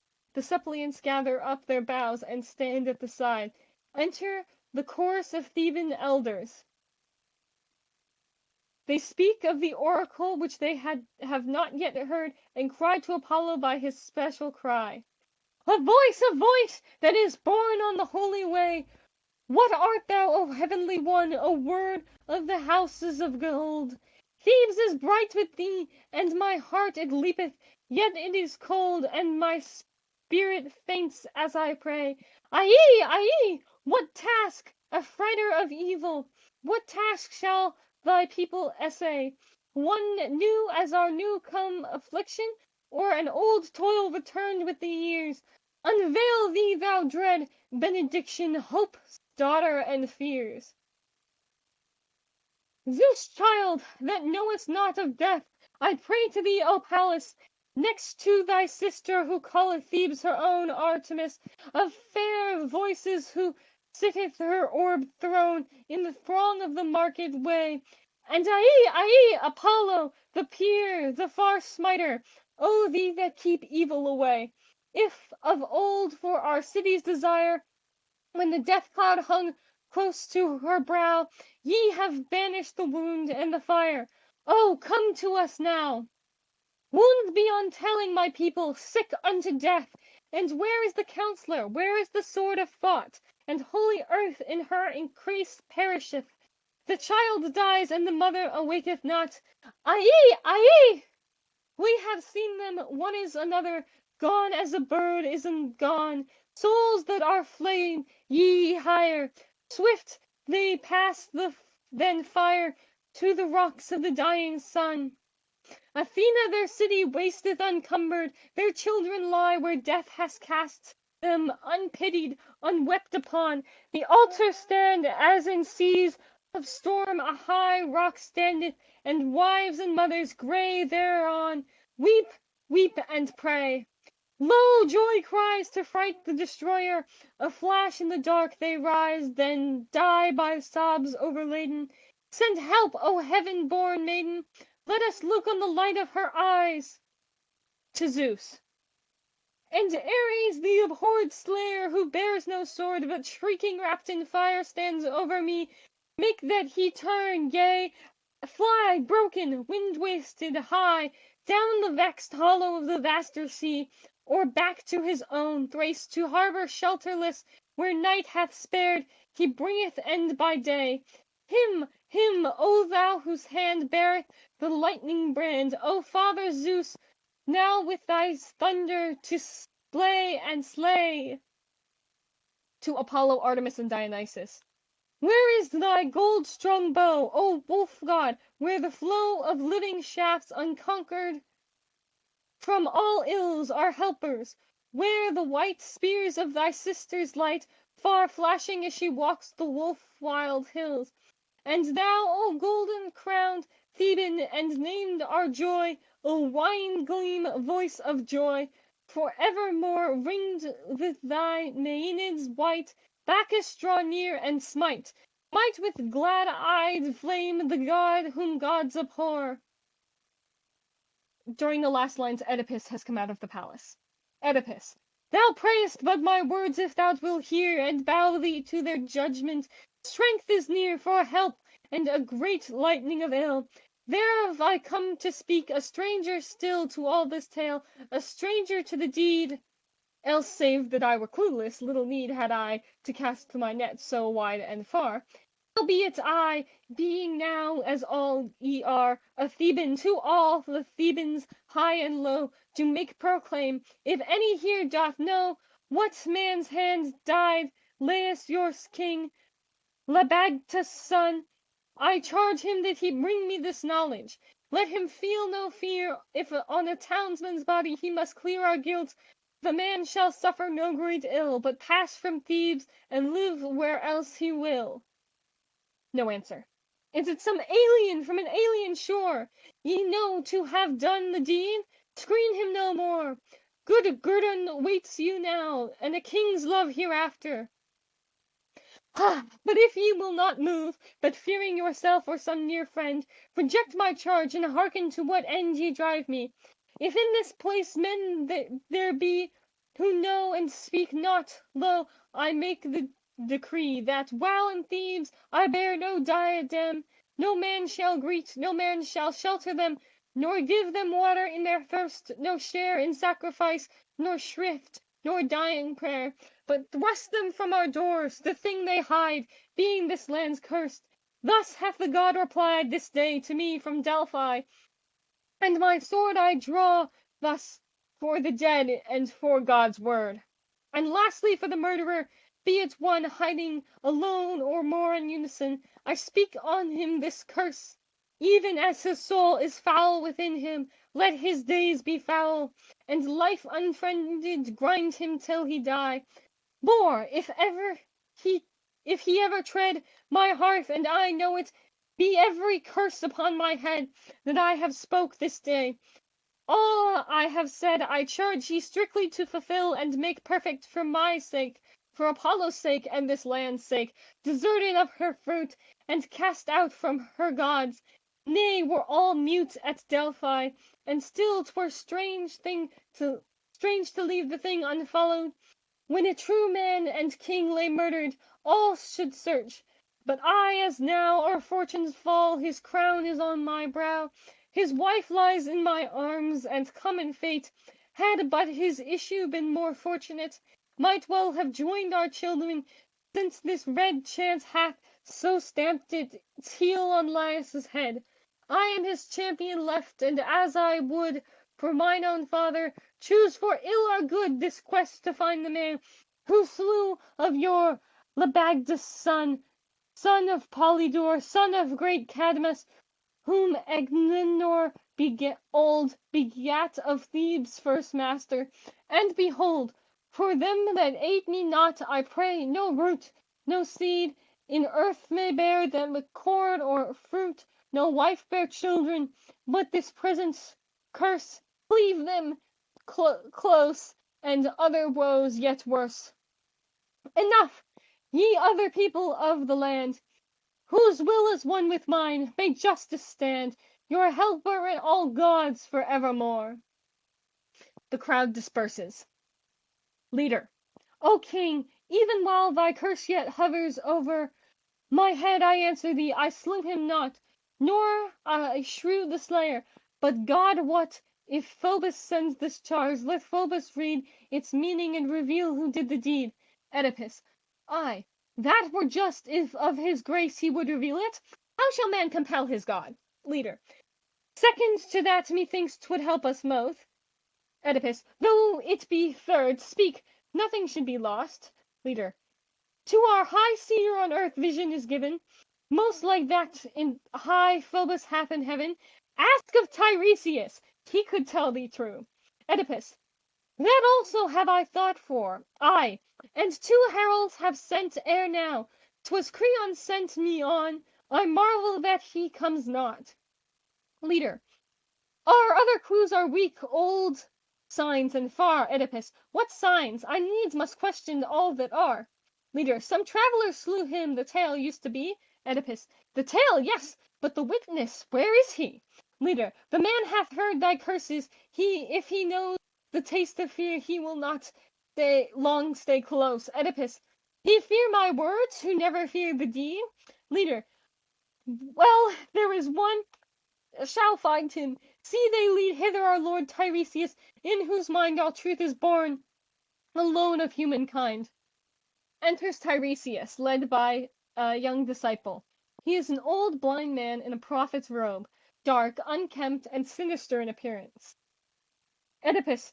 Tiresias, thou whose mind divineth well all truth, the spoken and the unspeakable, the things of heaven, them that walk the earth, our city thou canst see for all thy dearth of outward eyes what clouds are over her, in which, O gracious Lord, no minister of help, no champion can we find at all save thee.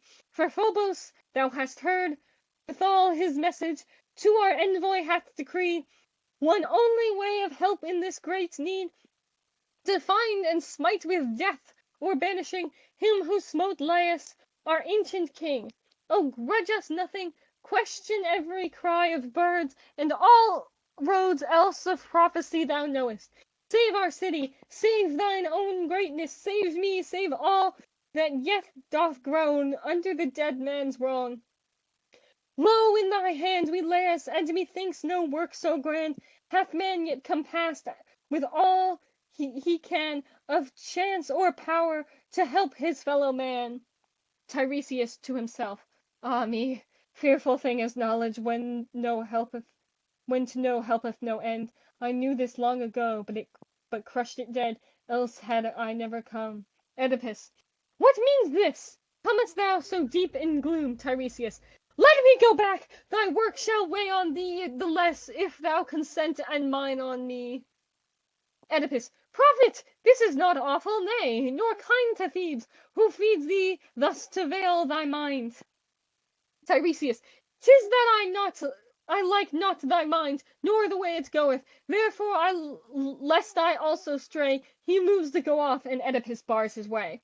Oedipus. Thou shalt not, knowing, turn and leave us. See, we implore thee on bended knee. Tiresias. All without light, and never light shall shine on this dark evil that is mine and thine.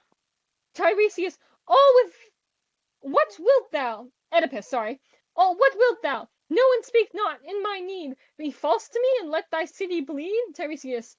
I would not wound myself nor thee. Why seek to trap and question me? I will not speak. Oedipus. Thou devil! Nay, the wrath of any stone would rise that him it lies with thee to have done and speak. Is there no melting in thine eyes? Tiresias. Naught lies with me, with thee there lies, I warrant, what thou never hast seen nor guessed. Oedipus, to leader who tries to calm him. How can I hear such talk? He maketh jest of the land's woes, and keep mine anger dumb. Tiresias. However I hold it back, 'twill come, 'twill come. Oedipus. The more shouldest thou declare it to thy king. Tiresias. I speak no more, for thee if passioning doth comfort thee on, passion to thy fill. He moves to go. Oedipus. For God I am in wrath, and speak I will, nor stint what I see clear. 'Twas thou, Didst plan this murder, eh? And save the blow run it? I know thou art blind, else I could swear thou, and thou only art the murderer. Tiresias returning. So I command thee by thine own word's power to stand accursed, and never from this hour speak word to me, nor yet to these who ring thy throne. Thou art thyself the unclean thing. Oedipus. Thou prince of brass to fling out injury so wild, dost thou think to bait me and go free? Tiresias. I am free. The strong truth is in this heart. Oedipus. What prompted thee? I swear 'tis not thine art. Tiresias. 'Twas thou. I spoke not save for thy command. Oedipus. Spoke what? What was it? Let me understand. Tiresias. Dost thou tempt me? Were my words before not plain? Oedipus. Scarce thy full meaning. Speak the words again. Tiresias. Thou seekest this man of blood, thyest art he. Oedipus. 'Twill cost thee dear twice to have stabbed me. Tiresias. Shall I say more, to see thee rage again? Oedipus. Oh, take thy fill of speech, 'twill all be vain. Tiresias. Thou livest with those near to thee on shame, most deadly, seeing not thyself nor them. Oedipus. Thou thinkest 'twill help thee thus to seek and speak? Tiresias. Surely until the strength of truth be weak.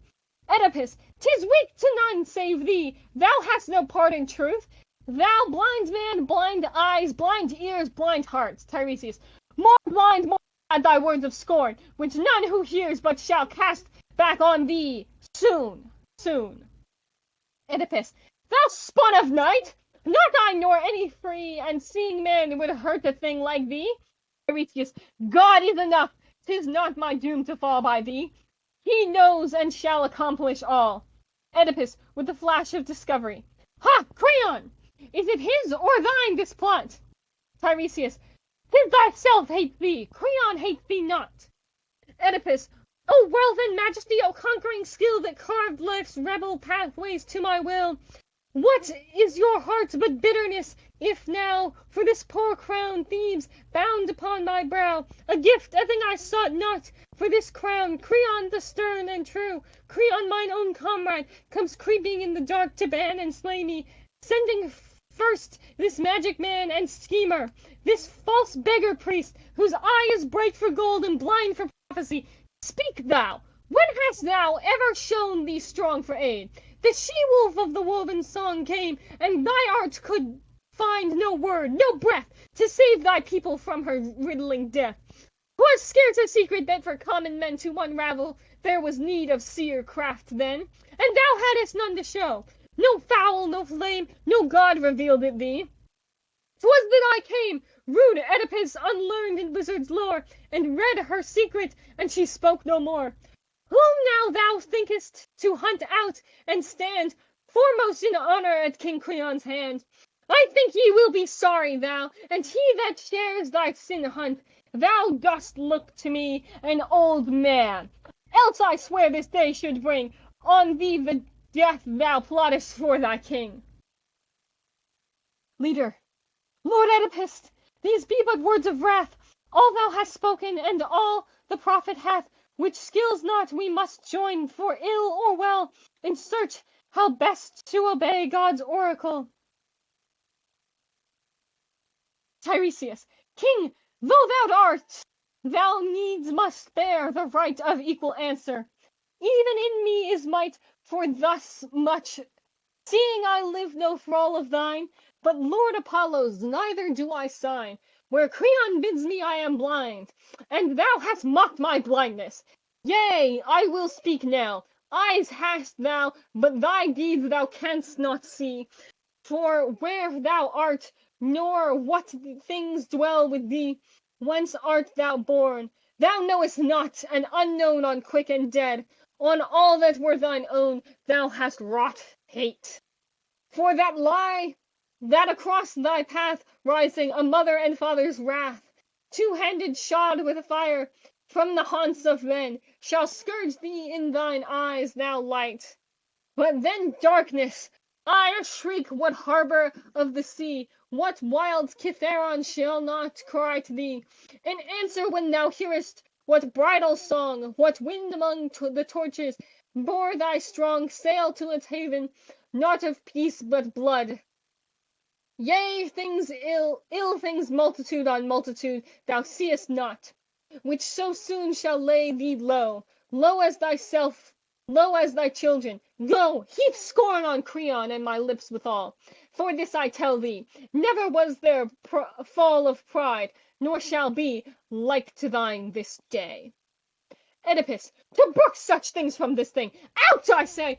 Out to perdition! Ay, and quick before the leader restrains him. Enough, then! Turn and get out from my door. Tiresias, I had not come hadst thou not called me here. Oedipus, I knew thee not so dark a fool. I swear 'twere long before I called thee I had known. Tiresias, fool, sayest thou? Am I truly such a one? The two who gave birth to thee, they held me wise. Oedipus, birth! Stop!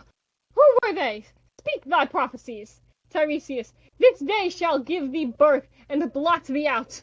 Oedipus, oh, riddles everywhere and words of doubt. Tiresias, ay, thou wast their best reader long ago. Oedipus, laugh on, I swear thou still shalt find me so. Tiresias, that makes thy pride and thy calamity. Oedipus, I have saved this land, and I care not if I die. Tiresias, then I will go. Give me thine arm, my child. Oedipus, I help him quick. To see him there makes wild my heart. Once gone, he will not vex me more. Tiresias, turning again as he goes, I fear thee not, nor will I go before that word be spoken which I came to speak. How canst thou ever touch me? Thou dost seek with threats and loud proclaim the man whose hand slew Laius. Lo, I tell thee, he doth stand here. He is called a stranger, but these days shall prove him Theban true, nor shall he praise his birthright.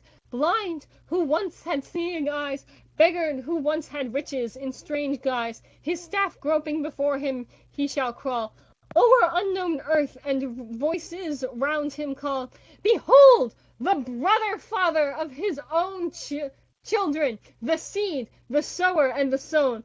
Shame to his mother's blood, and to his sire's son, murderer, incest worker!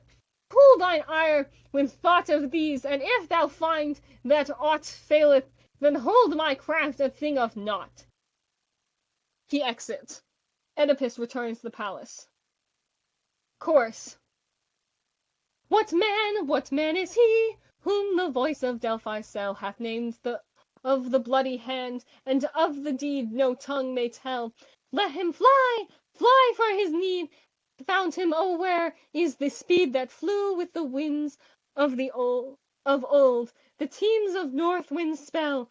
For feet there be that follow, yet thunder shod and girt with fire he cometh, the children of God.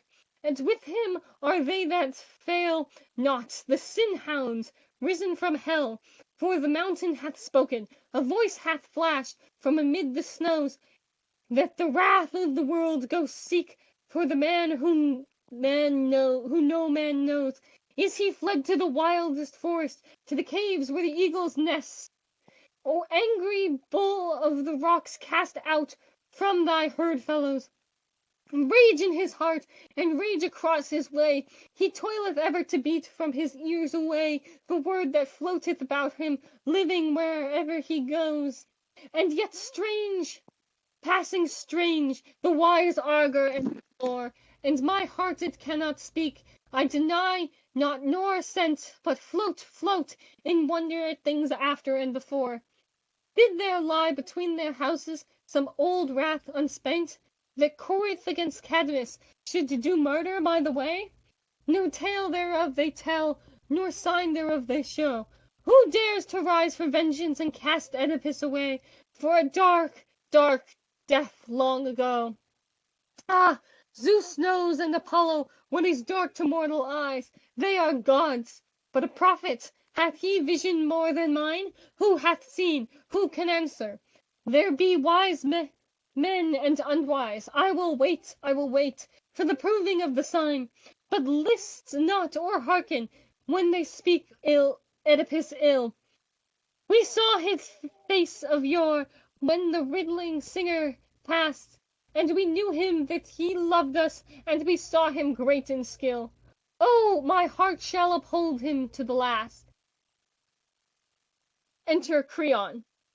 Good brothers, citizens, a frantic word I hear is spoken by our chosen lord Oedipus against me, and here am come indignant. If he dreams mid all this gloom that weighs upon us, he hath had from me or deed, or lightest thought of injury. For God, I have no care to see the sun longer with such a groaning name. Not one wound is it, but a multitude, if now all Thebes must hold me guilty, I and thou and all who loved me of deeds so foul. Leader. If words were spoken, it was scarce the soul that spoke them. 'Twas some sudden burst of wrath. Creon. The charge was made then that Tiresias hath made answer false, and that I bribed him, I? Leader. It was, perchance, for jest, I know not why. Creon. His heart beats true, his eyes look steadily, and fell not laying such a charge on me. Leader. I know not, I have no eyes for the thing my masters do, but see, here comes the king. Enter Oedipus. How now, assassin, walking at my gate with eye undimmed, thou plotter demonstrate against this life, and robber of my crown. God help thee, me! What was it set me down thy butt? So dull a brain hast found in me, aforetime such a faint heart, not to see thy work betimes, or seeing not to smite. Art thou not rash this once? It needeth might of friends, it needeth gold, to make a throne thy quarry, and I fear me thou hast none. Creon. One thing alone I ask thee, let me speak as thou hast spoken, then with knowledge wreak thy judgment. I accept it without fear. Oedipus. More skill hast thou to speak than I to hear thee. There is peril found in thee, and hate. Creon. That one thing let me answer ere too late. Oedipus. One thing be sure of, that thy plots are known. Creon. The man who thinks that bitter pride alone can guide him without thought, his mind is sick. Oedipus. Who thinks to slay his brother with a trick, and suffer not himself, his eyes are blind. Creon. Thy words are more than just, but say what kind of wrong thou fanciest I have done thee. Speak. Oedipus. Didst urge me, or didst urge me not, to seek a counsel from that man of prophecies? Creon. So judged I then, nor now judge otherwise. Oedipus, suddenly seeing a mode of attack. How many years have passed since Laius? The words seemed to choke him. Creon. Speak on, I cannot understand thee thus. Oedipus, with effort. Passed in that bloody tempest from men's sight. Creon. Long years and old, I scarce can tell them right. Oedipus. And at that time was the seer in Thebes, or how? Creon. He was, most wise and honored, even as now. Oedipus. At that time did he ever speak my name? Creon. No, to mine ear at least it never came. Oedipus. Held you no search for those who slew your king? Creon. For sure we did, but found not anything. Oedipus. And how came the all-knowing seer to leave it so? Creon. Ask him, I speak not where I cannot know. Oedipus. One thing thou canst with knowledge full, I wot. Creon. Speak it, if true, I will conceal it not. Oedipus. This, that until he talked with thee, the seer, ne'er spoke of me as Laius' murderer. Creon. I know not if he hath so spoken now, I heard him not. But let me ask, and thou answer me true, as I have answered thee. Oedipus. Ask, thou shalt no murder find in me. Creon. My sister is thy wife this many a day. Oedipus. That charge is not in me to gainsay. Creon. Thou reignest giving equal reign to her. Oedipus. Always to her desire I minister. Creon. Were we not all as one, she and I? Oedipus. Yes, thou false friend, there lies thy treachery. Creon. Not so, nay, but follow me and scan thine own charge close. Thinkest thou that any man would rather rule and be afraid than rule and sleep untroubled? Nay, where lives the fool? I know them not, nor am I one of them.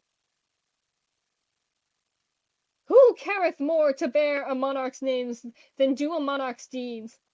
As now I stand, all my desirable compass at thy hand. Were I the king, full half my deeds were done, to obey the will of others, not mine own. Were that as sweet when all the tale were told, as this calm griefless princedom that I hold in silence power? Am I so blind of brain that ease with glory tires me, and I fain must charge them? All men now give me Godspeed, all smile to greet me. If a man hath need of thee, 'tis me he calleth to the gate, as knowing that on my word hangs the fate of the half he craves. Is life like mine a thing to cast aside, and plot to be a king? Doth a sane man turn villain in an hour? For me, I never lusted for this power, nor bore with any man who turns such lust to doing. But enough, I claim just question. Go first the Pytho, find if well and true I did report God's oracle. Next seek in Thebes for any plot entwined between the seer and me, which if ye find, then seize and strike me dead. Myself that day will sit with thee as judge and bid thee slay. But damn me not on one man's guess, 'tis all unjust. To call a traitor true, to call a true man traitor with no cause nor end. And this I tell thee, he who plucks a friend out of his heart hath lost a treasured thing, dear as his own dear life. But time shall bring truth back. 'Tis time alone can make men know what hearts are true. The false one day can show. Leader. The one that fears to fall his words are wise. O king, in thought the swift will not win the prize. Oedipus.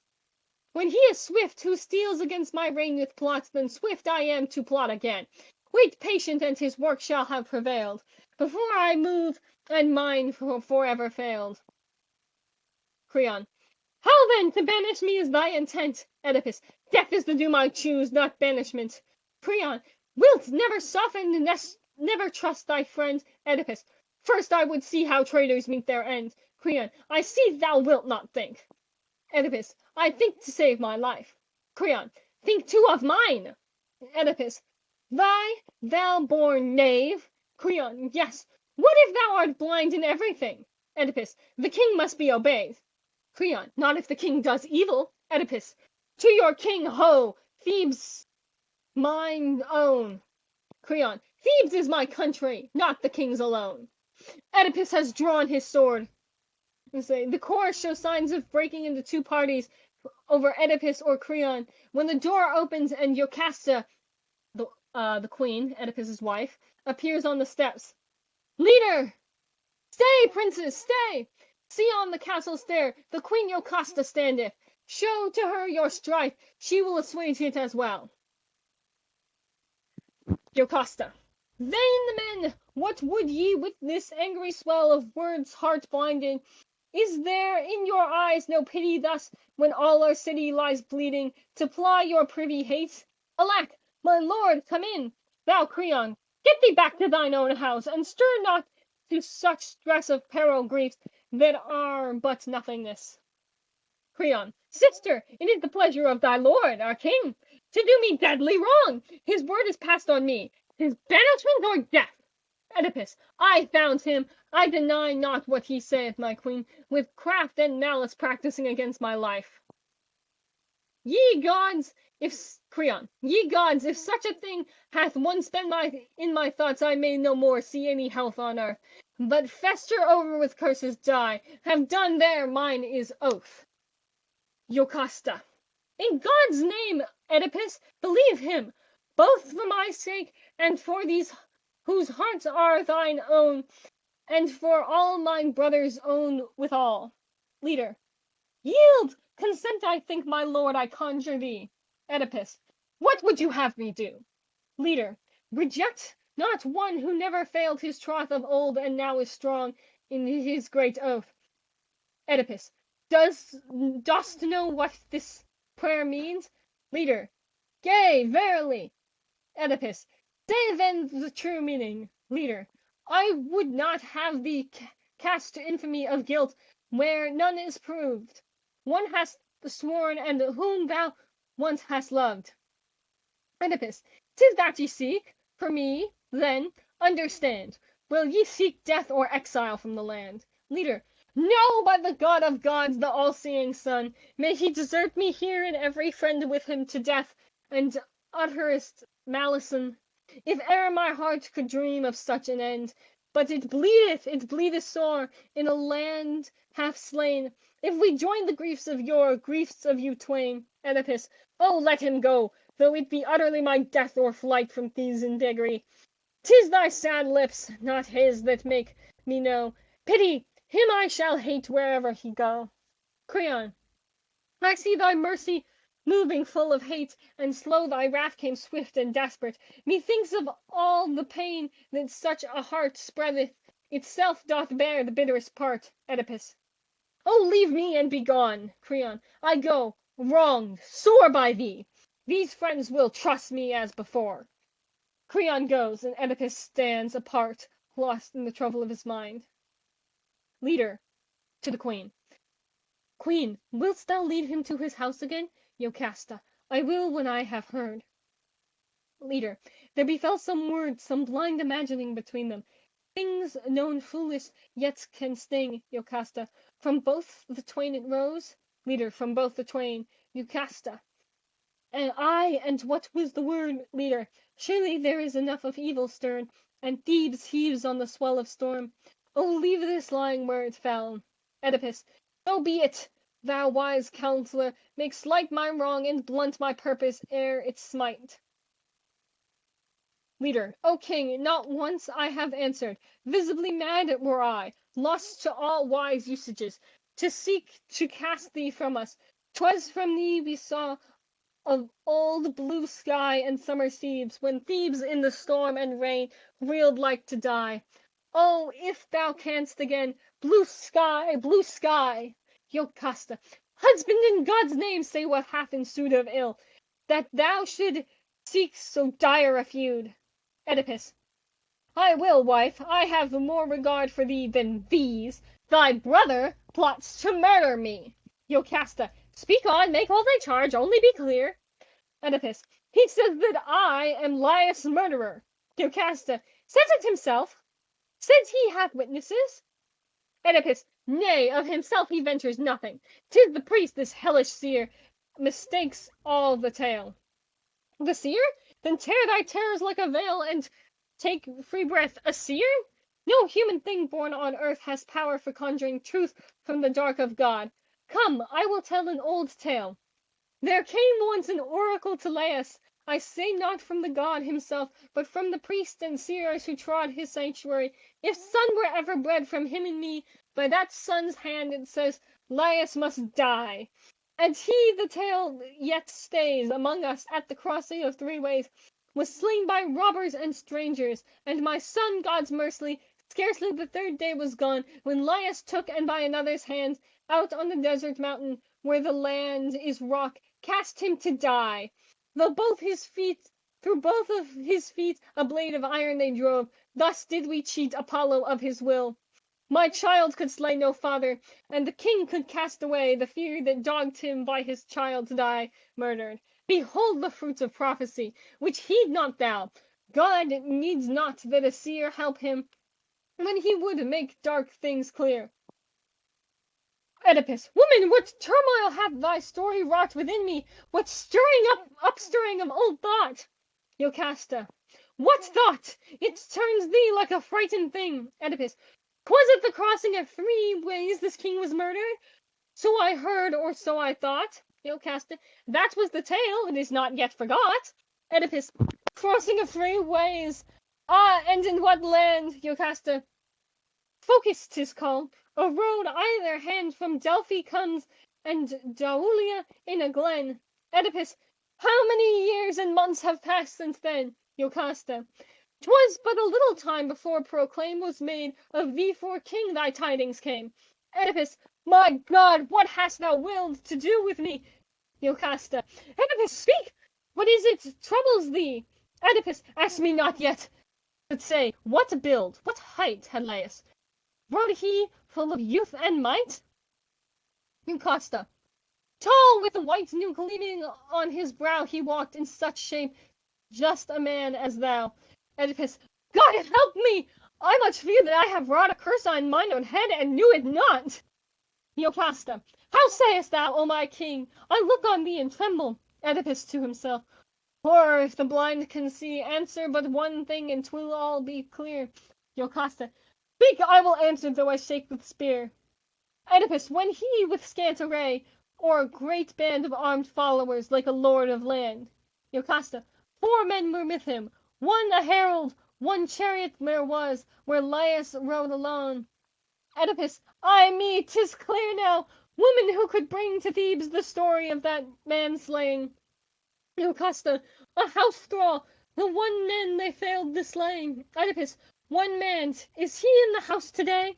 Jocasta. Indeed no, when he came that day and found thee on the throne where once sat Laius crowned, he took my hand and prayed me earnestly to send him to the mountain heights to be a herdsman, far from any sign or call of Thebes. And there I sent him, was a thrall good-hearted, worthy of a far greater boon. Oedipus. Canst find him? I would see this herd and soon. Jocasta.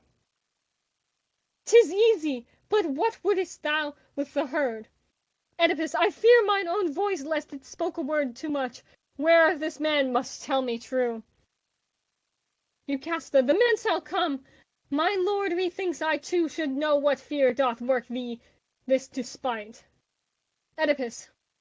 Thou shalt, when I am tossed to such an height of dark foreboding, woman, when my mind faceth such straits as these, where should I find a mightier love than thine? My father thus, I tell the whole tale, was Polybus in Corinth king, my mother Merope of Dorian line, and I was held to be the proudest in Corinthia, till one day a thing befell, strange it was, but no way meet for such wonder and such rage as mine. A feast it was, and someone flushed with wine cried out to me that I was no true son of Polybus.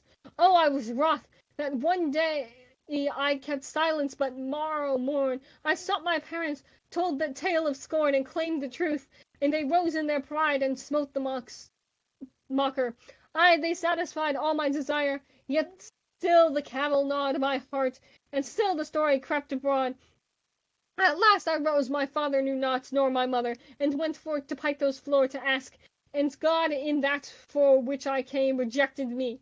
But round me like a flame his voice flashed other answers, things of woe, terror, and desolation. I must know my mother's body and beget thereon.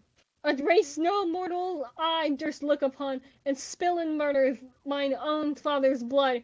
I heard, and hearing, straight from where I stood, no landmark but the stars to light my way, fled from the dark south where Corinth lay, to lands far off, where never I might see my doom of scorn fulfilled. On bitterly I strode, and reached the region where, so saith thy tale, that king of Thebes was struck to death.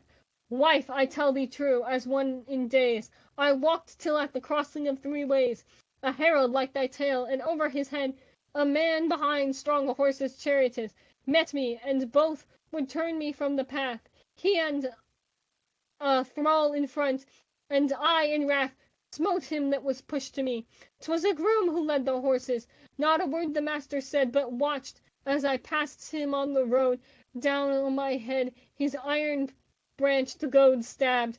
But by heaven he rued it! In a flash I swung my staff, and saw the old man crash from his cart in blood. Then all of them I slew. Oh, if that man's unspoken name had aught of Laius in him! In God's eyes what man doth move more miserable than I, more dogged by the hate of heaven? No man, kin nor stranger, any more may take me in. No man may greet me with a word, but all cast me out of their houses, and withal 'twas mine own self that laid upon my life these curses, and I hold the dead man's wife in these polluting arms that split his soul. Am I a thing born evil? Am I in every vein? Thebes now doth banish me, and never in this exile must I thee, mine ancient folk of Corinth never tread the land that bore me, else my mother's bed shall be defiled. And Polybus, my good father, who loved me well, be rolled in blood, if one should dream that such a world began. In some slow devil's heart, that hated man, whom should deny him? God, as thou art clean, suffer not this suffer not this sin to be, that ere I look on such a day, out of all vision of mankind away, to darkness let me fall ere such a fate touch me so unclean, so desolate. Leader. I tremble too, O king, but till thou hear from him who saw, O let hope conquer fear. Oedipus. One shred of hope I still have, and therefore will wait the herdsman's coming. 'Tis no more. Jocasta. He shall come, but what further dost thou seek? Oedipus. This: if we mark him close, and find him speak as thou hast, then I am lifted from my dread. Jocasta. What meanest thou? Was there something that I said? Oedipus.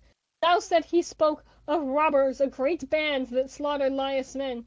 If he stand to the same tale, the guilt comes not my way. One cannot be a band, but if he say one lonely loin-girt man, then visibly this is God's finger pointing towards me.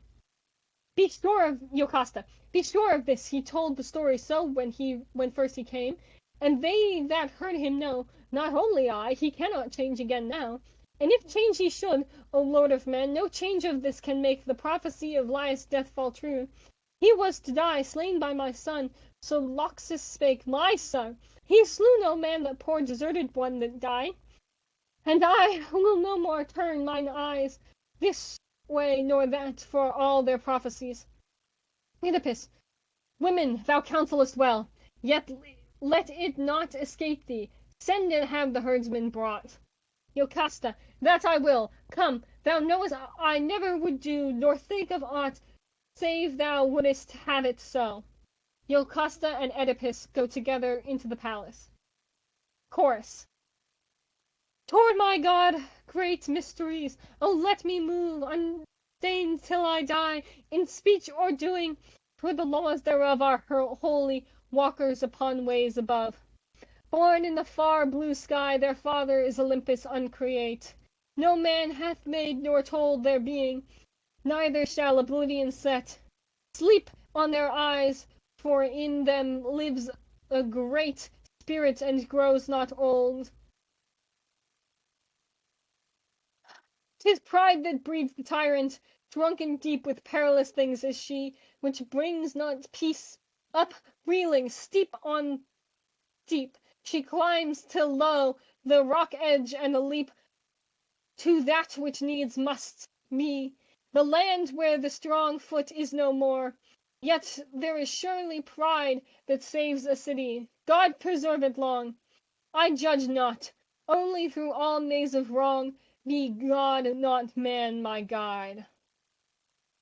Is there a priest who moves amid the altars, ruthless in deed and word, fears not the presence of his God, nor falters lest right at last be heard? If such be there, oh, let some doom be given, meet for his ill-starred pride. Who will not gain his gain where justice is? Who will not hold his lips from blasphemies? Who hurls rash hands amid the things of heaven?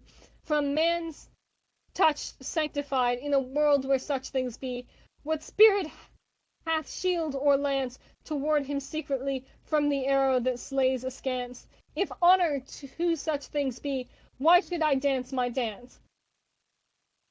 I go no more with prayers and adorations to earth's deep heart of stone, nor yet the Abantus floor, nor where nations kneel at Olympia's throne, till all this dark be lighted, for the finger of man to touch and know. O thou that rulest, if men rightly call thy name on earth. O Zeus, thou Lord of all, and strength undying, let not these things linger unknown, tossed to and fro. For faint is the oracle, and they thrust it aside away, and no more visible Apollo to save or slay, and the things of God they fail, as mist the wind away. Jocasta comes out from the palace followed by handmaidens bearing incense and flowers. Jocasta. Lord of the land, the ways my thought hath trod, lead me in worship to these shrines of God, with flowers and incense flame. So dire a storm doth shake the king, sin, dread, and every form of grief the world knows. 'Tis the wise man's way to judge the morrow by the yesterday, which he doth never, but gives eye and ear to all who speak, will they but speak of fear. And seeing no word of mine hath power to heal his torment, therefore forth to thee I steal, O slayer of the wolf, O lord of light, Apollo. Thou art near us, and of right dost thou hold us thine. To thee in prayer I fall. She kneels at the altar of Apollo's Lycios. O show us some path that is not all unclean. For now our captain's eyes are dim with dread, and the whole ship must follow him. While she prays, a stranger has entered and begins to accost the chorus. Good masters, if there one of you could bring my steps to the house of Oedipus your king, or better to himself, if that may be, leader, this is the house and he within, and she thou seest, the mother of his royal seed. Jocasta rises, anxious from her prayer. Stranger. Being wife to such a man, happy indeed, and ringed with happy faces may she live. Jocasta. To one fair of speech may the gods give like blessing, courteous stranger. 'Tis thy due. But say what leads thee hither. Can we do thy wish in aught, or hast thou news to bring? Stranger. Good news, O queen, for thee and for the king. Jocasta. What is it, and from what prince comest thou? Stranger. I come from Corinth, and my tale, I trow, will give thee joy, yet haply also pain. Jocasta. What news can have that twofold power? Be plain. Stranger. 'Tis spoken in Corinth that the gathering of folk will make thy lord our chosen king. Jocasta. How? Is old Polybus in power no more? Stranger. Death has a greater power, his reign is o'er. Jocasta. What sayest thou? Death? Oedipus' father dead? Stranger. If I speak, let me die in his stead. Jocasta. Ho, maiden! To our master! Hie thee fast, and tell this tale. Okay, so that's the first part. I would say it ended up being even longer than I anticipated. So yeah, I hope you enjoy. I would say we'll finish up and we'll have our discussion on the later date regarding fate. It will be quite an interesting and fun event. I will say so. We'll now do the ritual part of the observance, and I will play the video. Why is it? There it goes. We leave this offering for our gods to symbolize our connection and devotion. We gift this rock to symbolize the stability of the gods in our world. We gift this water to accept the flow of our lives.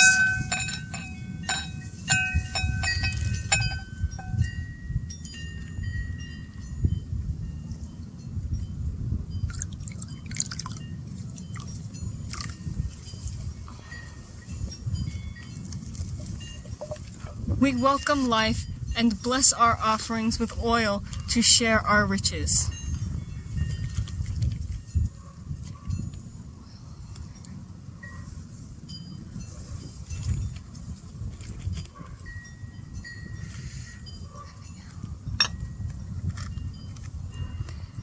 We embrace our connection to each other and the world and celebrate our revival.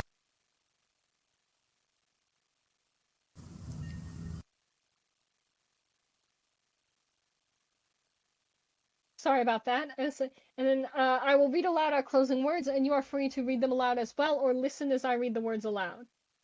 As we move out into the world, let us remember our community of faith. Cherish love and open your heart as you walk through life. Hold dear the light of the gods and our connection with the natural world. Go forth in celebration and carry the light of connection within your heart. Unfortunately, today I will not be able to host coffee hour as we normally do because I am now 20 minutes late to the thing I was supposed to be doing because this took way longer than I anticipated. So I'm so sorry about that, I will say, but I will end the call, and I hope everyone had a great time listening and all of that. Yeah, so let me end the recording.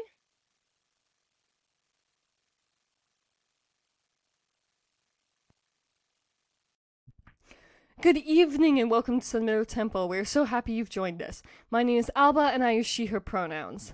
This is our second October observance and I'm so happy you are here. As always, this service is recorded and will be posted on our YouTube channel. Please remember our demonic dinner collaboration event. I am super excited to see what you all cook up. Pictures for that are due on the 28th alongside images for our regular holiday video and movie vote, which is also on the 28th. I hope you have a truly horrifying Halloween. We will open today with our opening words, which will appear on the slide behind you. Please listen as I read the words aloud or read the words aloud with me at home. We welcome you into the light of the gods and light this flame in celebration. May its brightness symbolize our connection to the gods and the natural world. May you join us in this community of faith, cherishing love and with open hearts. So, if you remember, our theme this month is fate, and we are reading all of Oedipus, King of Thebes, by Sophocles, translated by Gilbert Murray. This section is the second part, and we left off where Jocasta has just received news of the death of Polybus, Oedipus's father. So we will pick right up from there, I believe, with Jocasta speaking about the oracles. Where stand ye at the last, ye oracles of God? For many a year Oedipus fled before that man in fear to slay him. And behold, we find him thus, slain by a chance death, not by Oedipus. Oedipus comes out of the palace. Oedipus, O wife, O face I love to look upon, why callest thou me from where I sat alone? Jocasta, give ear and ponder from what this man tells. How end these proud priests and their oracles? Oedipus, whence comes he, and what word hath he for us? Jocasta, from Corinth, bearing news that Polybus thy father is no more. He has found his death. Oedipus, how? Stranger, speak thyself. This that she saith, stranger, is true. If that is the first news ye crave, I tell thee, Polybus lieth in his grave. Oedipus, not murdered? How? Some passing of disease? Stranger, a slight thing turns an old life to its peace. Oedipus, poor father, 'tis by sickness he is dead? Stranger, the growing years lay heavy on his head. Oedipus, O wife, why then should Nan fear any more the voice of Pytho's dome, or cower before these birds that shriek above us? They foretold me for my father's murderer, and behold, he lies in Corinth dead, and here I am, and never touched the sword. Or did he die in grief for me who left him? In that way I may have wrought his death. But come what may, he sleepeth in his grave, and with him all this deadly seer craft of no worth at all. Jocasta, dear lord, long since did I not show thee clear? Oedipus, indeed, yes, I was warped by mine own fear. Jocasta, now thou wilt cast it from thee and forget? Oedipus, forget my mother? It is not over yet. Jocasta, what should man do with fear who hath but chance above him, and no sight nor governance of things to be? To live as life may run, no fear, no fret, me were wisest neath the sun. And thou, fear not thy mother. Prophets deem a deed wrought that is wrought but in a dream, and he to whom these things are nothing, best will bear his burden. Oedipus, all thou counsellest were good, save that my mother liveth still, and through thy words be wise, for good or ill her I still fear. Jocasta, think of thy father's tomb, like light across our darkness it hath come. Oedipus, great light, but while she lives I fly from her. Stranger, what woman, prince, doth fill thee with so with fear? Oedipus, Merope, friend, who dwelt with Polybus. Stranger, and what in Queen Merope should fright thee thus? Oedipus, a voice of God, stranger, of dire import. Stranger, meet for mine ears, or some secret sort? Oedipus, nay, thou must hear. In Corinth, long ago Apollo spake a doom, that I should know my mother's flesh, and with mine own hand spill my father's blood. 'Tis that and not my will hath kept me always far from Corinth. So, life hath dealt kindly with me, yet men know on earth no comfort like a mother's face. Stranger, 'tis that has kept thee exiled in this place. Oedipus, that and the fear, too, of my father's blood. Stranger, then surely, lord, I came but for thy good. 'Twere well if from fear that I set thee free. Oedipus, ah, couldst thou, there were rich reward for thee, stranger. To say the truth, I had hoped to lead thy home, now, and myself to get some good therefrom. Oedipus, nay, where my parents are, I will not go. Stranger, my son, 'tis very clear thou dost not know what road thou goest. Oedipus, how, in God's name say, how clear? Stranger, 'tis this keeps thee so long away from Corinth. Oedipus, 'tis the fear lest that word break one day upon me true. Stranger, fear lest thou take defilement from the two that gave thee birth. Oedipus, 'tis that, old man, 'tis that doth fill the earth with terror. Stranger, then thy terror all hath been for nothing. Oedipus, how? Were not your king and queen my parents? Stranger, Polybus was not to thee in blood. Oedipus, how? He is my father. Stranger, that was he as much as I, but no more. Oedipus, thou art not, 'twas he begot me. Stranger, 'twas not I begot Oedipus, neither was it he. Oedipus, what wild fancy then made him name me for his child? Stranger, thou wast his child by gift. Long years ago mine own hand brought thee to him. Oedipus, coming so from a strange hand, he gave me that great love. Stranger, he had no child, and the desire thereof held him. Oedipus, and thou didst find somewhere or buy a child for him? Stranger, I found in a high glen of Cytherion. Movement of Jocasta, who stands riveted with dread, unnoticed by the others. Oedipus, yonder? To what end was traveling in these parts? Stranger, I came to tend the flocks here on the mountain. Oedipus, thou wast one that wandered tending sheep for hire? Stranger, my son, that day I was the savior of a king. Oedipus, how, savior? Was I in some suffering or peril? Stranger, thine own feet a tale could speak. Oedipus, ah me, what ancient pain stirs half awake within me? Stranger, 'twas a spike through both thy feet. I set thee free. Oedipus, a strange scorn that, to greet a babe new on the earth. Stranger, and from that they fain must call thee Oedipus, who walks in pain. That's the translation of his name, is who walks in pain. Oedipus, who called me so, father or mother? Oh, in God's name speak. Stranger, I know not. He should know who brought thee. Oedipus, so I was not found by thee, thou hast me from another? Stranger, aye, to me one of the shepherds gave the babe to bear far off. Oedipus, what shepherd? Knowest thou not? Declare all that thou knowest. Stranger, by my memory then, I think they called him one of Laius' men. Oedipus, that Laius who is king of Thebes of old? Stranger, the same. My man did herding in his fold. Oedipus, is he yet living? Can I see his face? Stranger, turning to the chorus, ye will know that, being natives to this place. Oedipus, how? Is there one of you within my pale standing that knows the shepherd of this tale? Ye have seen him on the hills or in this town? Speak, for the hour is come that all be known. Leader, I twill think be the peasant man the same. Thou hast sought long time to see. His place and name our mistress, if she will, can tell most clear. Jocasta remains as if she heard nothing. Oedipus, thou hearest him, wife? The herd whose presence here we craved for, is it he this man would say? Jocasta, he saith, what of it? Ask not. Only pray not to remember. Tales are vainly told. Oedipus, 'tis mine own birth. How can I, when such clues as these, refrain from knowing all? Jocasta, for God's love, no! If thou carest at all for thine own life, my anguish is enough. Oedipus bitterly, fear not, though I be thrice of slavish stuff from my third granddam down, it shames me not. Jocasta, ask no more, I beseech thee, promise me. Oedipus, to leave the truth half found 'tis not my mood. Jocasta, I understand, and tell thee what is good. Oedipus, thy good doth weary me. Jocasta, O child of woe, I pray God, thou never know.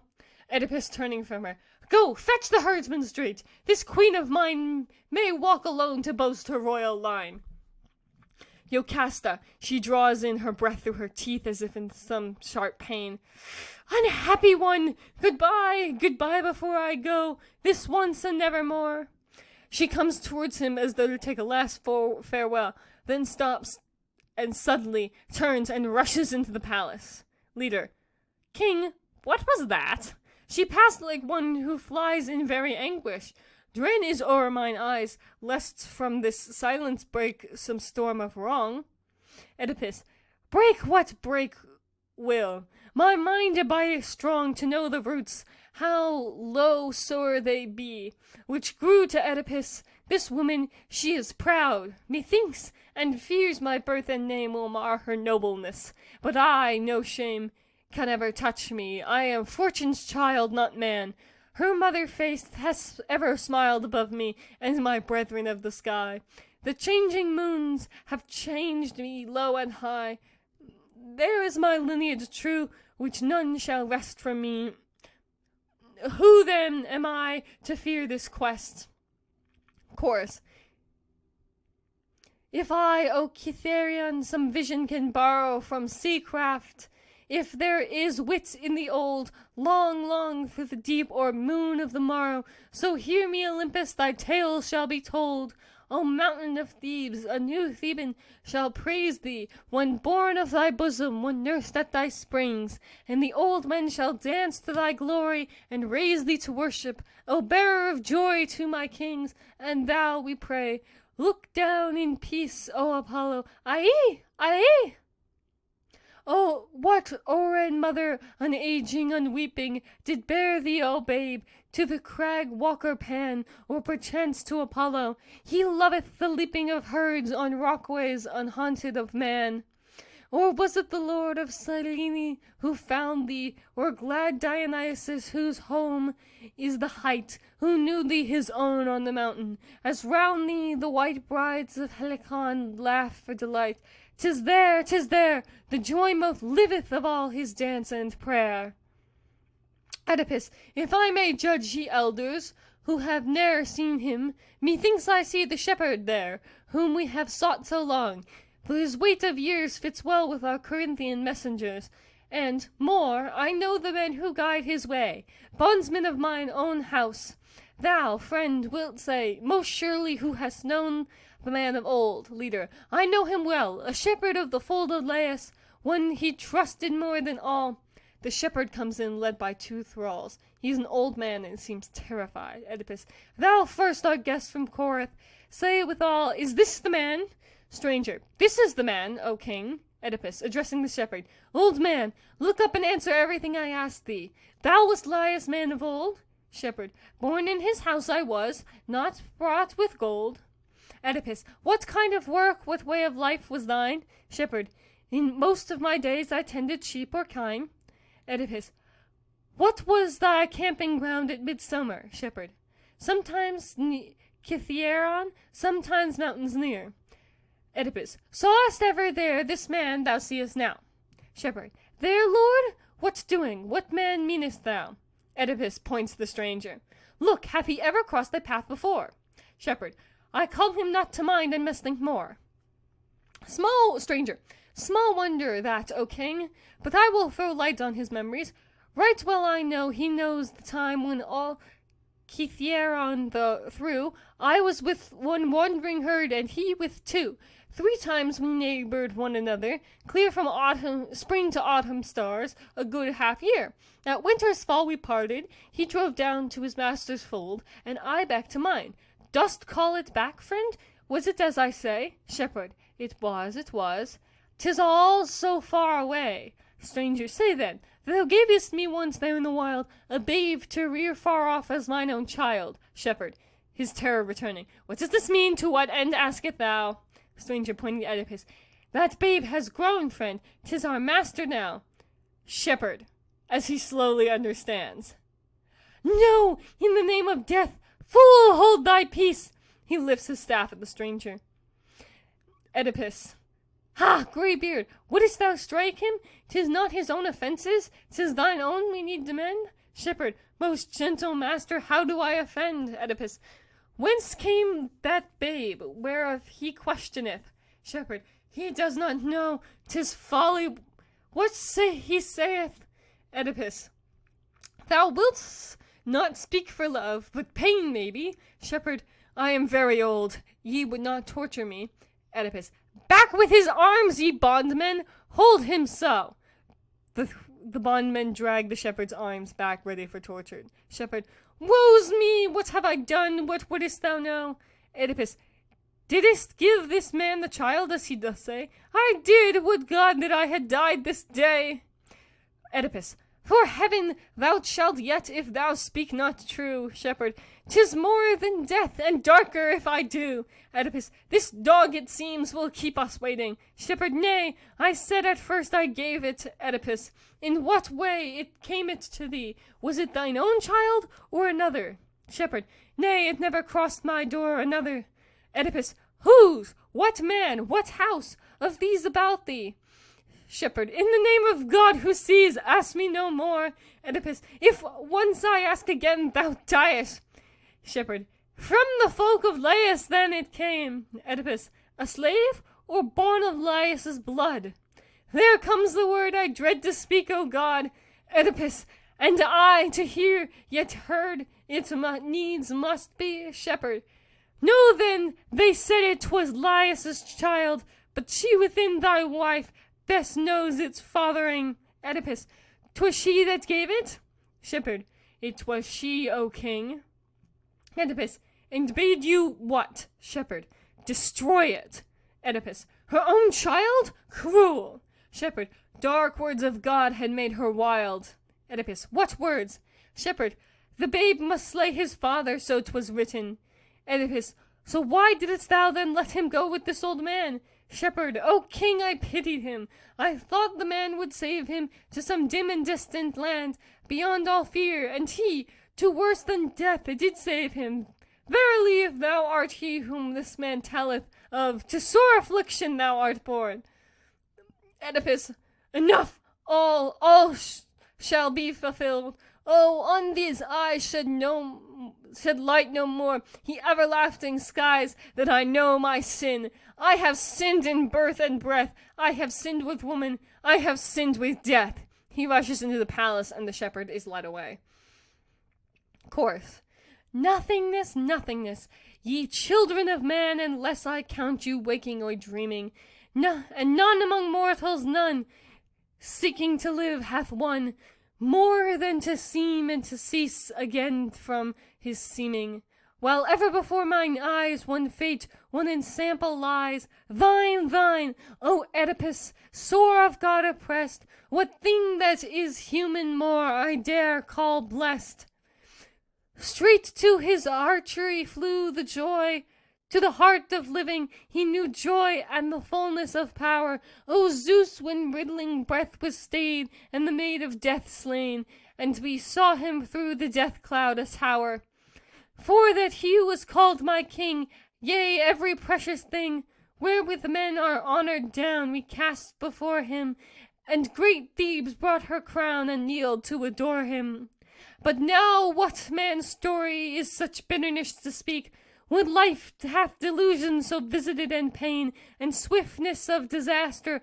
O great king our master, how opt one haven to the slayer and slain, and the furrows of thy father, did they turn not nor shriek, did they bear so long silent thy casting of the grain? 'Tis time desireless hath shown thee what thou art, the long monstrous mating, it is judged and all its race. O child of him that sleepeth, thy land weepeth unfathered. Would God I had never seen thy face, from thee in great peril fell peace upon my face. In the mine eyne clouded, and the dark is come apace. So we'll do our discussion portion during the very final recording. So we'll now move into the ritual part of the observance. And I will mute my mic and play the video.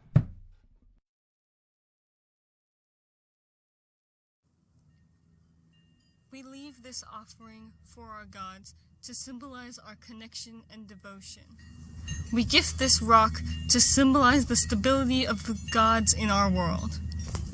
We gift this water to accept the flow of our lives.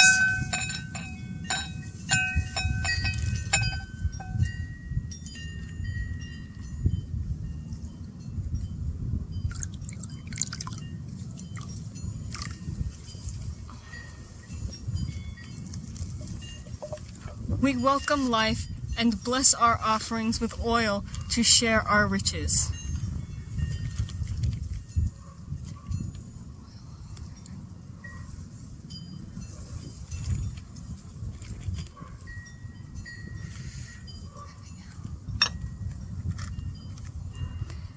We embrace our connection to each other and the world and celebrate our revival.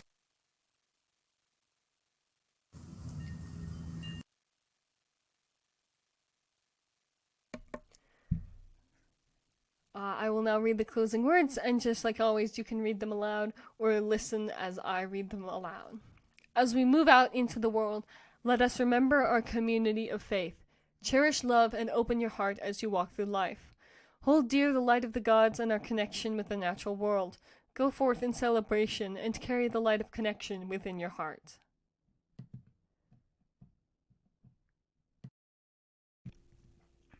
Good evening and welcome to Sun Middle Temple. We're so happy you've joined us. My name is Alba and I use she, her pronouns. This is our third October observance, and as always, I'm so happy you are here. This service will be recorded and posted on our YouTube channel. So please remember our demonic dinner collaboration event. I'm super excited to see what you all cook up. Pictures for that are due on the 28th. 2 days, guys, please. And alongside images for our regular holiday video, and vote for the movie night, which is also on the 28th. I hope you all have a truly horrifying Halloween. We'll open today with our opening words, which will appear on the slide behind you. Please read along at home, or listen as I read the words aloud. We welcome you into the light of the gods and light this flame in celebration. May its brightness symbolize our connection to the gods and the natural world. May you join us in this community of faith, cherishing love and with open hearts.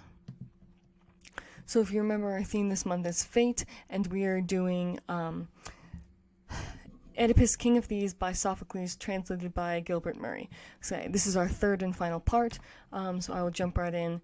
If you know sort of where we left off, they had all just figured out the main plot points, which I don't want to spoil. So definitely go back and watch the previous videos if you are curious as to what happens. A messenger rushes out from the palace. Messenger. O ye above this land in honor old, exalted, what a tale shall ye be told, what sights shall see and tears of horror shed, if still your hearts be true to them that led your sires. There runs no river well I ween, no Phasis nor great Ister shall wash clean this house of all within that hiddeth, nay, nor all that creepeth forth to front the day of purposed horror, and in misery that woundeth most, which men have willed to be. Leader. No lack there was in what we knew before of food for heaviness. What bringest thou more, messenger? One thing I bring thee first, 'tis quickly said, Yocasta, our anointed queen, is dead. Leader. Unhappy woman, how came death to her? Messenger. By her own hand. Oh, of what passed in there ye have been spared the worst, ye cannot see. Howbeit, with that which still is left in me of mind and memory, ye shall hear her fate. Like one entranced with passion, through the gate she passed, the white hands flashing o'er her head, like blades that tear, and fled, unswerving fled, toward her old bridal room, and disappeared, and the doors crash behind her. But we heard her voice within, crying to him of old, her Laius, long dead, and things untold of the old kiss unforgotten, that should bring the lover's death and leave the loved a thing of horror. Yea, a field beneath the plough for sire and son. Then wailing, bitter low, across that bed of births unreconciled, husband from husband born, and child from child. And After that I know not how her death found her, for sudden with a roar of wrath burst Oedipus upon us. Then I ween we marked no more what passion held the queen, but him, as in the fury of his stride, a sword, and show me here, he cried, that wife, no wife, that field of blood-stained earth, where husband, father, sin on sin, had birth, polluted generations. While he thus raged on, some god, for sure 'twas none of us, showed him where she was, and with a shout away, as though some hand had pointed to pray, he dashed him on the chamber door, the straight bent door bar of oak, it bent beneath his weight, shook from its sockets free, and he burst into the dark chamber. There we saw her first hanged, swinging from a noose like a dead bird. He fell back when he saw her. Then we heard a miserable groan, and straight he found and loosed the strangling knot, and on the ground laid her. Ah, then the sight of horror came. The pin of gold, broad beaten like a flame, he tore from off her breast, and left and right, down on the shuddering orbs of his sight dashed it. Out, out! Ye never more shall see me, nor the anguish, nor the sins of me. Ye looked on lives whose like earth never bore. Ye knew not those my spirit thirsted for. Therefore be dark forever. Like a song his voice rose, and again, the strong and stabbing hand fell, and massacred, and bleeding eyeballs streamed upon his beard. Wild rain and gouts of hail amid the rain. Behold affliction, yea, afflictions twain from man and woman broken, now made in one downfall. All the riches yester sun saw in this house were rich in verity. What call ye now our riches? Agony, delusion, death, shame. All that eye or ear hath ever dreamed of misery is here. Leader, how fares he? Doth the storm abate? Messenger, he shouts for one to open the wide gate and lead him forth, and to all Thebes display his father's murderer, his mother's, nay, such words I will not speak, and his intent is set, to cast himself in banishment out to the wild, not walk amid human breed, bearing the curse he bears, yet sore his need of strength, and of some guiding hand, for sure he hath more burden now than man may endure. But see, the gates fall back, and that appears which he who loathes shall pity, yea, with tears. Oedipus is led in, blinded and bleeding. The old men bow down and hide their faces. Some of them weep. Chorus. O terrible, O sight of all this life hath crossed, most terrible, thou man more wrong than tongue can tell, what madness took thee? Do there crawl live things from evil, from the deep, to leap on a man? Oh, what a leap was his that flung thee to thy fall! Leader. O fallen, fallen in ghastly case, I dare not rise mine eyes to thee. Fain would I look, and ask, and see, but shudder sicken from thy face. Oedipus. O pain, pain and woe! Whither, whither? They lead me, and I go, and my voice drifts on air far away. Where, thing of evil, where endeth thy leaping hither? Leader. In fearful ends which none may hear nor say. Oedipus. Clouds of the dark, mine own forever, horrible, stealing, silent, unconquerable, cloud that no wind, no summer can dispel. Again I groan, as though my heart together crawl the strong stabs of this pain and memories of old wrong. Leader. Yea, twofold hosts of torment hast thou there, the stain to think on, and the pain to bear. Oedipus. O friend, thou mine own, still faithful, minister steadfast, abiding alone of them that were, dost bear with me, and give the blind man care? Ah me, not all unknown nor hid thou art. Deep in this dark a call comes, and I know thy voice in spite of all. Leader. O fearful sufferer, and couldst thou kill thy living orbs, what god made blind thy will? Oedipus. 'Tis Apollo, all is Apollo. O ye that love me, 'tis he long time hath planned these things upon me evilly, evilly. Dark things and full of blood, I knew not. I did but follow his way, but mine the hand, and mine the anguish. What were mine eyes to me when naught to be seen was good? Leader. 'Tis even so, and truth doth speak in thee. Oedipus. To see, to endure, to hear words kindly spoken, should I have joy in such? Out, if ye love your breath, cast me swift unto solitude, unbroken by word or touch. Am I not charged with death, most charged and filled to the brim with curses? And what man saith, God hath so hated him? Leader. Thy bitter will, thy hard calamity, would I had never known nor looked on thee. Oedipus. My curse upon him, that man whom pity held in the wilderness, who saved the feet alive from the blood fetter and loosed the barb thereof. That babe, what grace was done him, had he died shelterless?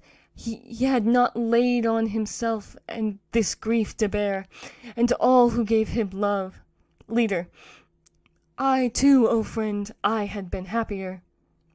Oedipus found not the way to his father's blood, nor shaken the world's scorn on his mother, the child and the groom withal.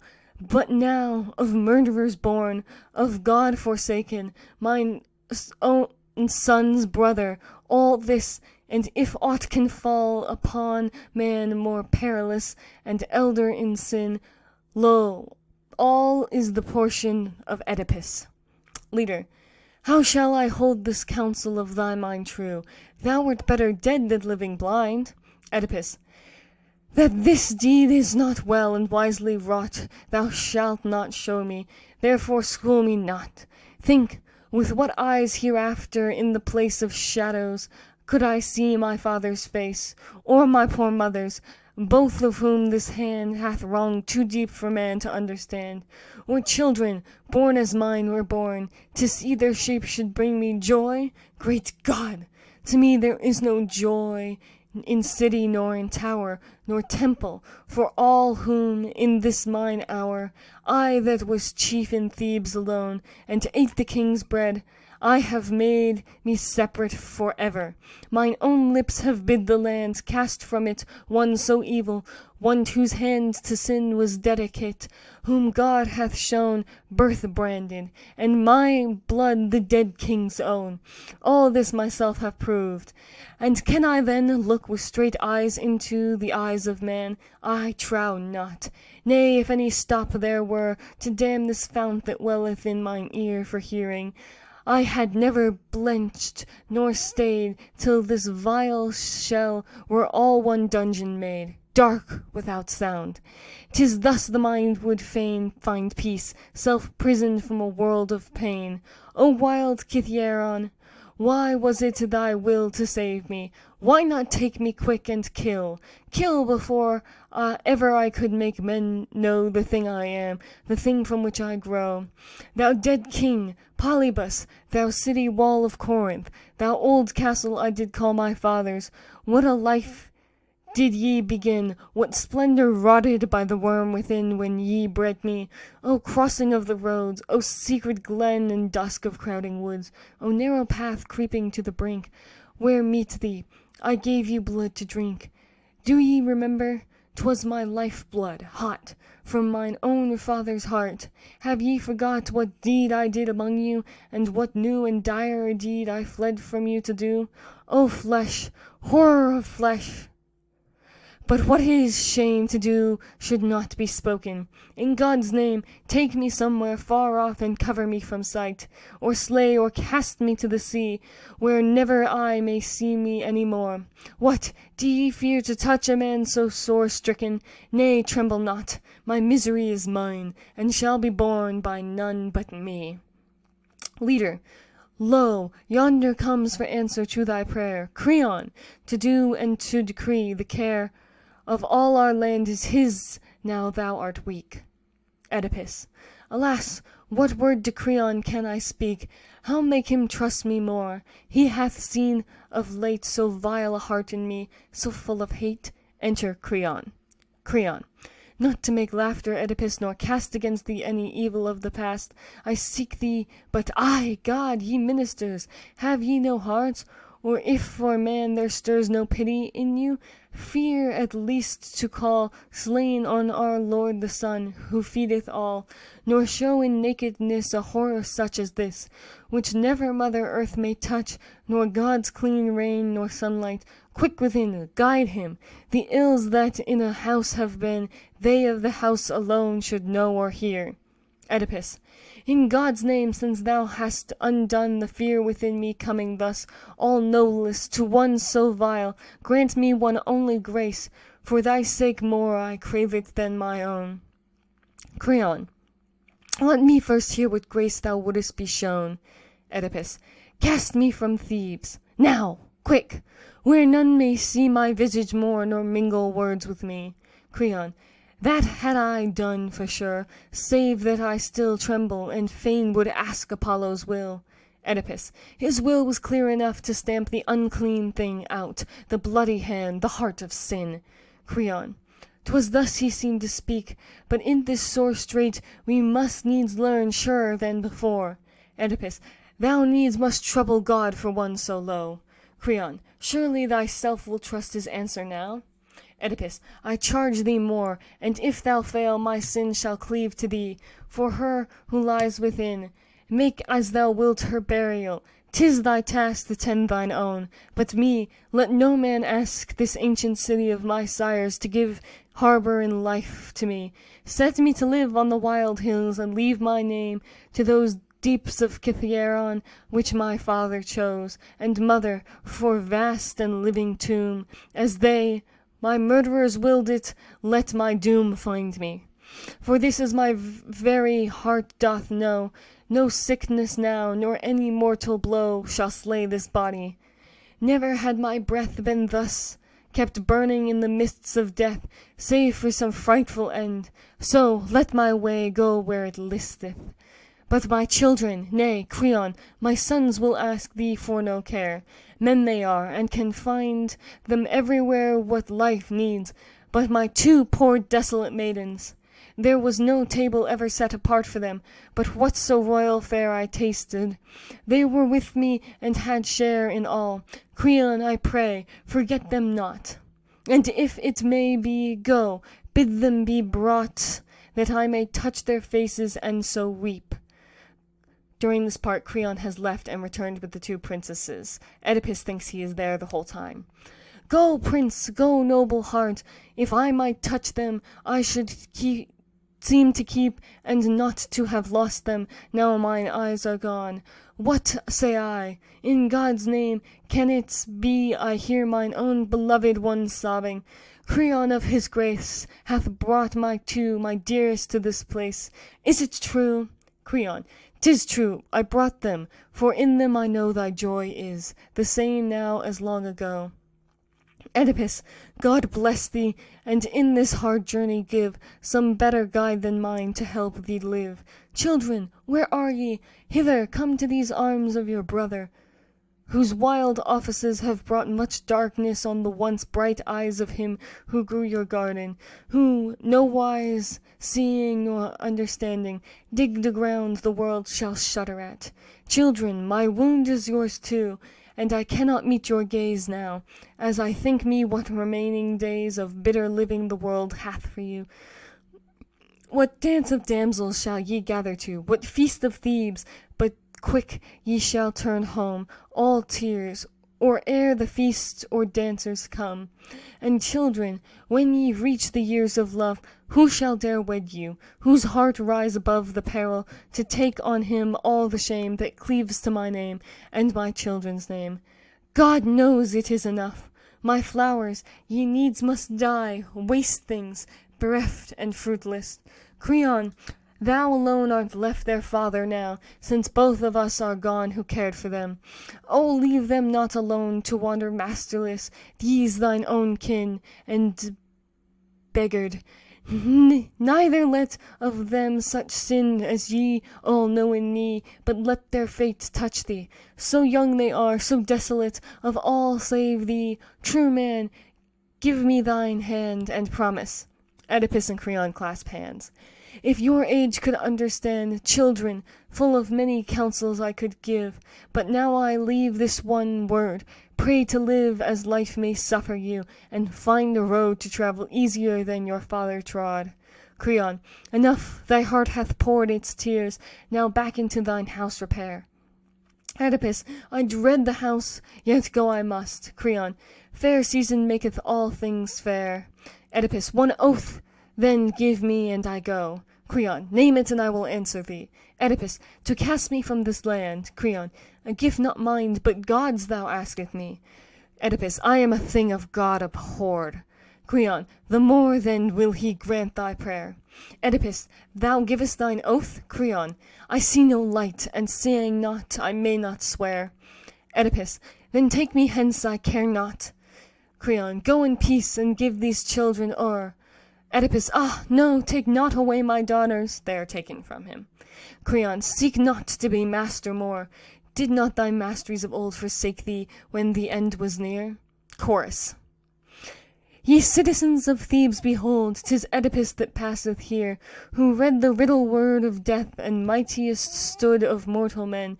And fortune loved him, and the folk that saw him turned and looked again. Lo, he is fallen, and around great storms and the outreaching sea. Therefore, O man, beware, and look toward the end of things that be, the last of sights, the last of days. And no man's life account as gain, ere the full tale be finished, and the darkness find him without pain. Oedipus is led into the house, and the doors close upon him. So that is the end of Oedipus by Sophocles. So I will now do our discussion portion. So these sorts of myths lead us into quite a bit of speculation about the beliefs of the ancients and how these stories are applicable now. To begin with, this story raises questions about the reality of free will and determinism. In the story, Oedipus lacks free will because he is destined to kill his father and marry his mother. His choices are predetermined. The philosophical belief of determinism is simply explained that every occurrence is necessary based on events and conditions that happened before and the operating laws of the universe. There are varying types of determinism, but strict determinism, as seen in Oedipus the King, is where there is one certain future and there is no escape from the predicted path. In this form of belief, the lack of free will often leads to the interpretation of a lack of accountability. How can Oedipus be blamed for something that he fought hard to avoid and did completely unintentionally? He clearly blames himself for his actions, but can he truly be held responsible? Beliefs in things like the fates and other deciding actions can also lead to similar problems. In the modern world. There are, of course, opposing theories such as absurdism, which posits the universe is chaos, and it's humans' duty to provide order to the universe, and each of these have their own ethical implications. All of these influence our modern belief in the gods, and how we make decisions about the systems in society, and what aspects of myth we choose to use in our modern rituals. So we'll now move into the ritual portion of the observance, and I will play the video. We leave this offering for our gods to symbolize our connection and devotion. We gift this rock to symbolize the stability of the gods in our world. We gift this water to accept the flow of our lives.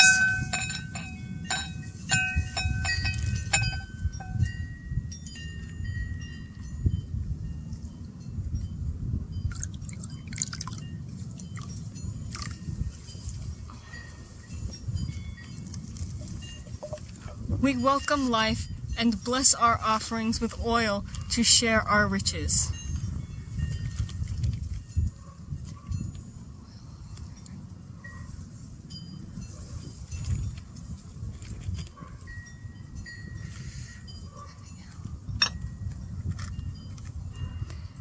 We embrace our connection to each other and the world and celebrate our revival.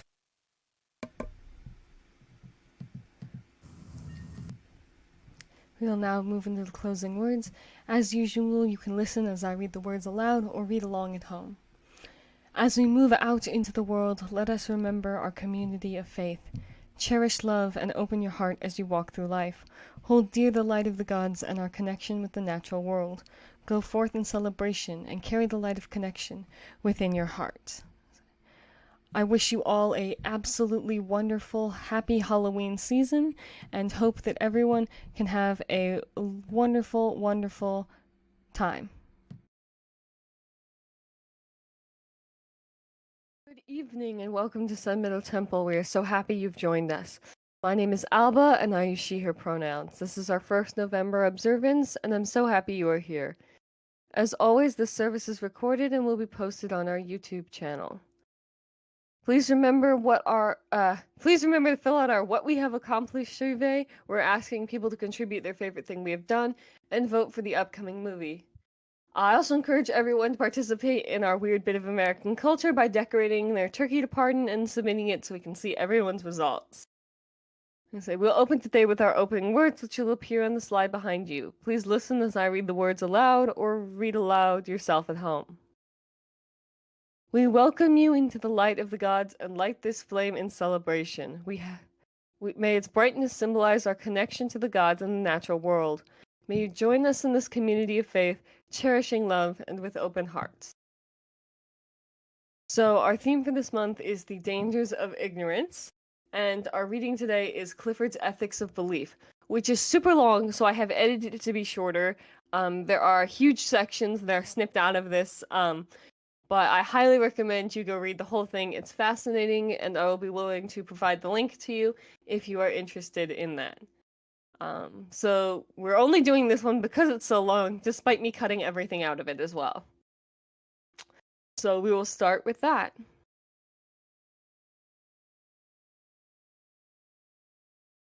A ship owner was about to send to sea an immigrant ship. He knew that she was old and not over well built at the first, that she had seen many seas and climes and often had needed repairs.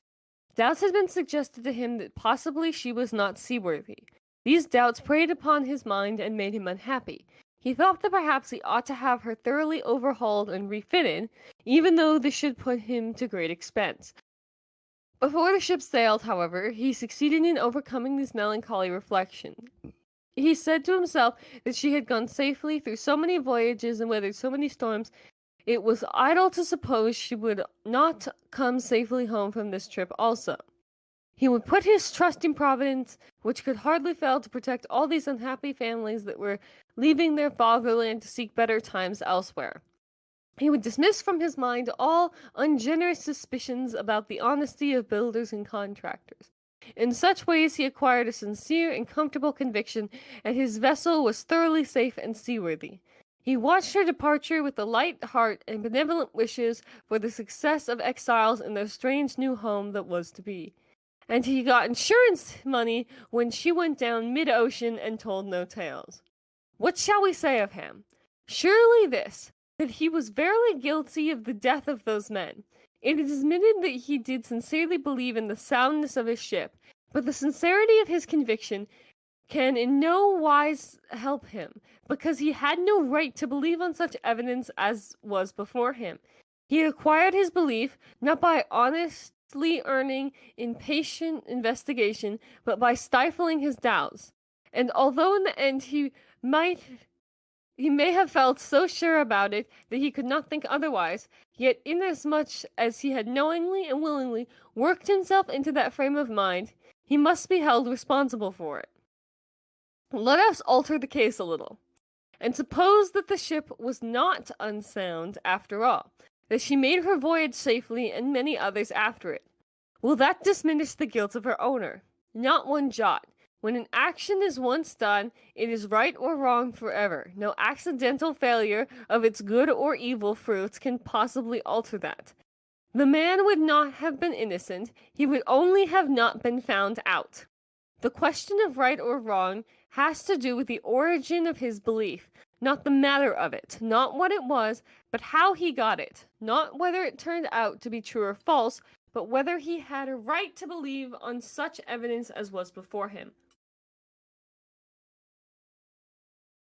There was once an island in which some of the inhabitants professed a religion teaching neither the doctrine of original sin nor that of eternal punishment. A suspicion got abroad that the professors of this religion had made use of unfair means to get their doctrines taught to children. They were accused of wresting the laws of their country in such a way as to remove children from the care of their natural and legal guardians, and even of stealing them away and keeping them concealed from their friends and relations. A certain number of men formed themselves into a society for the purpose of agitating the public about this matter. They published grave accusations against individual citizens of the highest position and character, and did all in their power to injure these citizens in the exercise of their professions. So great was the noise they made that a commission was appointed to investigate the facts. But after the commission had carefully inquired into all the evidence that could be got, it appeared that the accused were innocent. Not only had they been accused on insufficient evidence, but the evidence of their innocence was such as the agitators might have easily obtained, if they had attempted a fair inquiry.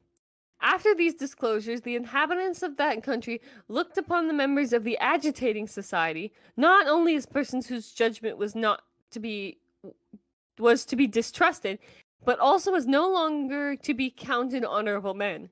For although they had sincerely and conscientiously believed in the charges they had made, yet they had no right to believe on such evidence as was before them.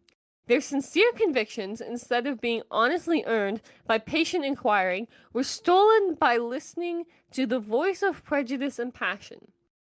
Let us vary this case also, and suppose other things remaining as before, that a still more accurate investigation proved the accused to have been really guilty. Would this make any difference in the guilt of the accusers? Clearly not. The question is not whether the belief was true or false, but whether they entertained it on wrong grounds. They would no doubt say, "Now you see that we were right after all, and next time you will believe us." And they might be believed, but they would not thereby become honorable men. They would not be innocent, they would only be not found out. Every one of them, if he chose to examine himself in foro conscientiae, would know that he had acquired and nourished a belief when he had no right to believe on such evidence as was before him, and therein he would know that he had done a wrong thing. It may be said, however, that in both of these supposed cases it is not the belief which is judged to be wrong, but the action following upon it. The shipowner might say, "I am perfectly certain my ship is sound, but still I feel it is my duty to have her examined before trusting the lives of so many people to her." And it might be said to the agitator, "However convinced you were of the justice of your cause and the truth of your convictions, you ought not to have made a public attack upon any man's character until you had examined the evidence on both sides with utmost patience and care." In the two cases which have been considered, it has been judged wrong to believe on insufficient evidence, or to nourish belief by suppressing doubts and avoiding investigation. The reason of this judgment is not far to seek. It is that in both these cases the belief held by one man was of great importance to other men. But forasmuch as no belief held by one man, however seemingly trivial the belief, and however obscure the believer, is ever actually insignificant or without its effect on the fate of mankind, we have no choice but to extend our judgment to all cases of belief whatever. Belief, that sacred faculty which prompts the decisions of our will and knits into harmonious workings all the compacted energies of our being, is ours not for ourselves but for humanity. It is rightly used on truths which have been established by long experience and waiting toil, and which have stood fierce in the fierce light of free and fearless questioning. Then it helps to bind men together and to strengthen and direct their common action.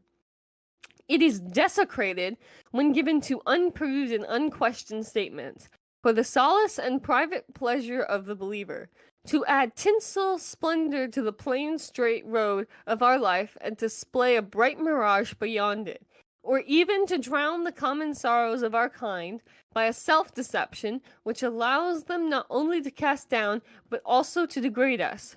Whoso would deserve well of his fellows in this matter will guard the purity of his belief with a very fanaticism of jealous care, lest at any time it should rest on an unworthy object and catch a stain which can never be wiped away.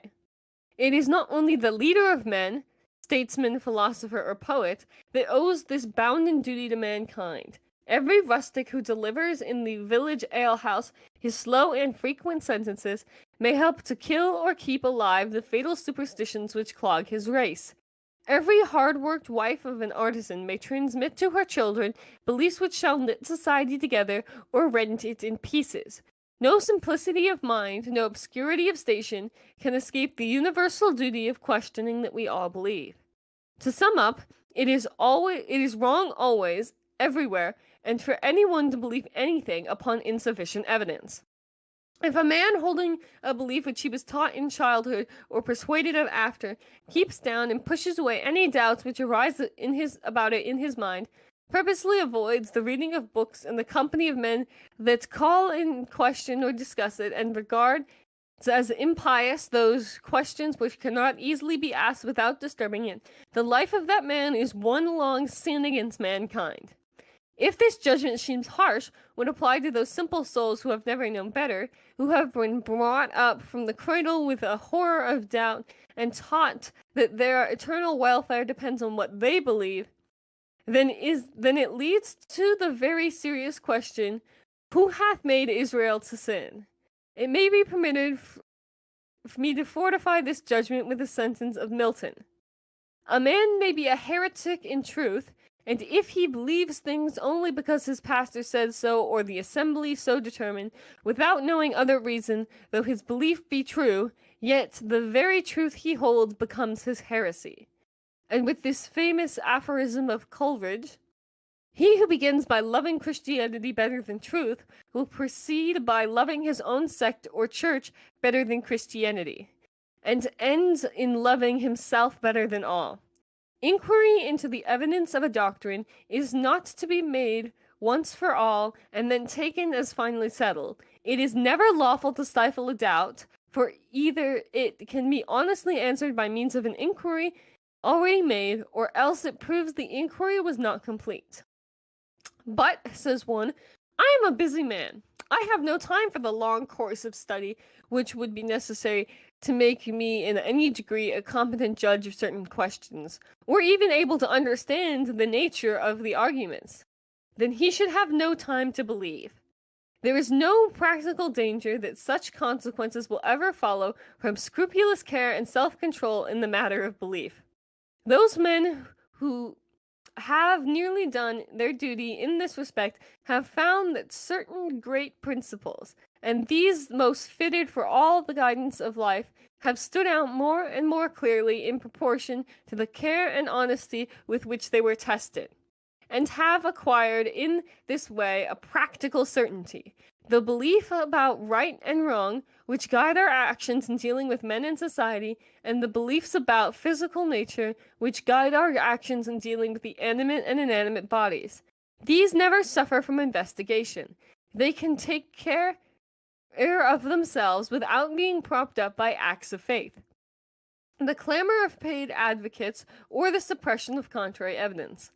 Moreover, there are many cases in which it is our duty to act upon probabilities, although the evidence is not such as to justify present belief, because it is precisely by such action and by observation of its fruits that evidence is got which may justify future belief.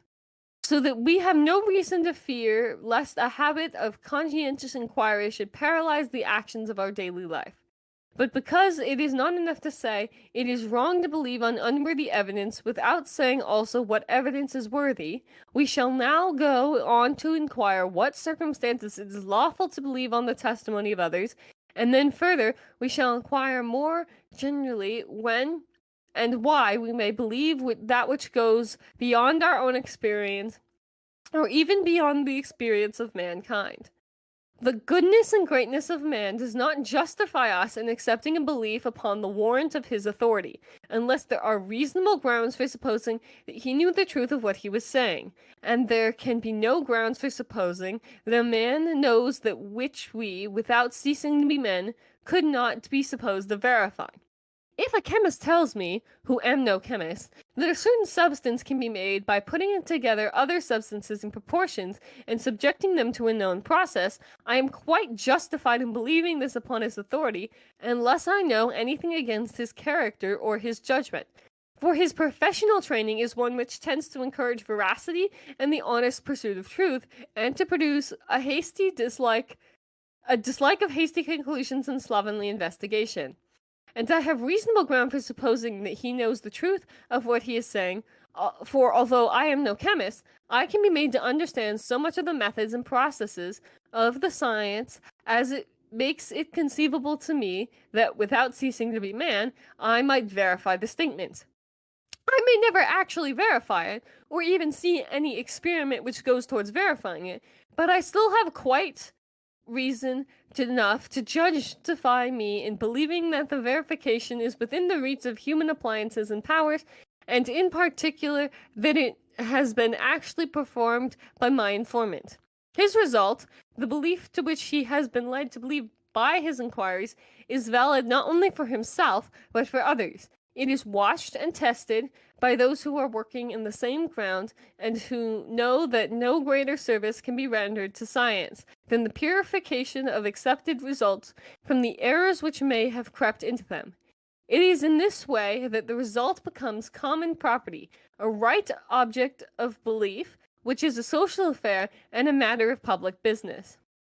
Thus it is to be observed that his authority is valid because there are those who question it and verify it, that it is precisely this process of examining and purifying that keeps alive among investigators the love of that which shall stand all possible tests, the sense of public responsibility as of those whose work, if well done, shall remain as the enduring heritage of mankind.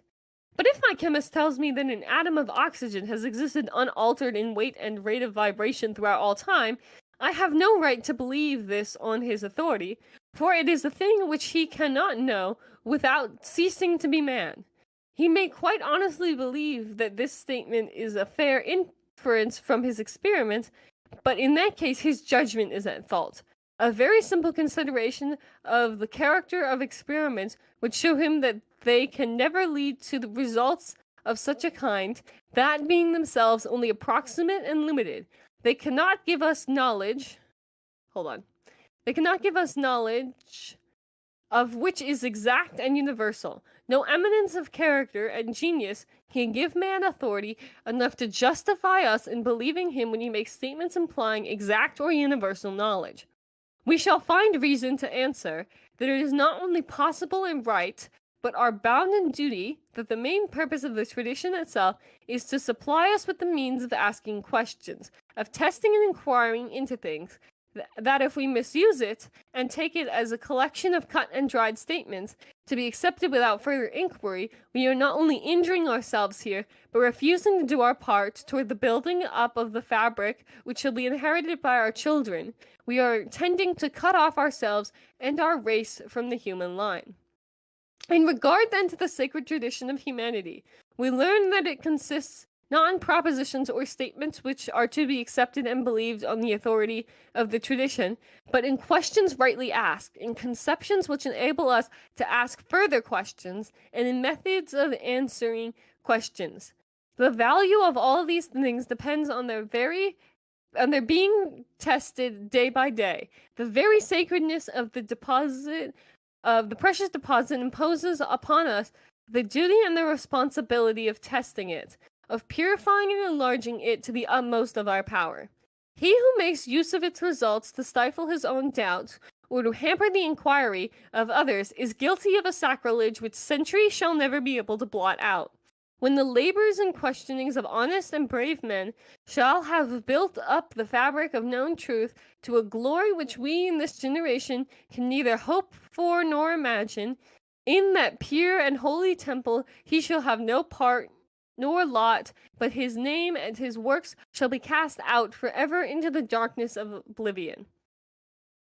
The question in what cases we may believe that which goes beyond our experience is very large and a delicate one, extending to the whole range of scientific method and requiring a considerable increase in the application of it before it can be answered with anything approaching to completeness. But one rule, lying on the threshold of the subject of extreme simplicity and vast practical importance, may here be touched upon and shortly laid down. A little reflection will show us that every belief, even the simplest and most fundamental, goes beyond experience when regarded as a guide to our actions. A burnt child dreads the fire because it believes that the fire will burn it today just as it did yesterday. But this belief goes beyond experience and assumes that the fire of today is like the unknown fire of yesterday. Even the belief that the child was burnt yesterday goes beyond present experience, which contains only the memory of a burning and not the burning itself. It assumes, therefore, that this memory is trustworthy, although we know that a memory may often be mistaken. But if it is to be used as a guide to action, as a hint to what the future is to be, it must assume something about the future, namely that it will be consistent with the supposition that the burning really took place yesterday, which is going beyond experience. Even the fundamental I am, which cannot be doubted, is no guide to action until it takes itself to I shall be, which goes beyond experience. The question is not, therefore, may we believe what goes beyond experience, for this is involved in the very nature of belief, but how far and in what manner may we add to our experience in forming our beliefs? And an answer of utter simplicity and universality is suggested by the example we have taken. A burnt child dreads the fire. We may go beyond experience by assuming that what we do not know is like what we do know. Or in other words, we may add to our experience on the assumption of a uniformity in nature. What this uniformity precisely is, how we grow in the knowledge of it from generation to generation, these are questions for the present we lay aside, being content to examine two instances which may serve to make plainer the nature of the rule. Oh, hold on. Here's a cut where I cut the examples because they were not relevant. Sorry. But is this a true belief of the existence of hydrogen in the sun? Can it help the right guidance of human action? Certainly not, if it is accepted on unworthy grounds and without some understanding of the processes by which it is got at. But when this process is taken in as the ground of the belief, it becomes a very serious and practical matter. For if there is no hydrogen in the sun, the spectroscope, which is an old-fashioned method for looking at molecules and things, that is to say, the measurements of rates of vibration, must be an uncertain guide in recognizing different substances, and consequently, it ought not to be used in chemical analysis. In a saying, for example, to the great saving of time, trouble, and money. When the acceptance of the spectroscopic method is as trustworthy, has enriched us not only with new metals, which is a great thing, but with new processes of investigation, which is vastly greater. If a group of documents give internal evidence that they were produced among people who forged books in the names of others, and who, in describing events, suppressed those things which did not suit them, while they amplified such as did suit them, who not only committed these crimes, but glorified in them as proofs of humility and zeal, then we must say that upon such documents no true historical inference can be founded, but only unsatisfactory conjecture. We may then add to our experience on the assumption of a uniformity in nature. We may fill in our picture of what is and has been as experience gives it us, in such a way as to make the whole consistent with this uniformity. And practically demonstrative inference, that which gives us a right to believe in the result of it, is a clear showing that in no other way than by the truth of this result can the uniformity of nature be saved. No evidence, therefore, can justify us in believing the truth of a statement which is contrary to or outside of the uniformity of nature. If our experience is such that it cannot be filled up consistently with uniformity, All we have a right to conclude is that there is something wrong somewhere, but the possibility of inference is taken away. We must rest in our experience and not go beyond it at all. If an event really happened which was not a part of the uniformity of nature, it would have two properties. No evidence could give the right to believe it to any except those whose actual experience it was, and no inference worthy of belief could be founded upon it at all. Are we then bound to believe that nature is absolutely and universally uniform? Certainly not. We have no right to believe anything of this kind. The rule only tells us that in forming beliefs which go beyond our experience, we may make the assumption that nature is practically uniform so far as we are concerned. Within the range of human action and verification, we may form, by help of this assumption, actual beliefs. Beyond it, only those hypotheses which serve for the more accurate asking of question. To sum up, we may believe what goes beyond our experience only when it is inferred from that experience by the assumption that what we do not know is like what we know. We may believe the statement of another person when there is reasonable ground for supposing that he knows the matter of which he speaks, and that he is speaking the truth so far as he knows it. It is wrong in all cases to believe on insufficient evidence, and where it is presumption to doubt and to investigate, there is worse than presumption to believe. So I really hope you enjoyed this reading, and I highly suggest you go read it yourself and think about it. I would say there's also a related South Park episode to this, which I highly recommend you watch. It's called The Biggest... I just realized this is a naughty word. The biggest... I'll just type it in chat. The biggest blank in the universe. Anyway, it's season 6, episode 5, and it's an interesting depiction of what is being discussed above with belief. So we'll now move into the ritual portion of the observance, and I will play the video. We leave this offering for our gods to symbolize our connection and devotion. We gift this rock to symbolize the stability of the gods in our world. We gift this water to accept the flow of our lives.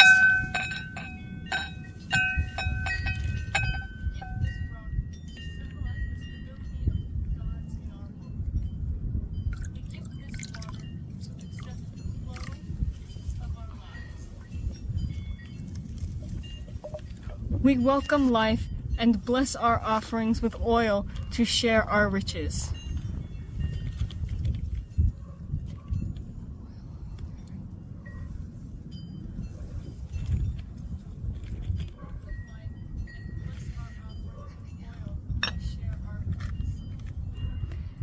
We embrace our connection to each other and the world and celebrate our revival.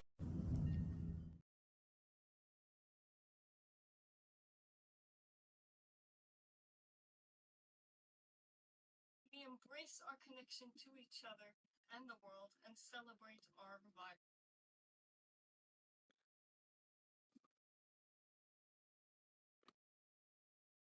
Okay. Okay, we'll now move into our closing words, which already have appeared on the slide behind you. I'll say so again. Good evening and welcome to Sun Middle Temple. We're so happy you've joined us. My name is Alba and I use she, her pronouns. This is our 2nd November observance, and I'm so happy you are here. As always, this service is recorded and will be posted on our YouTube channel. Please remember our What We've Accomplished survey. We're asking people to contribute their favorite thing we've done, and be on the lookout for our upcoming newsletter, which has our very important end of the year survey. We'll begin today with our opening words, which will appear on the slide behind you. Feel free to listen as I read the words aloud or read aloud at home. We welcome you into the light of the gods and light this flame in celebration. May its brightness symbolize our connection to the gods in the natural world. May you join us in this community of faith, cherishing love, and with open hearts. So our theme for this month is continuing on the dangers of ignorance, and our readings today are on Civil Disobedience by Henry David Thoreau, The Poetic Edda, translated by Henry A. Bellows, and The Allegory of the Cave from Book 7 of Plato's Republic, translated by Benjamin Jowett. We will begin with On Civil Disobedience, and please note I have edited this version of the text down to be shorter, simply because it was quite long. Although I do highly recommend you go and read the whole full version, and if you would like a copy, please let me know, and I am happy to link you to the one I used. It is not a man's duty, as a matter of course, to devote himself to the eradication of any, even the most enormous wrong. He may still properly have other concerns to engage him, but it is his duty, at least, to wash his hands of it, and, if he gives it no thought longer, not to give it practically his support. If I devote myself to other pursuits and contemplations, I must first see at least that I do not pursue them sitting upon another man's shoulders. I must get off him first, that he may pursue his contemplations too. See what gross inconsistency is tolerated. I have heard some of my townsmen say, I should like to have them order me out to help put down an insurrection of slaves, or to go to march to Mexico, see if I would go. And yet these very men have each, directly by their allegiance, and so indirectly, at least, by their money, furnished a substitute. The soldier is applauded who refuses to serve in an unjust war by those who do not refuse to sustain the unjust government which makes the war. He is applauded by those whose own act and authority he disregards and sets at naught, as if the state were penitent to that degree that it hired one to scourge it while it shined, but not to the degree that it left off sinning for a moment. Thus, under the name of order and civil government, we are all made to pay homage to and support our own meanness. After the first blush of sin comes its indifference, and from immoral it becomes, as it were, unmoral, and not quite unnecessary to that life which we have made. When I conversed with the freest of my neighbors, I perceived that whatever they may say about the magnitude and seriousness of the question, and the regard for public tranquillity, the long and short of the matter is that they cannot spare the protection of the existing government, and they dread the consequences of disobedience to it, to their property and families. For my own part, I should not like to think that I ever rely on the protection of the state, but if I deny the authority of the state when it presents its tax bill, it will soon take and waste all my property, and so harass me and my children without end. This is hard. This makes it impossible for a man to live honestly, and at the same time comfortably in outward respects. I think sometimes, why, this people mean well, they are only ignorant. They would do better if they knew how. Why give your neighbors this pain to treat you as they are not inclined to? But I think again, this is no reason why I should do as they do, or permit others to suffer a much greater pain of a different kind. Again, I sometimes say to myself, when many millions of men, without heat, without ill will, without personal feeling of any kind, demand of you a few shillings only, without the possibility, such is their constitution, of retracting or altering their present demand, and without the possibility, on your side, of appeal to any other millions, why expose yourself to this overwhelming brute force?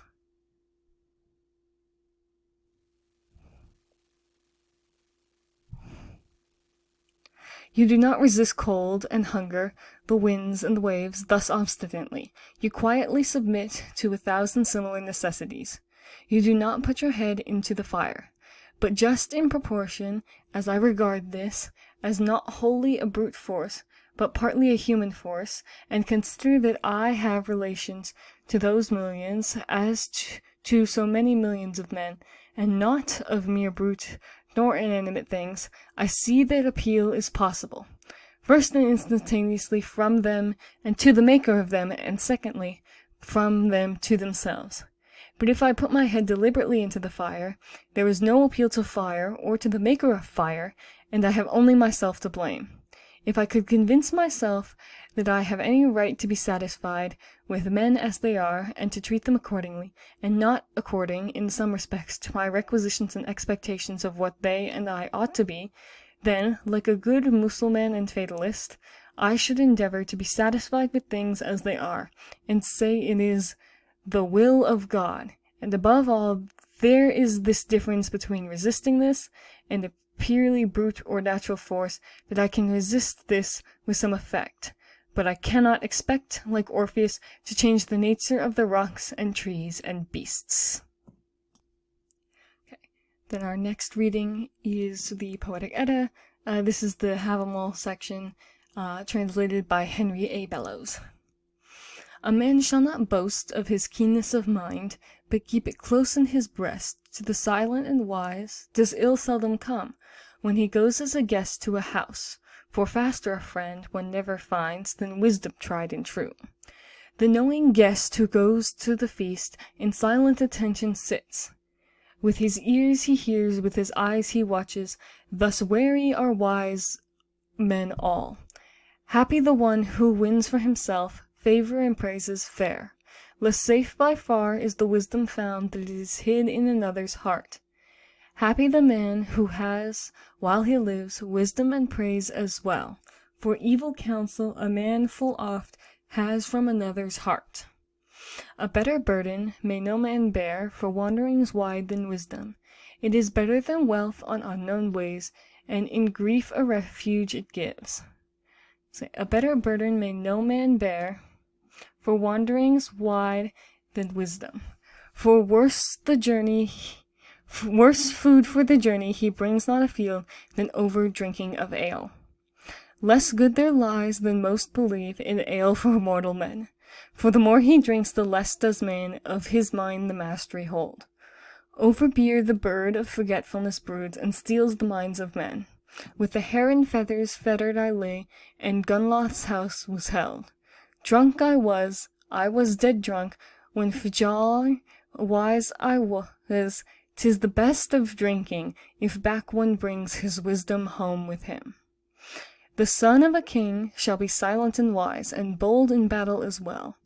Bravely and gladly a man shall go, till the day of his death is come. A paltry man and poor of mind at all things ever mocks, for never he knows what he ought to know, that he is not free from faults. The witless man is awake at night, thinking of many things. Careworn he is when the morning comes, and his woe is just as it was. The foolish man for friends all those who laugh at him will hold, when among the wise he marks it not, though hatred of him they speak. The foolish man for friends all those who laugh at him will hold, but the truth when he comes, the counsel he learns, that few in his favor will speak. An ignorant man thinks that all he knows when he sits by himself in a corner, but never what answer to make he knows when others with questions come. A witless man when he meets with men had best in silence abide, for no one shall find that nothing he knows if his mouth is not open too much. But a man knows not if nothing he knows when his mouth has been open too much. Wise shall he seem who well can question, and also answer well. Naught is concealed that men may say among the sons of men. Often he speaks who is never still, with words that win no faith. The babbling tongue, if a bridle it find not, oft for itself sings ill. In mockery no one a man shall hold, although he fare to the feast. Wise seems one oft, if not he asked, and safely he sits dry-skinned. Wise a guest holds it, to take his heels, when mock of another he makes. But little he knows who laughs at the feast, though he mocks in the midst of his foes. Friendly of mind are many men, till the feasting they mock at their friends. To mankind a bane mustn't it ever be, when guests together strive. Oft should one make an early meal, nor fasting comes to the feast, else he sits and chews as if he would choke, and is able to ask, and little is able to ask. Crooked and far is the road to a foe, though his house on the highway be. But wide and straight is the way to a friend, though far away he fare. Forth shall one go, nor stay as a guest in a single spot forever. Love becomes loathing if long one sits by the hearth in another's home. And now we're into our final reading, which is the Allegory of the Cave, which if you've never read it before, is Plato relaying the words of Socrates as he speaks. And this is a bit of a long one, but it's a fantastic thought experiment that you will definitely be exposed to at some point, so it's good you know the story. And now, I said, let me show in a figure how far our nature is enlightened or unenlightened, Behold, human beings living in an underground den, which has a mouth open towards the light and reaching all along the den. Here they have been from their childhood, and have their legs and necks chained so they cannot move, and can only see before them, being prevented by the chains from turning round their heads.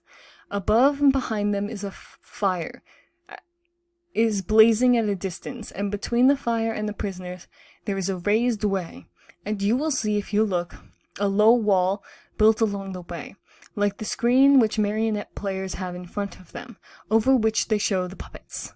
I see.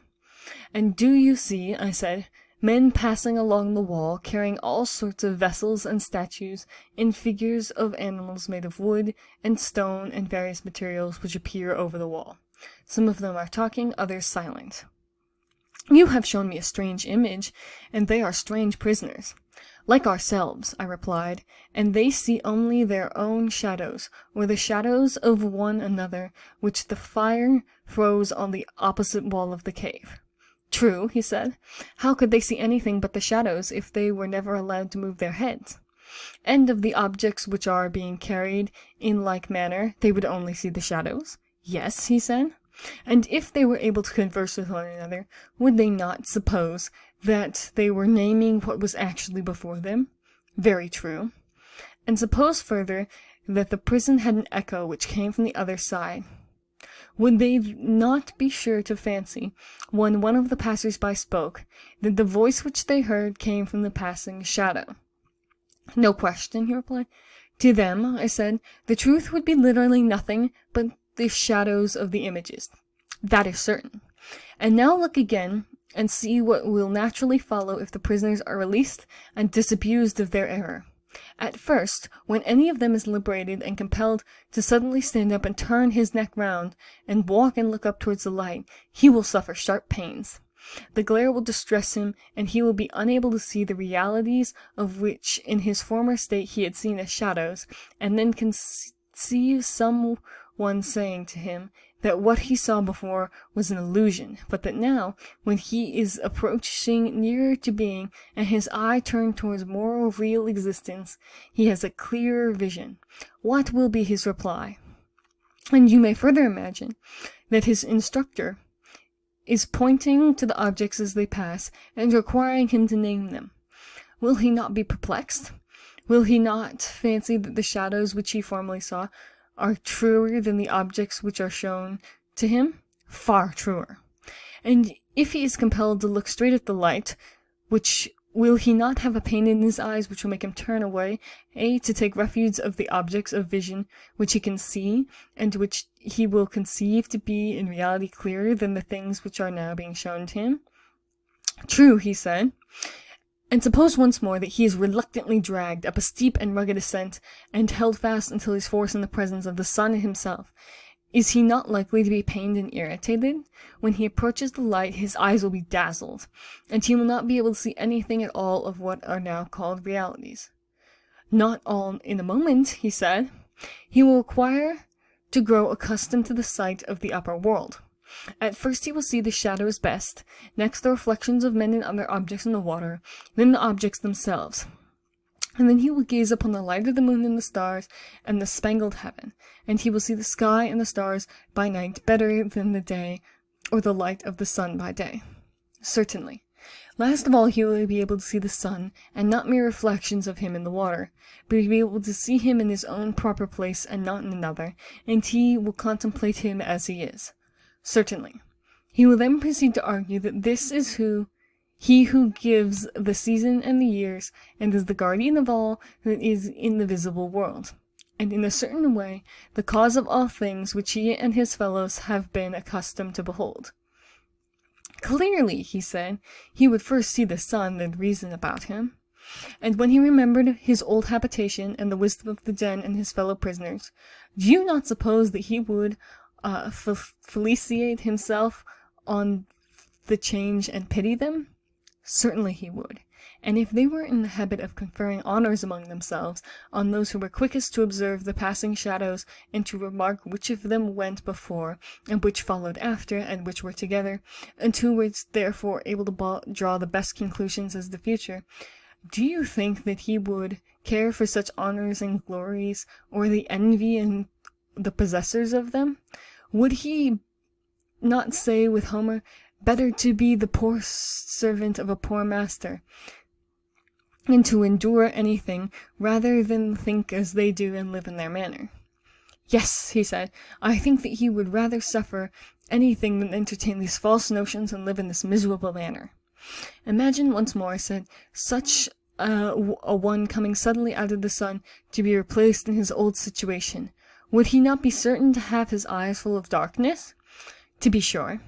And if there were a contest, and he had to compete in measuring the shadows with other prisoners who had never moved out of the den, while his sight was still weak, and before his eyes had become steady, and the time which would be needed to acquire this new habit of sight might be very considerable, would he not be ridiculous?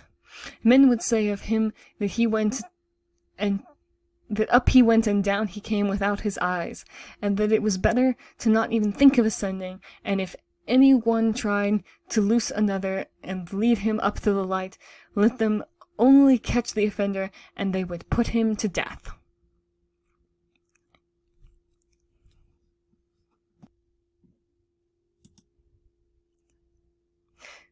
So that's the end of the allegory of the cave. And so if you want to read the rest of that, it's a fantastic book with many very famous examples, including the origin of the Atlantis myth.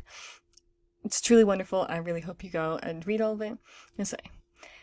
But in all of the examples provided from different cultures and very different times and considerations of ignorance, and the refusal to question established or new beliefs causes problems. From the boat owner in the story from last week, who sends his potentially dangerous ship to sea, to ignorant rulers, to those who would not question their actions in support of slavery, and to those men in the bottom of the cave who killed their fellow for having more knowledge, or even in this case, different knowledge. Are the people who say that they would not go if the government demanded it better off for supporting the causes that they claim to disavow? What is the weight of your morals and ethics? I'm going to say, fear of the unknown or that which threatens to upend your comforts is legitimate, but is that fear worth the consequences of not considering your beliefs? I'm going to say, as we read last week, Clifford would say, absolutely not. I'm going to say, are the people of the cave better off for not listening to their fellow and in the end killing him? I'm going to say, do you strive, would you rather, question all of your beliefs or claim to do so? So, yes, I hope you consider all of those questions. So what do you do when your reality of something like this would be on the line? So then we'll next move into the ritual portion of our observance.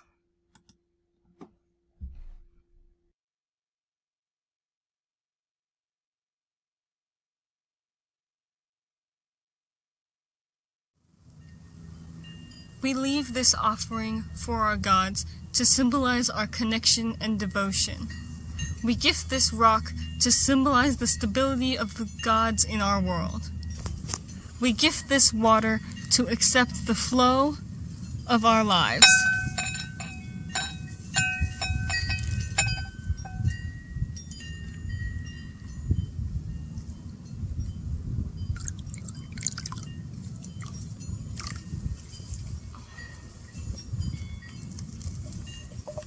We welcome life and bless our offerings with oil to share our riches.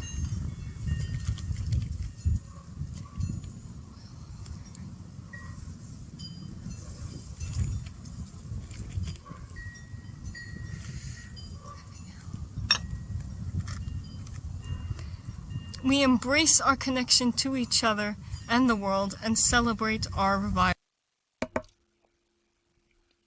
Okay, we will now move into our closing words, which will appear... Stupid thing. I don't like that it does that. Anyway, which will appear on the slide behind you. You say, please, as with the opening words, listen as I read them aloud, or say them aloud at home with me. As we move out into the world, let us remember our community of faith. Cherish, love, and open your heart as you walk through life. Hold dear the light of the gods and our connection with the natural world. Go forth in celebration and carry the light of connection within your hearts. So, anyway, thank you all. And I really, really hope that you come and participate in our end-of-year survey, which is upcoming. And which will be all over our social media. So please, please, please, if you can, participate in that.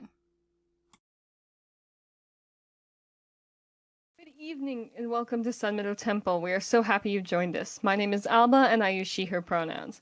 This is our first December observance and I'm so happy you are here. As always, the service is recorded and will be posted on our YouTube channel. As always in months with holidays, please email us pictures of the natural world around you and vote on our holiday movie. We'd also love for you to participate in our stocking collective craft. And please, please, please, if you have not already, do the end of the year survey. It is very important that you do that. I plan everything based on the end of the year and mid-year survey, so please do that. We'll open today with our opening words, which will now appear on the slide behind you. Please feel free to listen as I read the words aloud or read them aloud at home along the way. We welcome you into the light of the gods and light this flame in celebration. May its brightness symbolize our connection to the gods and the natural world.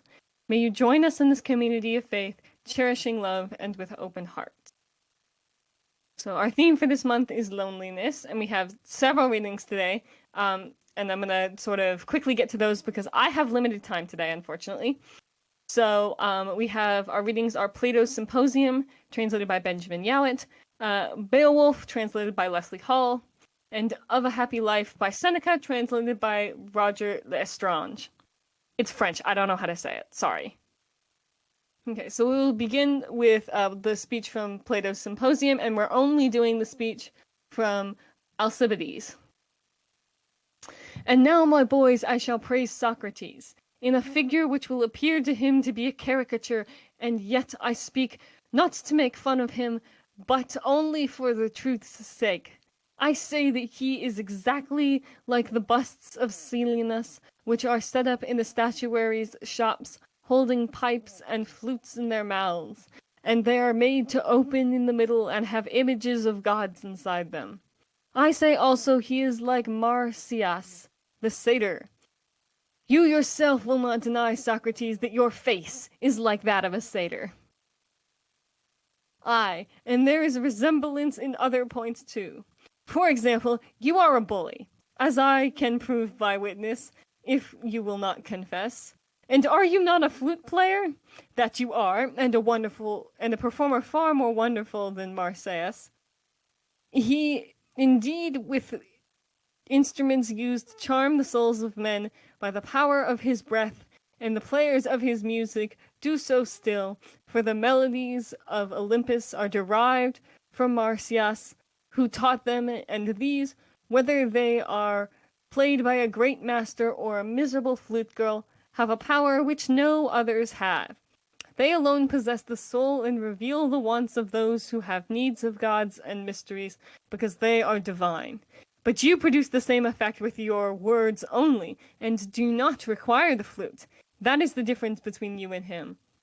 When we hear any other speaker, even a very good one, he produces absolutely no effect upon us, or not much, whereas the mere fragments of you and your words, even at a second hand, and however imperfectly repeated, amaze and possess the souls of every man, woman, and child who comes within hearing of them. And if I were not afraid that you would think me hopelessly drunk, I would have sworn as well as spoken to the influence which they have always had and still have over me. For my heart leaps within me more than that of any Corybanthian reveller, and my eyes rain tears when I hear them, and I observe that many others are affected in the same manner. I have heard Pericles and other great orators, and I thought that they spoke well, but never had any similar feeling. My soul was not stirred by them, nor was I angry at the thought of my own slavish state. But this, Marsyas, has often brought to me such a pass that I have felt as if I could hardly endure the life which I am leading. This, Socrates, you will admit. And I am conscious that if I did not shut my ears against him and fly as from the voice of the siren, my fate would be like that of others. He would transfix me, and I should grow old sitting at his feet. For he makes me confess that I ought not to live as I do, neglecting the wants of my own soul, and busying myself with the concerns of the Athenians. Therefore I hold my ears and tear myself away from him. And he is the only person who ever made me ashamed, which you might not think to be in my nature, and there is no one else who does the same. For I know that I cannot answer him, or say that I ought not to do as he bids, but when I leave his presence, the love of popularity gets the better of me, and therefore I run away and fly from him, and when I see him I am ashamed of what I have confessed to him. Many a time have I wished that he were dead, and yet I know that I should be much more sorry than glad if he were to die, so that I am at my wit's end. And this is what I and many others have suffered from the flute playing of this satyr. Yet hear me once more while I show you how exact the image is and how marvelous his power. For let me tell you, none of you know him, but I will reveal him to you. Having begun, I must go on. See you how fond he is of the fair. He is always with them, and is always being smitten by them. And then again he knows nothing, and is ignorant of all things. Such is the appearance which he puts on. Is he not like Silenus in this? To be sure he is. His outer mask is the carved head of the Silenus, but, O my companions, in drink when he is opened, what temperance there is residing within! Know you that beauty and wealth and honour, at which the many wonder, are no account with him, and are utterly despised by him? He regards not at all the persons who are gifted with them.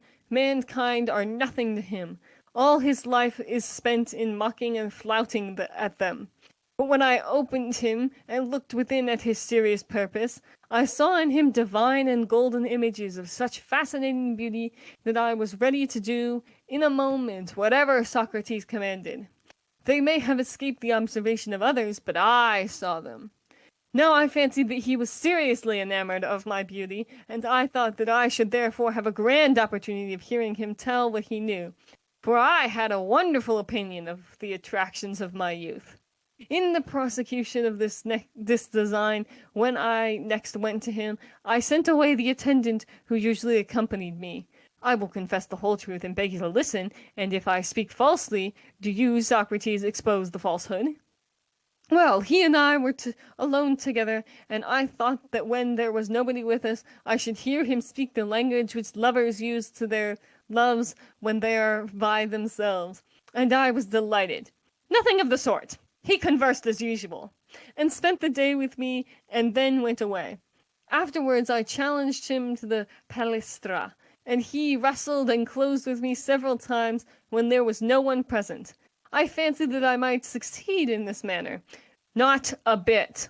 I made no way with him. Lastly, as I had failed hitherto, I thought that I must take stronger measures and attack him boldly, and, as I had begun, not give him up, but see how matters stood between him and me. So I invited him to sup with me, just as if he were a fair youth and I a designing lover. He was not easily persuaded to come. He did, however, after a while accept the invitation, and when he came the first time he wanted to go away at once as soon as supper was over, and I had not the face to detain him.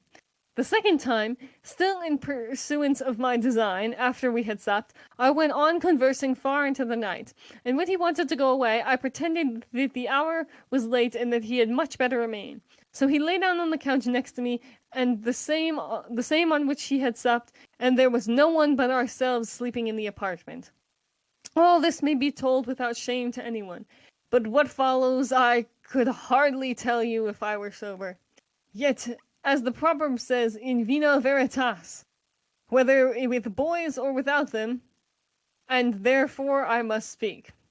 Nor, again, should I be justified in concealing the lofty actions of Socrates when I come to praise him.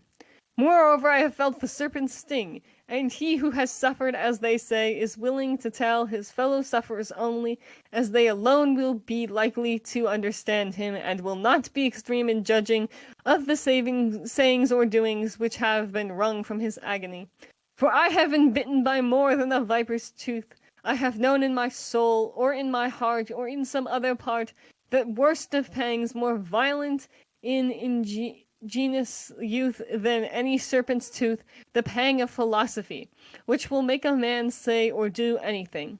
And you whom I see around me, Phaedrus and Agathon and Eryximachus and Pausanias and Aristodemus and Aristophanes, all of you, and I need not say Socrates himself, have had experience of the same madness and passion in your longing after wisdom. Therefore listen and excuse my doings then and my sayings now.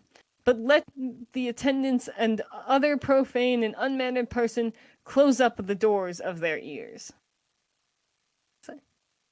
So then our next section is from Beowulf. It's translated by Leslie Hall. And this one is really, it's very old language. It's very hard to understand. So if you don't get it, it's fine. Ask me and I will send you the clip. And the clip will have little sections that will explain the different pieces. So if you need that, please let me know. Enemies ravaged alone now with Grendel. I shall manage the matter with the monster of evil. The giants decided to thee I would therefore beg of thy bounty, bright Danish chieftain, lord of Scoldings, this single petition, not to refuse me, defender of warriors, friend lord of folks, so far I have sought thee, that I may be unaided, my earlmen assisting me. This brave-mooted war-band purify Heorot. I have heard on inquiry the horrible creature. From veriest rashness recks not for weapons. This I do scorn then, so be he lack gracious, my liege lord, beloved, lenient of spirit, to bear a blade or a broad-fashioned target, a shield to the onset only with a hand grip. The foe I must grapple, fight for my life then. Foeman with foeman, he fain must rely on the doom of the Lord whom death layeth hold of. I ween he will wish, if he win in the struggle, to eat in the war-hall earls of the great folk, boldly to swallow them as of yore he did often, the best of the Hreathmen. Thou needest not trouble a head watch to give me, he will have me dripping and dreary with gore if death overtake me. Will bear me off bleeding, biting and mouthing me. The hermit will he eat me, heedless of pity, marking the more fens. No more wilt thou need then. Find me my food if I fall in the battle, and send to Higelac the armor that serveth to shield my bosom, the best of equipments, richest of ring-mails. 'Tis the relic of Hertha, work of the Wayland, goes weird as she must go. So then our final section for today is from Seneca. It's Of a Happy Life, and this is book 20, and it's decently long, and Seneca's a little annoying in the way he talks. As a busy life is always a miserable life, so it is the greatest of all miseries to be perpetually employed upon other people's business. For to sleep, to eat, to drink at their hour, to walk their pace, and to love and hate as they do is the vilest of servitudes. Now, though business must be quitted, let it not be done unreasonably. The longer we defer it, the more we endanger our liberty, and yet we must no more fly before the time than linger when the time comes. Or, however, we must not love business for business' sake, nor indeed do we, but for the profit that goes along with it. For we love the reward of misery, though we hate the misery itself. Many people, I know, seek business without choosing it, and they are even weary of their lives without it, for want of entertainment in their own thoughts. The hours are long and hateful to them, and when they are alone, and they seem as short on the other side as in their debauches, when they are no longer candidates, they are suffragans. And when they give over other people's business, they do their own, and pretend it business, but they make it, and value themselves upon being thought men of employment. Liberty is the thing which they are perpetually a-wishing, and never come to obtain. A thing never to be bought nor sold, but a man must ask it of himself, and give it to himself, that he has given public proof of his virtue in public, should do well to make a trial of it in private also. It is not that solitude or country life teaches innocence or frugality, but vice falls of itself, without witnesses and spectators, for the thing it designs is to be taken notice of. Did ever any man put on rich clothes not to be seen, or spread the pomp of his luxury where nobody was to take notice of it? If it were not for admirers and spectators, there would be no temptations to excess. The very keeping of us from exposing them cures us of desiring them, for vanity and intemperance are fed with ostentation. He that has lived at sea in a storm, let him retire and die in the haven. But let his retreat be without ostentation, and wherein he may enjoy himself with a good conscience, without the want, the fear, the hatred, or the desire of anything.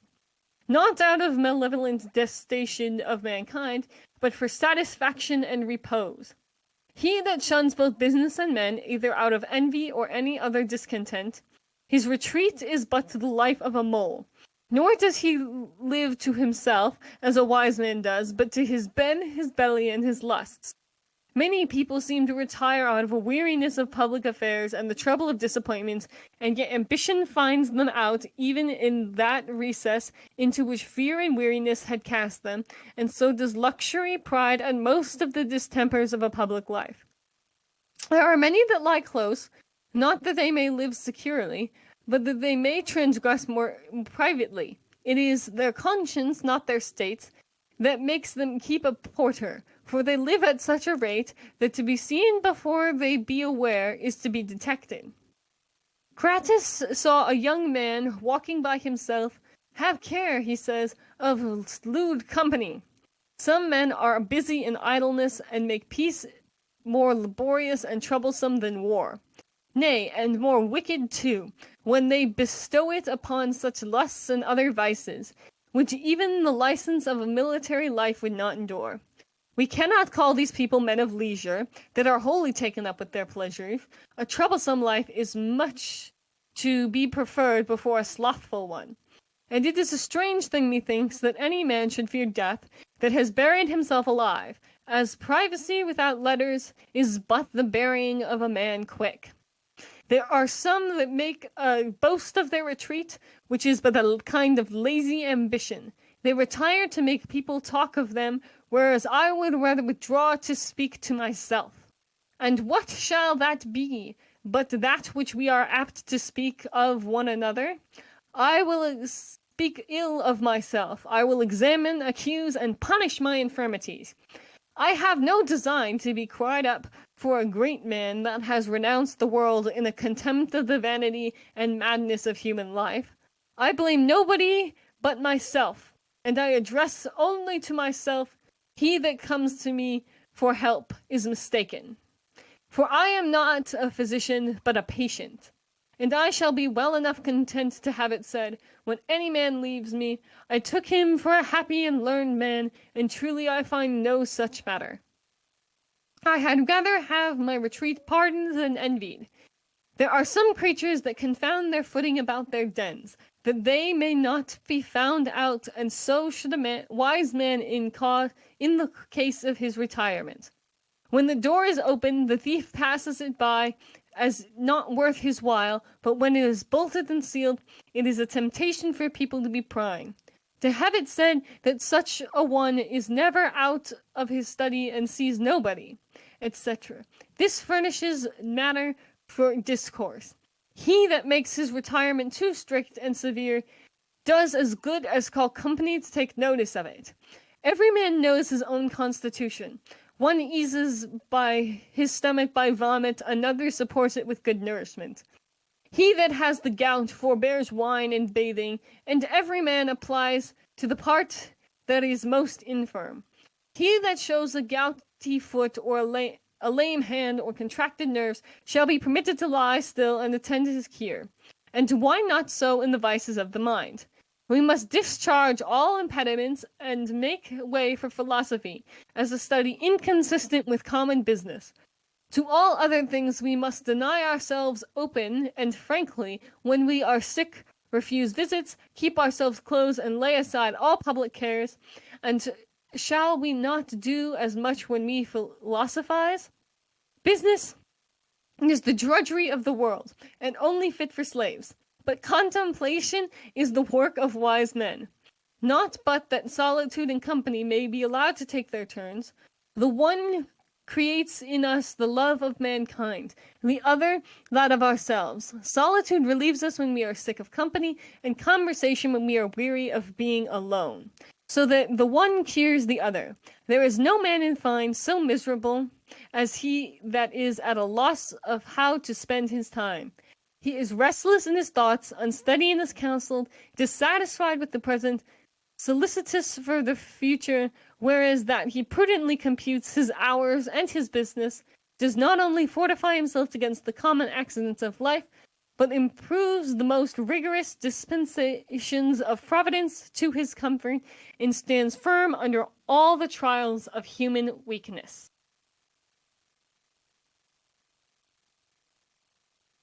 So each of these excerpts has a very different perspective on solitude and loneliness. Alcibiades is heartbroken over his loneliness and the fact that Socrates is not returning his affections. And Beowulf considers his fighting alone against Grendel, if you didn't know that's what was happening, he was saying, I'm going to fight Grendel alone, to be honorable based on the fact that Grendel is also fighting alone. And Seneca is using loneliness and solitude as a tool of learning and self-improvement. Each of these different perspectives are valuable despite their differences, and there are questions that arise from each of them. Is loneliness in companionship different from loneliness in combat, and different still from loneliness in self-improvement? Do these different ends have or require different solutions? Are they all negative forms of feeling, or are they positive? I hope you all think on this in the next week, and consider it, as next week we will be looking at one of my favorite examples of loneliness, and a very destructive one, but still it's a wonderful example. So we'll now move into the ritual portion of our observance, and I will set up the mic for that. Give me 10 seconds.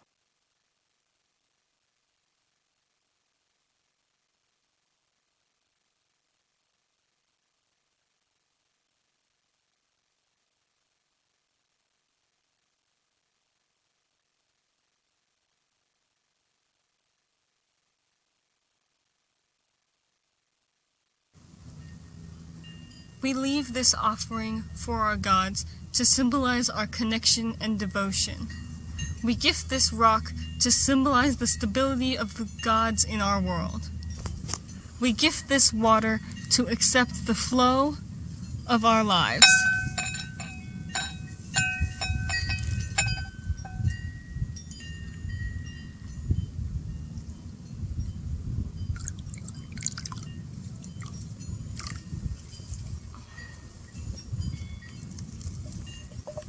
We welcome life and bless our offerings with oil to share our riches.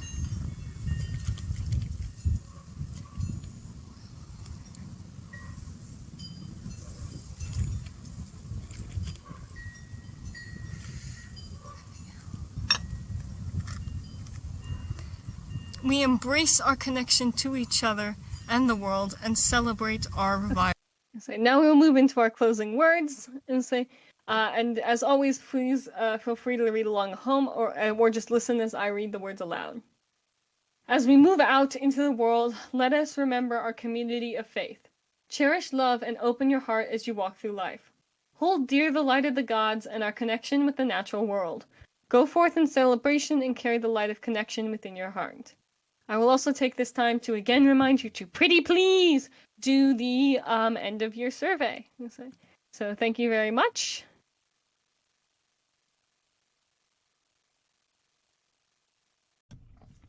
Good evening and welcome to Sun Middle Temple. We are so happy you've joined us. My name is Alba and I use she, her pronouns. This is our final 2024 observance, and as always, I'm so happy you are here. This service will be recorded and posted on our YouTube channel. So please join us for our New Year's game night and participate in our end-of-year survey. We will open today with our opening words, which will appear on the slide behind you. Please feel free to read along at home or listen as I read the words aloud. We welcome you into the light of the gods and light this flame in celebration.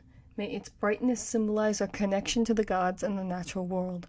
May you join us in this community of faith, cherishing love and with open hearts. So if you remember, our theme for this month is loneliness, and our readings today are all from the Iliad by Homer, translated by Samuel Butler. This is a very long reading taken from multiple books, so this is the only one we will be doing today. Before we begin the reading, I do have to mention there are multiple interpretations of the relationship between Achilles and Patroclus. Some consider their relationship to be romantic, others familiar, and some as friendship. It is entirely up to you how you read this, but ancient thinkers, including Plato, considered this to be more similar to what modern audiences would consider a romantic relationship. So we also not have any discussion after this because I really wanted to hit this series of books and not have it become a problem. So we'll begin with book 18. And I skipped certain books or sections, so there'll be summaries that I've written about what occurs in that section that are very short so that you do not miss anything. So yes, now we'll begin with book 18 of the Iliad. Thus then did they fight as it were a flaming fire. Meanwhile the fleet runner Antilochus, who had been sent as a messenger, reached Achilles, and found him sitting by his tall ships, and boding that which was indeed too surely true. Alas, he said to himself in the heaviness of his heart, why are the Achaeans again scouring the plains and flocking towards the ships? Heaven grant the gods be not now bringing that sorrow upon me of which my mother Thetis spoke, saying that while I was yet alive, the bravest of the Myrmidons should fall before the Trojans, and see the light of the sun no longer. I fear the brave son of Menoetes has fallen, through his own daring, and yet I bade him return to the ships as soon as he had driven back those that were bringing fire against them, and not join battle with Hector. As he was thus pondering, the son of Nestor came up to him and told his sad tale, weeping bitterly the while. Alas, he cried, son of noble Pallas, I bring you bad tidings that would indeed that they were untrue. Patroclus has fallen, and a fight is raging about his naked body, for Hector holds his armor. A dark cloud of grief fell upon Achilles as he listened. He filled both hands with dust off the ground and poured it over his head, disfiguring his comely face and letting the refuse settle over his shirt, so fair and new. He flung himself down, all huge and hugely at full length, and tore his hair with his hands. The bondswoman whom Achilles and Patroclus had taken captive screamed aloud for the grief, beating their breasts and with their limbs flailing for them sorrow. Antilochus bent over him the while, weeping and holding both his hands as he lay groaning, for he feared that he might plunge a knife into his own throat. Then Achilles gave a loud cry, and his mother heard him as she was sitting in the depths of the sea by the old man her father, whereon she screamed, and all the daughters of Nereus that dwelt at the bottom of the sea came gathering round her. There was Glauce, Thalia, Cymodece, Nesaea, Speo, Tho, dark-eyed Hali, Samotho, Actaea, Liminorea, Melite, Lyra, Amphitho, and Agave, Doto, Proto, Pherusa, and Dynamene, Dexamene, Aphinome, Callianiere, Doris, Panope, and the famous Sinem Galatea, Nemertes, Apsuedis, and Calinessa. There were also Clymene, Laniera, and Ionessa, Maera, Oreithaia, and Amathia of the lovely locks, while other Nereids who dwell in the depths of the sea.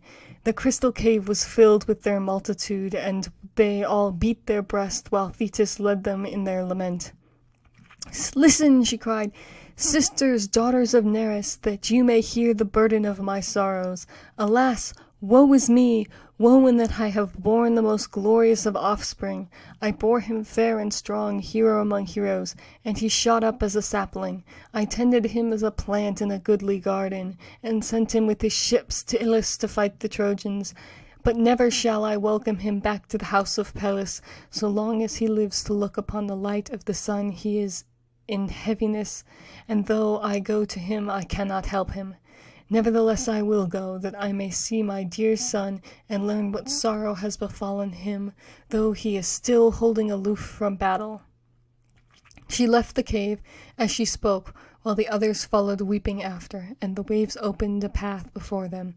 When they reached the rich plain of Troy, they came up out of the sea in a long line to the sands, at the place where the ships of the Myrmidons were drawn up in close order round the tents of Achilles. His mother went up to him as he lay groaning. She laid her hand upon his head and spoke piteously, saying, "My son, why are you thus weeping? What sorrow has now befallen you? Tell me, hide it not from me. Surely Jove has granted you the prayer you made him when you lifted your hands and besought him that the Achaeans might all of them be pent up at their ships, and rue it bitterly in them that you were no longer with them." Achilles groaned and answered, "Mother, Olympian Jove has indeed vouchsafed me the fulfillment of my prayer. But what boots it to me, seeing that my dear comrade Patroclus has fallen, he whom I valued more than all others and loved dearly as my own life? I have lost him. I and Hector, when he had killed him, stripped the wondrous armor, so glorious to behold, which the gods gave to Peleus when they laid you in the couch of a mortal man. Would that you were still dwelling among the immortal sea nymphs, and that Peleus had taken to himself some mortal bride. For now you shall have the infinite grief by reason of the death of that son whom you can never welcome home. Nay, I will not live, nor go about among mankind, unless Hector fall by my spear, and thus pay me for having slain Patroclus, son of Menoetus." Thetis wept, and answered, "Then, my son, is your end near at hand? For your own death awaits you full soon after that of Hector." Then said Achilles in his great grief, "I would die here and now, in that I could not save my comrade. He has fallen far from home, and in his hour of need my hand was not there to help him. What is there for me? Return to my own land I shall not. And I have brought no saving neither to Patroclus nor to my other comrades, of whom so many have been slain by mighty Hector. I stay here by my ships, a bootless burden upon the earth, I, who in fight have no peer among the Achaeans, though in council there are better than I. Therefore perish strife both from among gods and men, and anger, wherein even a righteous man will harden his heart, which rises up in the soul of a man like smoke, and the taste thereof is sweeter than drops of honey. Even so has Agamemnon angered me, and yet so be it, for it is over. I will force my soul into subjection as I needs must. I will go, I will pursue Hector who has slain him whom I love so dearly, and will then abide my doom when it may please Jove and the other gods to send it. Even Hercules, the best loved of Jove, even he could not escape the hand of death, but fate and Juno's fierce anger laid him low, as I too shall lie when I am dead, if a like doom awaits me. Till then I win fame, and will bid Trojan and Dardanian women wring tears from their tender cheeks with both their hands, in the grievousness of their great sorrow. Thus shall they know that he who has held aloof so long will hold aloof no longer. Hold me not back, therefore, in love you bear me, for you shall not move me." Then silver-footed Thetis answered, "My son, what you have said is true. It is well to save your comrades from destruction, but your armor is in the hands of the Trojans. Hector bears it in triumph upon his shoulders. Full well I know that his vaunt shall not be lasting, for his end is close at hand. Go not, however, into the press of battle till you see me return hither. Tomorrow at the break of day I shall be here, and will bring you goodly armor from King Vulcan." On this she left her brave son, and as she turned away she said to the sea nymphs her sisters, Dive into the bosom of the sea, and go to the house of the old sea god my father. Tell him everything. As for me, I will go to the cunning workman Vulcan on high Olympus, and ask him to provide my son with a suit of splendid armor." When she had so said, they dived forthwith beneath the waves, while the silver-footed Thetis went her way that she might bring armor for her son.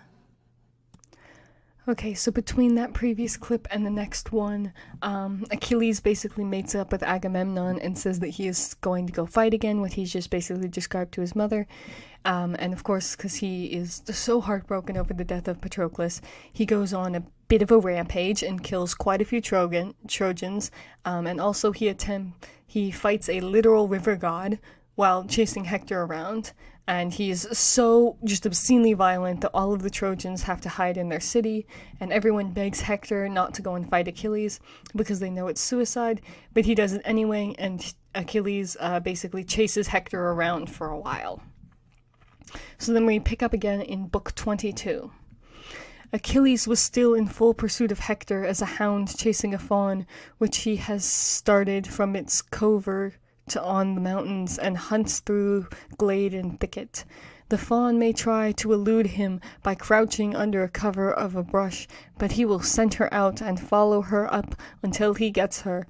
Even so, there was no escape for Hector from the fleet son of Peleus.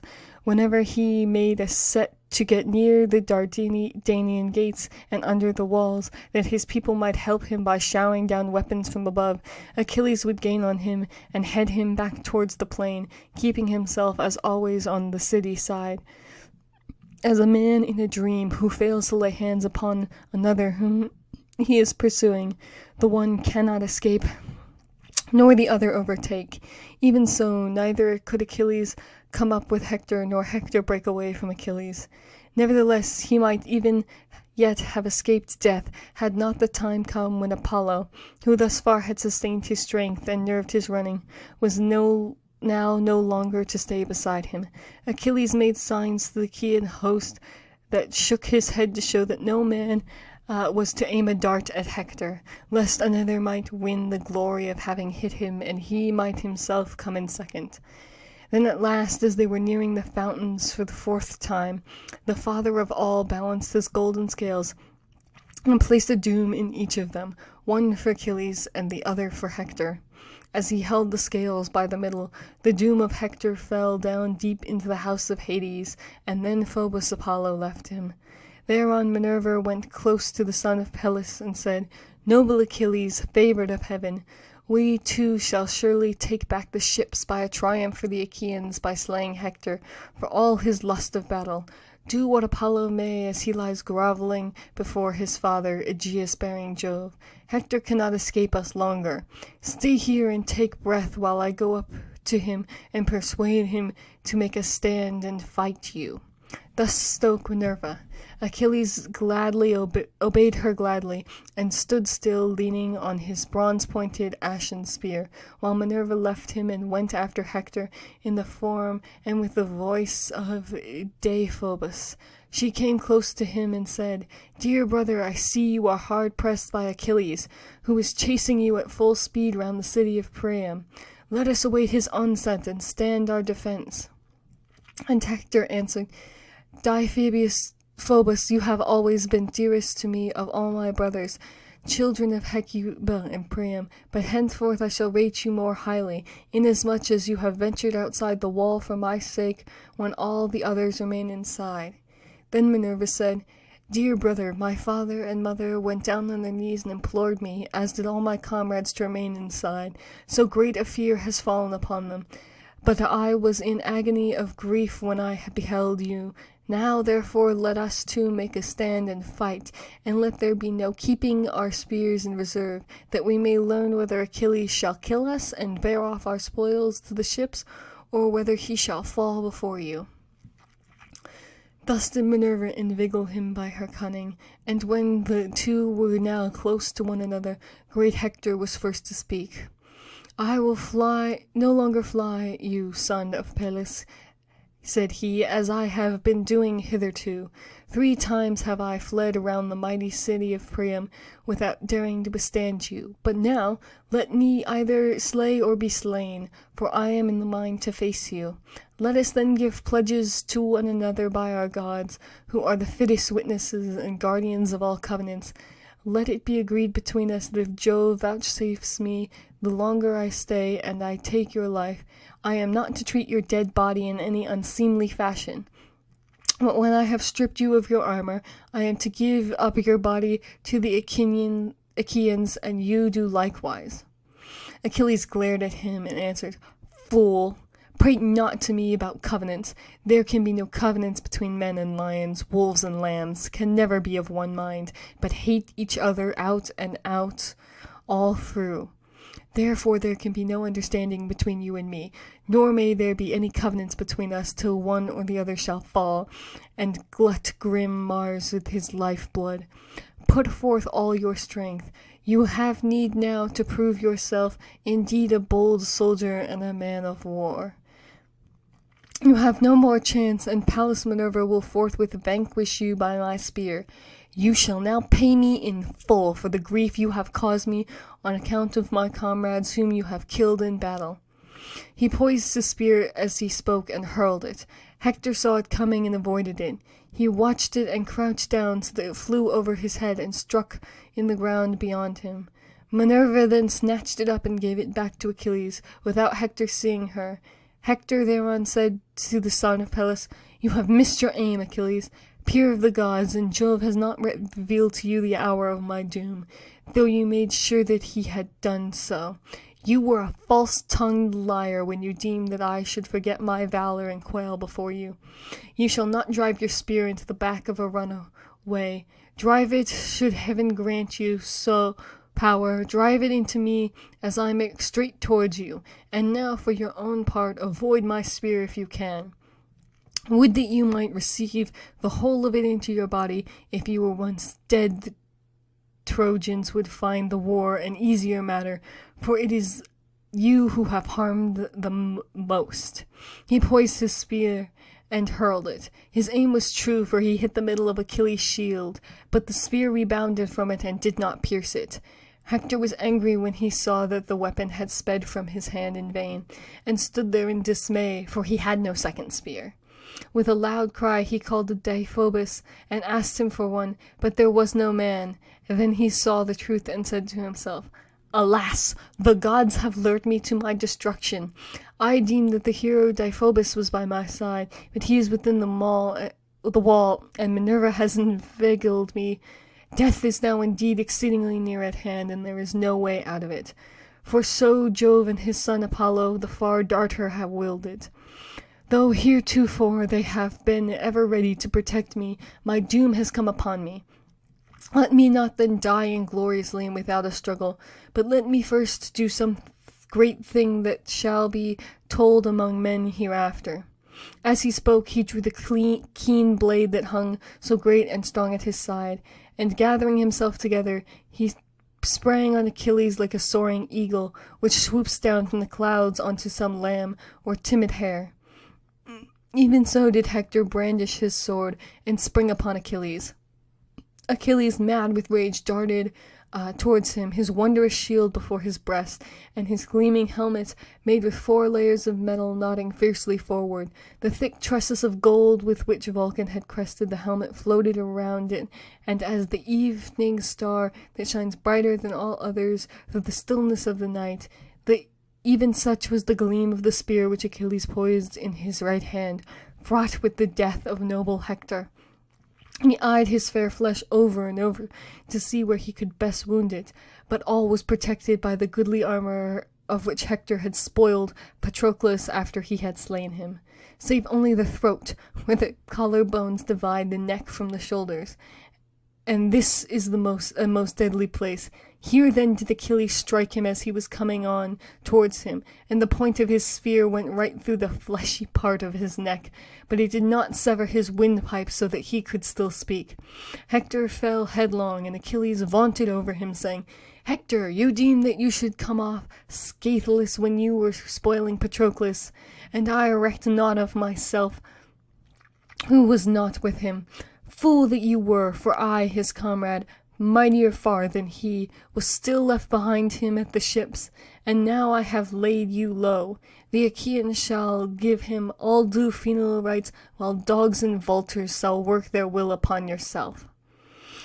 Then Hector said, as the life ebbed out of him, I pray you by your life and knees, and by your parents, let not dogs devour me at the ships of the Achaeans, but accept the rich treasure of gold and bronze, which my father and mother will offer you, and send my body home, that the Trojans and their wives may give me my dues of fire when I am dead. Achilles glared at him and answered, Dog, talk not to me neither of knees nor parents. Would I that I could be as sure of being able to cut your flesh into pieces and eat it raw, for the ill you have done me. As I am, that nothing shall save you from the dogs, it shall not be, though they bring 10 or 20-fold ransom, and weigh it out for me on the spot, with promise of more thereafter. Though Priam, son of Dardanus, should bid them offer me your weight in gold, even so your mother shall never lay you out, and make lament over the son she bore, but dogs and vultures shall eat you utterly up. Hector with his dying breath then said, I know you what you are, and was sure that I should not move you, for your heart is hard as iron. Look to it that I bring not heaven's anger upon you on the day when Paris and Phobos Apollo, valiant though you may be, shall slay you at the Sacaean gates. When he had thus said, the shrouds of death enfolded him, whereon his soul went out of him and flew down to the house of Hades, lamenting its sad fate, that it should enjoy youth and strength no longer. But Achilles said, speaking to the dead body, Die! For my part I will accept my fate whensoever Jove and the other gods see fit to send it. As he spoke, he drew his spear from one side of the body and set it on the side. Then he stripped the blood-stained armor from Hector's shoulders, while the other Achaeans came running up to view his wondrous strength and beauty, and no one came near him without giving him a fresh wound. Then would one turn to his neighbor and say, It is easier to handle Hector now than when he was flinging fire onto our ships. And as he spoke, he would thrust his spear into him anew. When Achilles had done spoiling Hector of his armor, he stood among the Argives, My friends, princes and counselors of the Argives, now that heaven has vouchsafed us to overcome this man, who has done us more hurt than all others together, consider whether we should not attack the city in force, and discover in what mind the Trojans may be. We should thus learn whether they will desert their city now that Hector has fallen, or will still hold even though he is no longer living. But why argue with myself in this way, while Patroclus is still lying at the ships unburied and unmourned, he who I can never forget so long as I am alive, and my strength fails not. Oh, men forget their dead once they are within the house of Hades, yet not even there will I forget the comrade whom I have lost. Now, therefore, Achaean youths, let us raise the song of victory and go back to the ships, taking this man along with us, for we have achieved a mighty triumph, and have slain noble Hector, to whom the Trojans prayed throughout their city as though he were a god.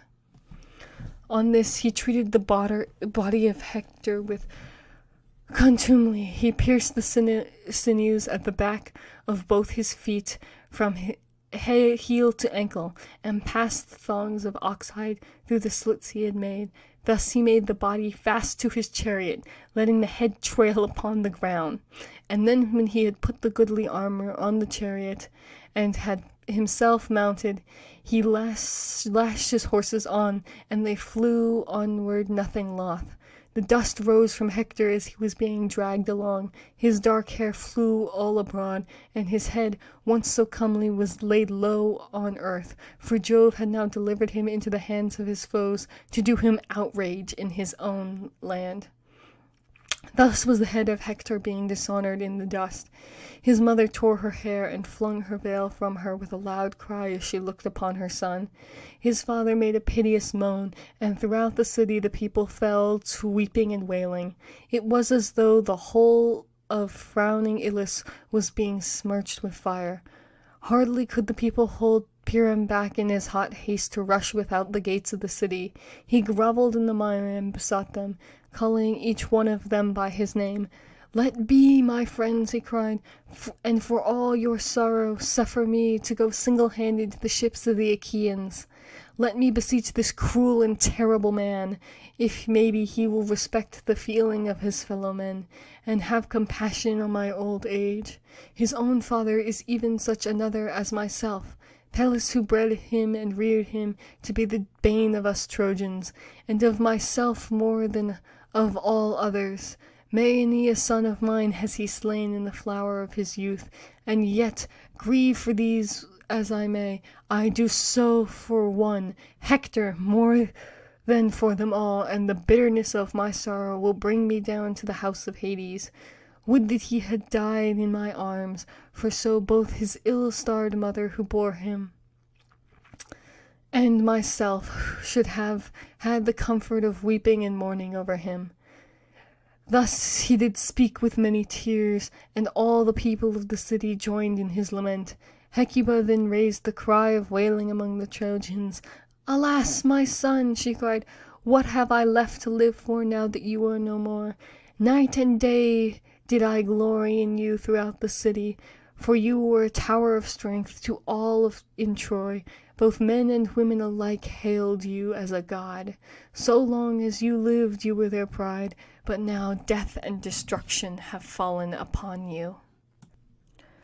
Okay, so then in the next series of books, the Trojan women hear of the death and begin his funeral lament, which, if you don't know, in this case is wailing and screaming, not like a Christian lament, let's say, and then they hold the funeral for Patroclus and burn his body and have the funeral games and award prizes.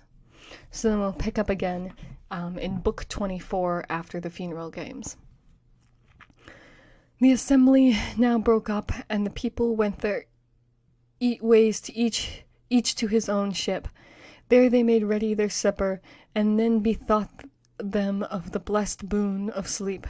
But Achilles still wept for thinking of his dear comrade, and sleep, before whom all things bow, could take no hold upon him. This way and that he did turn as he yearned after the might and manfulness of Patroclus. He thought of all they had done together, and all they had gone through, both on the field of battle and on the waves of the weary sea.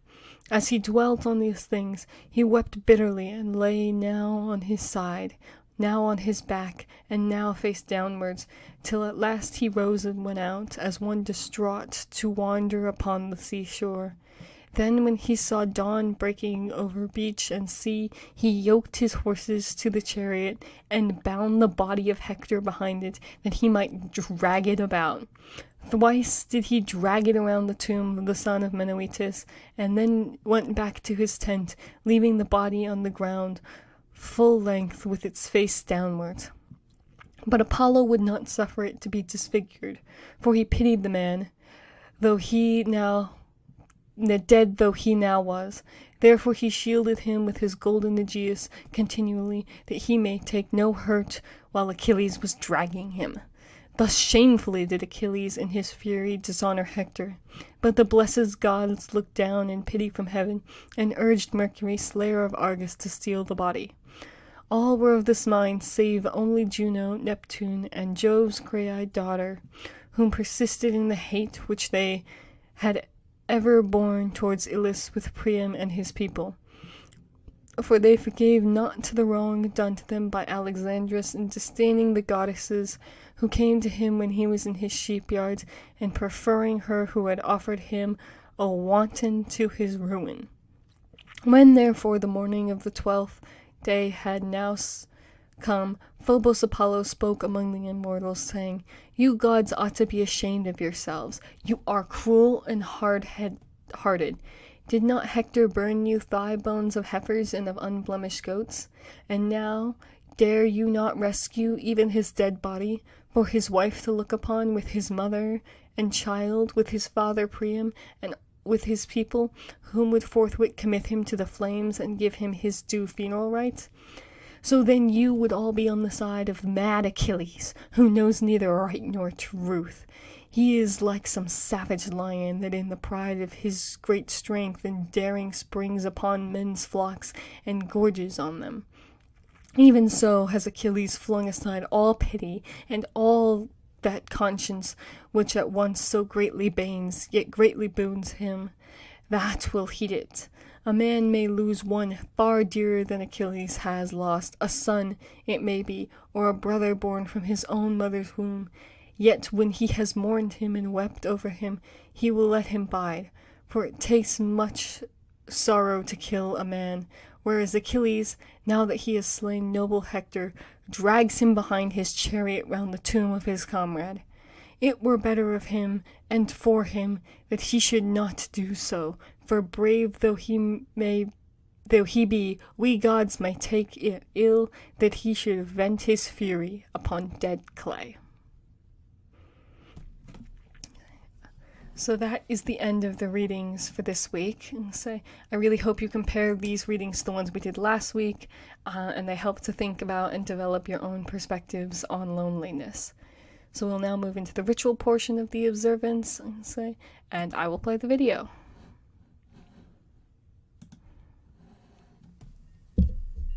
We leave this offering for our gods to symbolize our connection and devotion. We gift this rock to symbolize the stability of the gods in our world. We gift this water to accept the flow of our lives.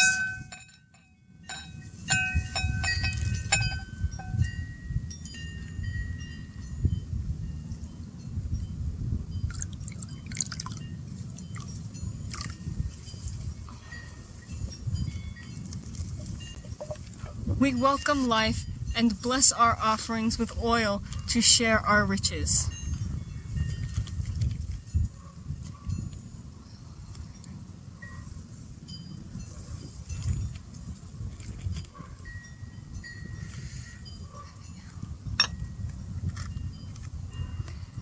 We embrace our connection to each other and the world and celebrate our revival.